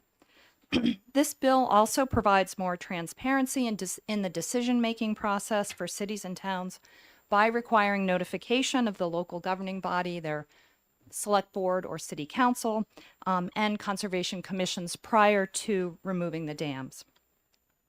So beavers play an incredible role in shaping our landscape in ways that provide benefits for humans. They protect water quality by creating wetlands that filter stormwater and help remove waste and contaminants. Beaver ponds recharge groundwater and help to reduce impacts from floods and droughts. So those are just a few of the many reasons that they are worth considering when you are looking at beaver control devices. So we do ask that you vote ought to pass on House Bill 1530 to ensure abutters are notified before their land is impacted by the removal of a beaver dam. So thank you very much, and I'm happy to answer any questions. Representative Darby. Thank you, Mr. Chair. Thank you for the testimony and answering my question. Do you believe that the purpose of the notification to, for example, the Conservation Commission, since you're representing them, is just to bring people together so there's a discussion, or do you think that the Conservation Commissions should be able to approve the removal? Conservation commissions don't have the ability to approve under state law. They're advisory. So certainly in this role, it would be to kind of facilitate that discussion. Perhaps the Conservation Commission could provide some background information on the watershed, whether there's aquifers there. I think their role would be mainly to identify natural resources that are worth protecting in that watershed. But they would not be able to approve or deny, or, that permit is not part of their responsibility. Very good. Thank you. Any other questions for our speaker? Seeing none, thank you for your testimony. Thank you. Sandra Cristal from the Bow Conservation Commission.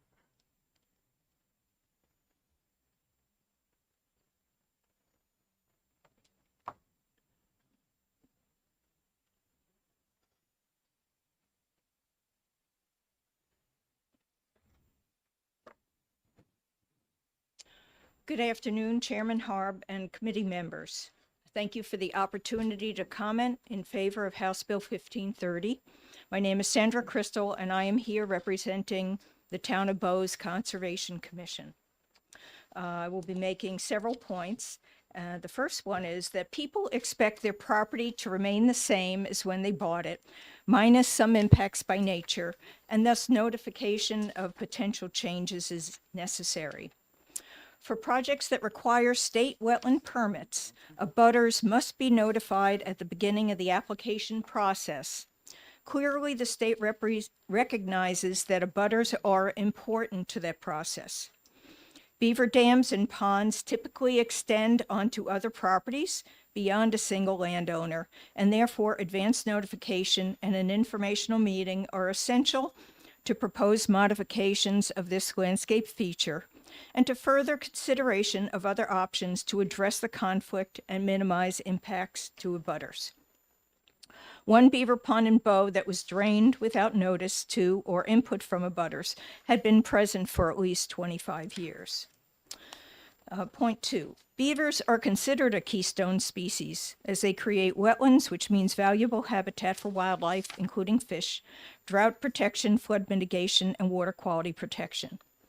Removal of beaver dams has been identified as a threat to the state endangered Blandings turtle and state threatened spotted turtle. Both species are found in Bow. Dropping water levels when turtles are hibernating can result in mortality to those species, according to the state's Wildlife Action Plan. Point 3. This bill supports the opportunity to evaluate options to address beaver conflicts. As development continues and more roads are constructed, there will be an increase in beaver conflicts and the need to address them more effectively. There are non-lethal methods to address beaver conflicts with various flow devices. The term is fences and pipes in the RSA. Sometimes attempts by non-professionals to construct flow devices have good intentions, but are not designed or constructed appropriately, nor maintained, with the poorly designed ones often needing more maintenance. Point 4 is regarding specific bill language. There is a term used in the proposed legislation that may need further definition. The term significantly lowering when applying to water levels may need to be defined in terms of time of year. Lowering water levels in the fall and winter would pose more of a threat to beaver and other species than during other seasons. The definition would also likely apply to the depth of lowered water level, with anything more than 1 foot likely considered significant. Point 5, available resources. There are numerous organizations, many beyond New Hampshire, that provide substantial guidance on beavers and how to address beaver conflicts in a cost-effective manner. In 2024, the Bow Conservation Commission contracted with an expert, Skip Lyle, to install a beaver flow device downstream of a large beaver dam on town land to proactively reduce the threat to the downstream culvert and road. There are at least 2 organizations in New Hampshire or New England that provide financial support in the form of landowner cost share grants toward the installation of beaver flow devices. The New Hampshire Animal Rights League and the Beaver Institute, with its headquarters in Massachusetts, are 2 that I'm aware of. So the bottom line is that notification to those sharing the beaver pond resource, the abutters, needs to occur so they can offer options when such activities may impact their property, as they have enjoyed their land and water for many years. On behalf of the Bow Conservation Commission, I encourage you to support this bill and vote ought to pass. And I'll be glad to take any questions. Representative Nab. Thank you, Mr. Chair. Thank you for taking my question. It might be a little meandering.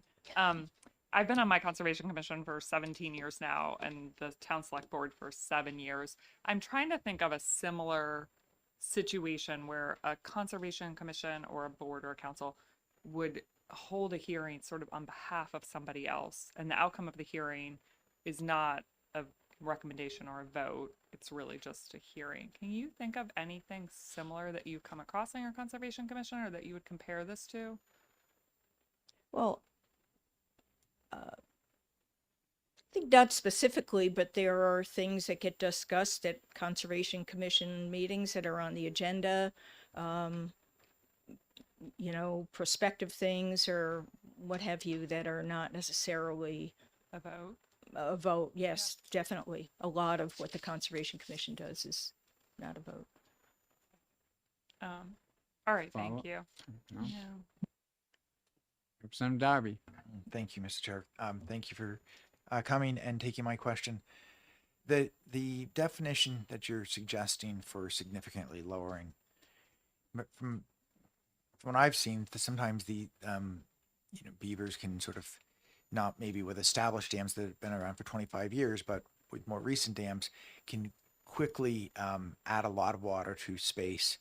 And, there's a difference between knocking down the dam and putting in a flow device, where the flow device might try to sort of restore something that was there before. So do you think that does that concern, do you have any comment on that concern with your definition of significantly lowering? Like, do you think it's reasonable to install a flow device if it's going to lower the water more than, a foot or 2? Well, the way the bill is written, it exempts installation of flow devices.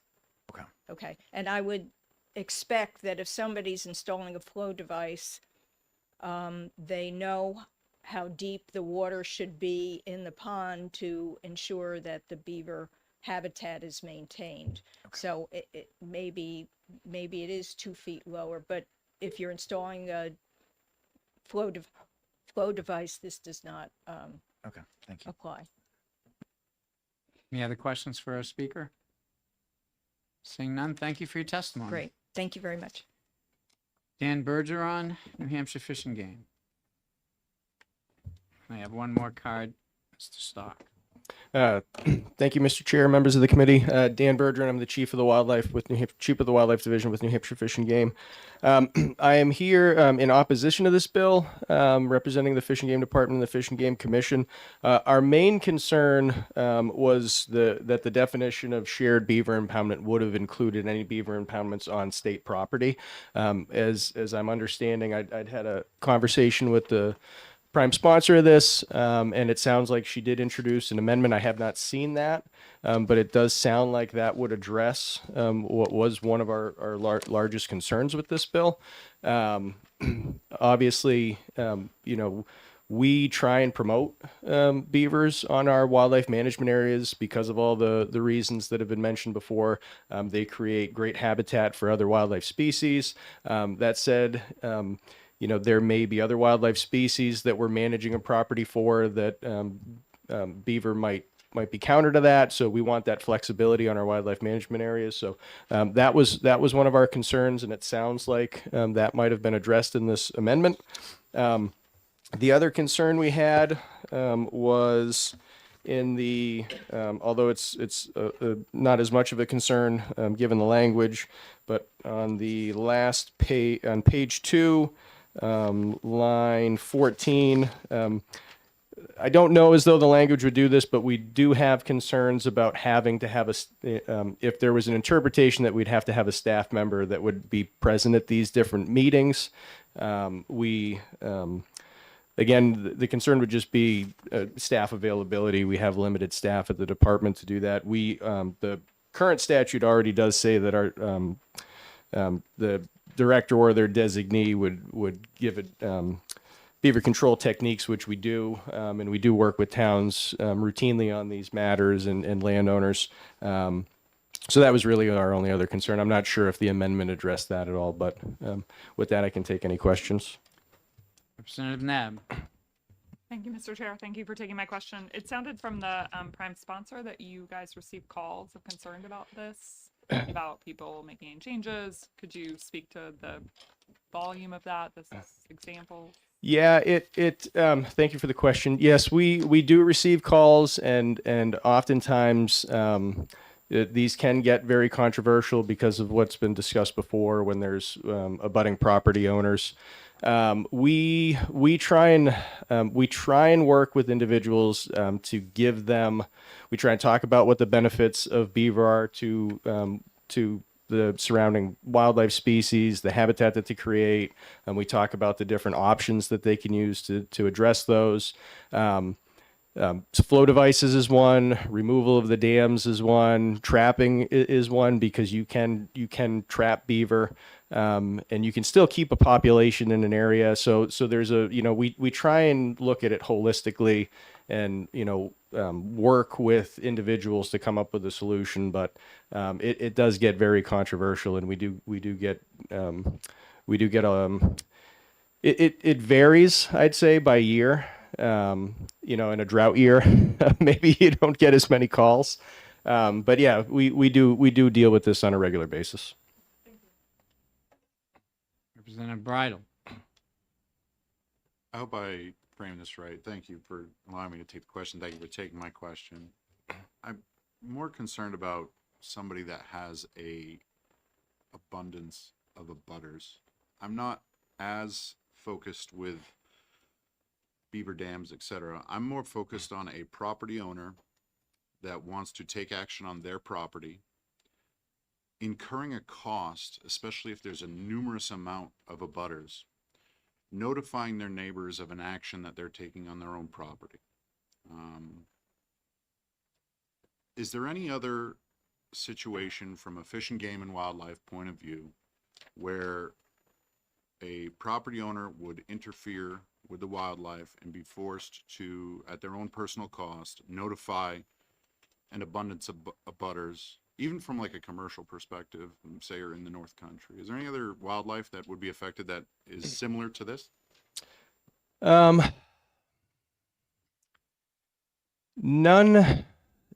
Nothing that comes to mind from a specific species perspective. Of course, beavers, the nature of beavers and their ecology is very unique. There's really no other wildlife species that has the ability to impact such a large area. So none that I can think of. Any other questions for our speaker? Representative Darby, and then Representative Sargent. Thank you, Mr. Chair. It's likely this is my last question of the day. Thank you for taking my question.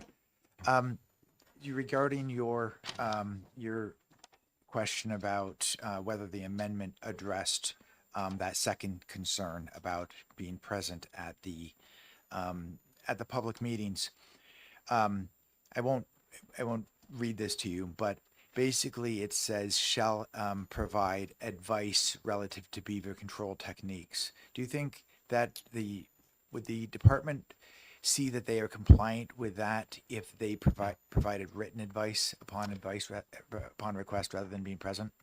Yes, I do believe that would be the case. And if that's what it says in the amendment, that's actually the existing language in the current statute. So that would be fine.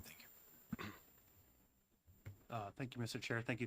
Just real quick, what are the requirements for obtaining the special permit from the executive director to remove a beaver dam now? So it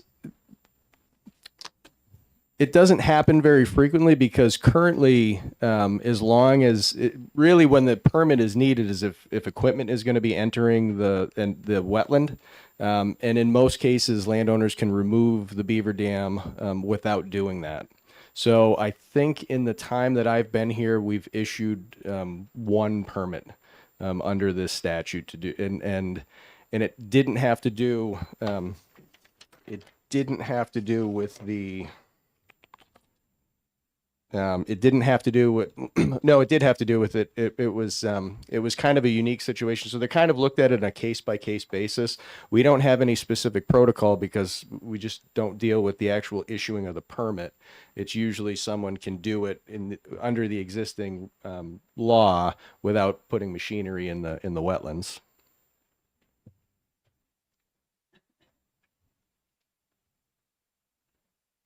You okay? No follow-up. Anyone else have a question? Don't see any? I thank you for your testimony. Thank you very much. Jason Stock, New Hampshire Timberland Owners Association.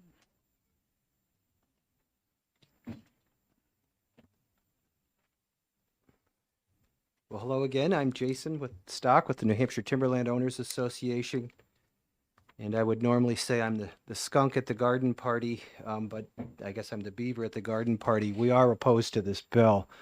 And for the concerns that you heard earlier from Representative Bridle, and some of the technical concerns that Representative Darby and others have raised about kind of the impacts. And, you know, timing's everything. In that packet I gave you on the prior bill, there's actually chapter 6.8 that talks about managing for beaver. And we do have members that manage for beaver, and they will manage their property. They like beaver. They like to see them out there. They think it's a neat component. They'll harvest timber in certain ways. They'll create young growth around impoundments to encourage beaver. But beavers eat trees, as we all know, and beavers flood. That's what they do. And they flood roads, they plug culverts, and there are instances where you have to take action if you want to maintain your asset, which is your property, your infrastructure, which is your roads, your bridges, and your culverts. And although I'm sympathetic to the concerns that we heard earlier about neighbors buying property and having a pond there, we also have to recognize that beaver ponds are ephemeral. They come and they do go. And whether it's a man or Mother Nature, that pond will come and it will go. And then you're left with a beautiful beaver meadow that provides yet another type of wildlife habitat. So we also need to keep that in mind.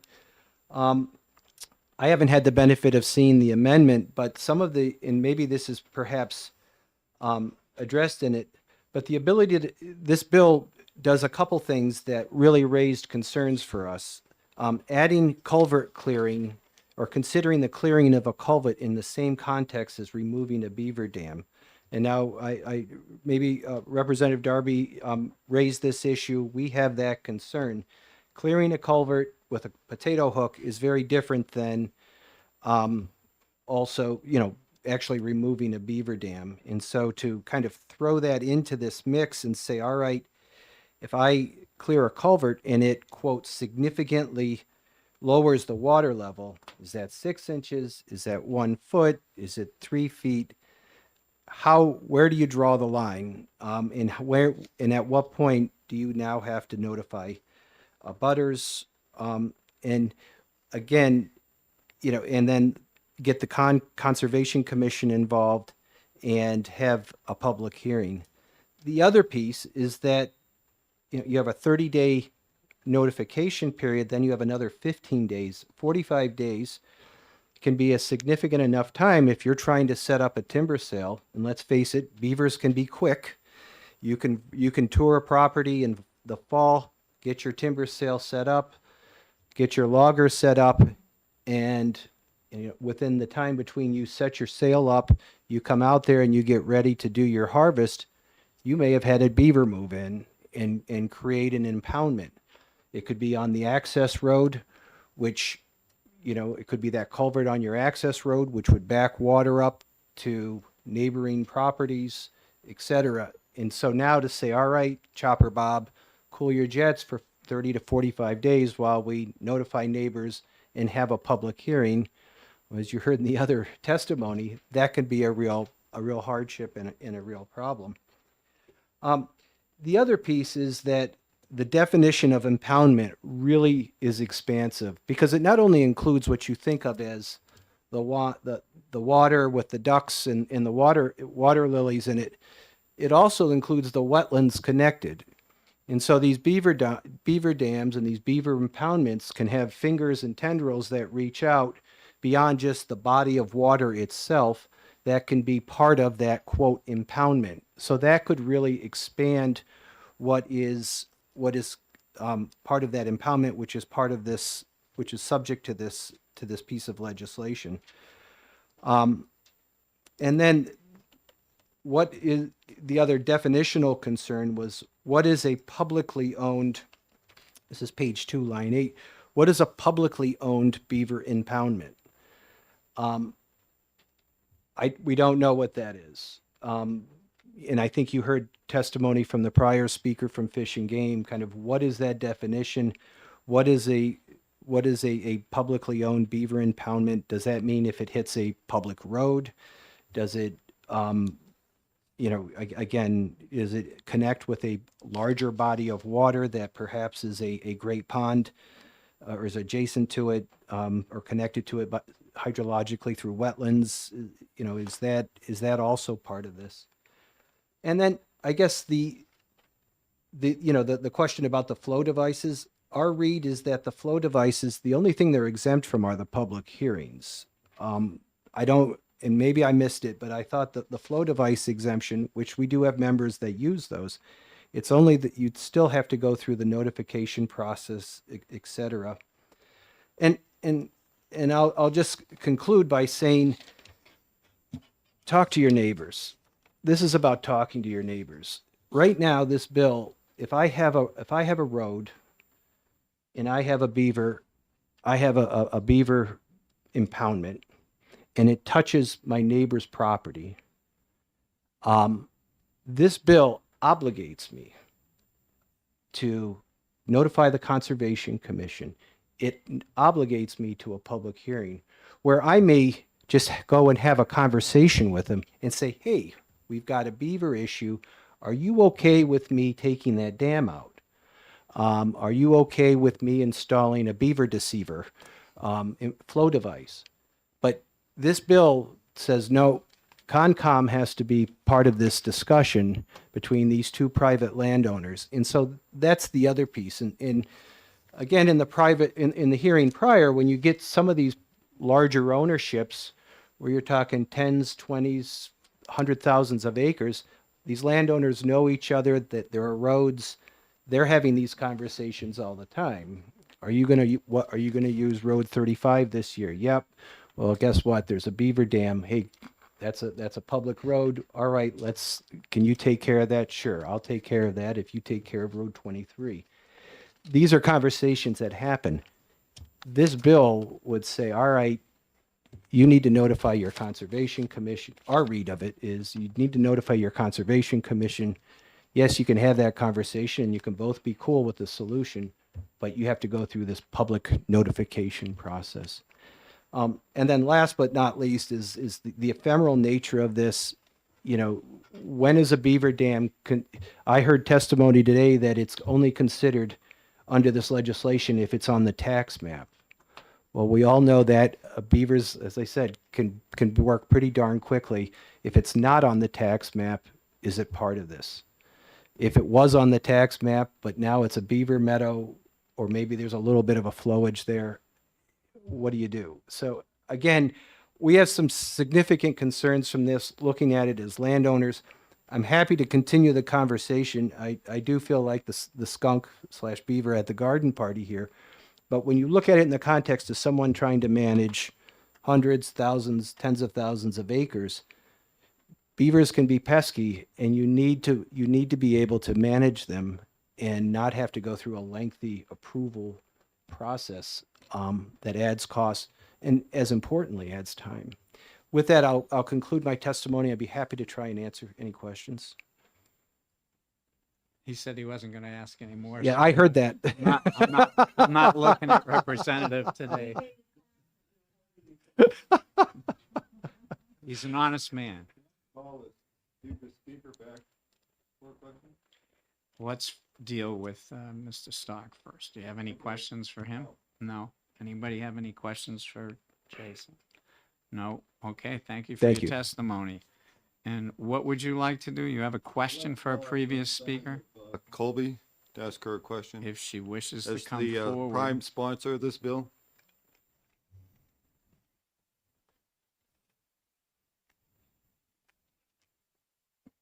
I appreciate that. Thank you, Representative. Thank you, Chair. yes, thank you, Mr. Chair. So I'll ask try her. to keep it short. I just wanted to know your purpose of this bill. Is it to save the beavers or is it to save the landowner?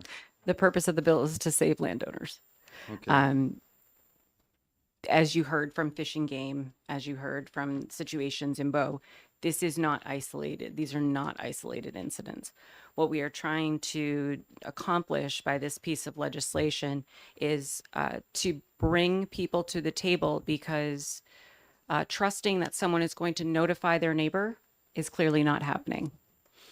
We know that by the volume of calls.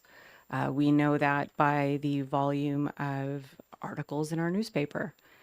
People are not contacting their neighbor and working with them, and that's all we're asking. The intent of the bill is respect among fellow property owners.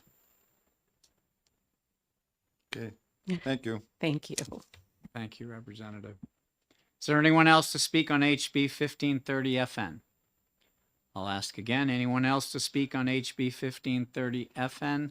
Seeing nobody approaching the table, I'll close the hearing on HB 1530 FN and ask for the blue sheets. On the blue sheet, there is 1 in favor, 7 opposed. Online, 151 in favor, 3 opposed. Thank you, Representative. And based upon testimony of some of the people that we're going to see more amendments, I'm definitely not going to call for an exec, because I'm going to see some amendments coming in. I would ask that whoever's creating amendments consider the question that was asked, I think, by one of the representatives here. It says in the line 21, all abutters whose property interests will be directly affected by the removal or lowering. And it was questioned that there's nothing about how do you determine whether they will be or will not be. I would ask you to look, whoever's doing the amendment, why doesn't it just say we'll notify all abutters? Because I don't know how I'm going to figure out, if I'm the guy giving notice, if somebody's impacted. They could all be impacted. So if they're impacted, why doesn't it just say all abutters? That would eliminate the question of how do we define if they're directly or indirectly appointed. May raise cost of notification, but then everybody gets notified if you're an abutter. Just my concern about that definition. And with that said, before I adjourn today's hearings, remember next week we start at 9:30 because we have a lot of bills. So I brought you in not at 9, but a half an hour earlier at 9:30. So that will be in the posting and the notification. We're in at 9:30, and all the bills we did not exec today, they'll come up 2 weeks from today in the morning. If no one has anything further, I'll adjourn today's hearings. Thank you. See you next week. Don't be leaving no breakfast for you.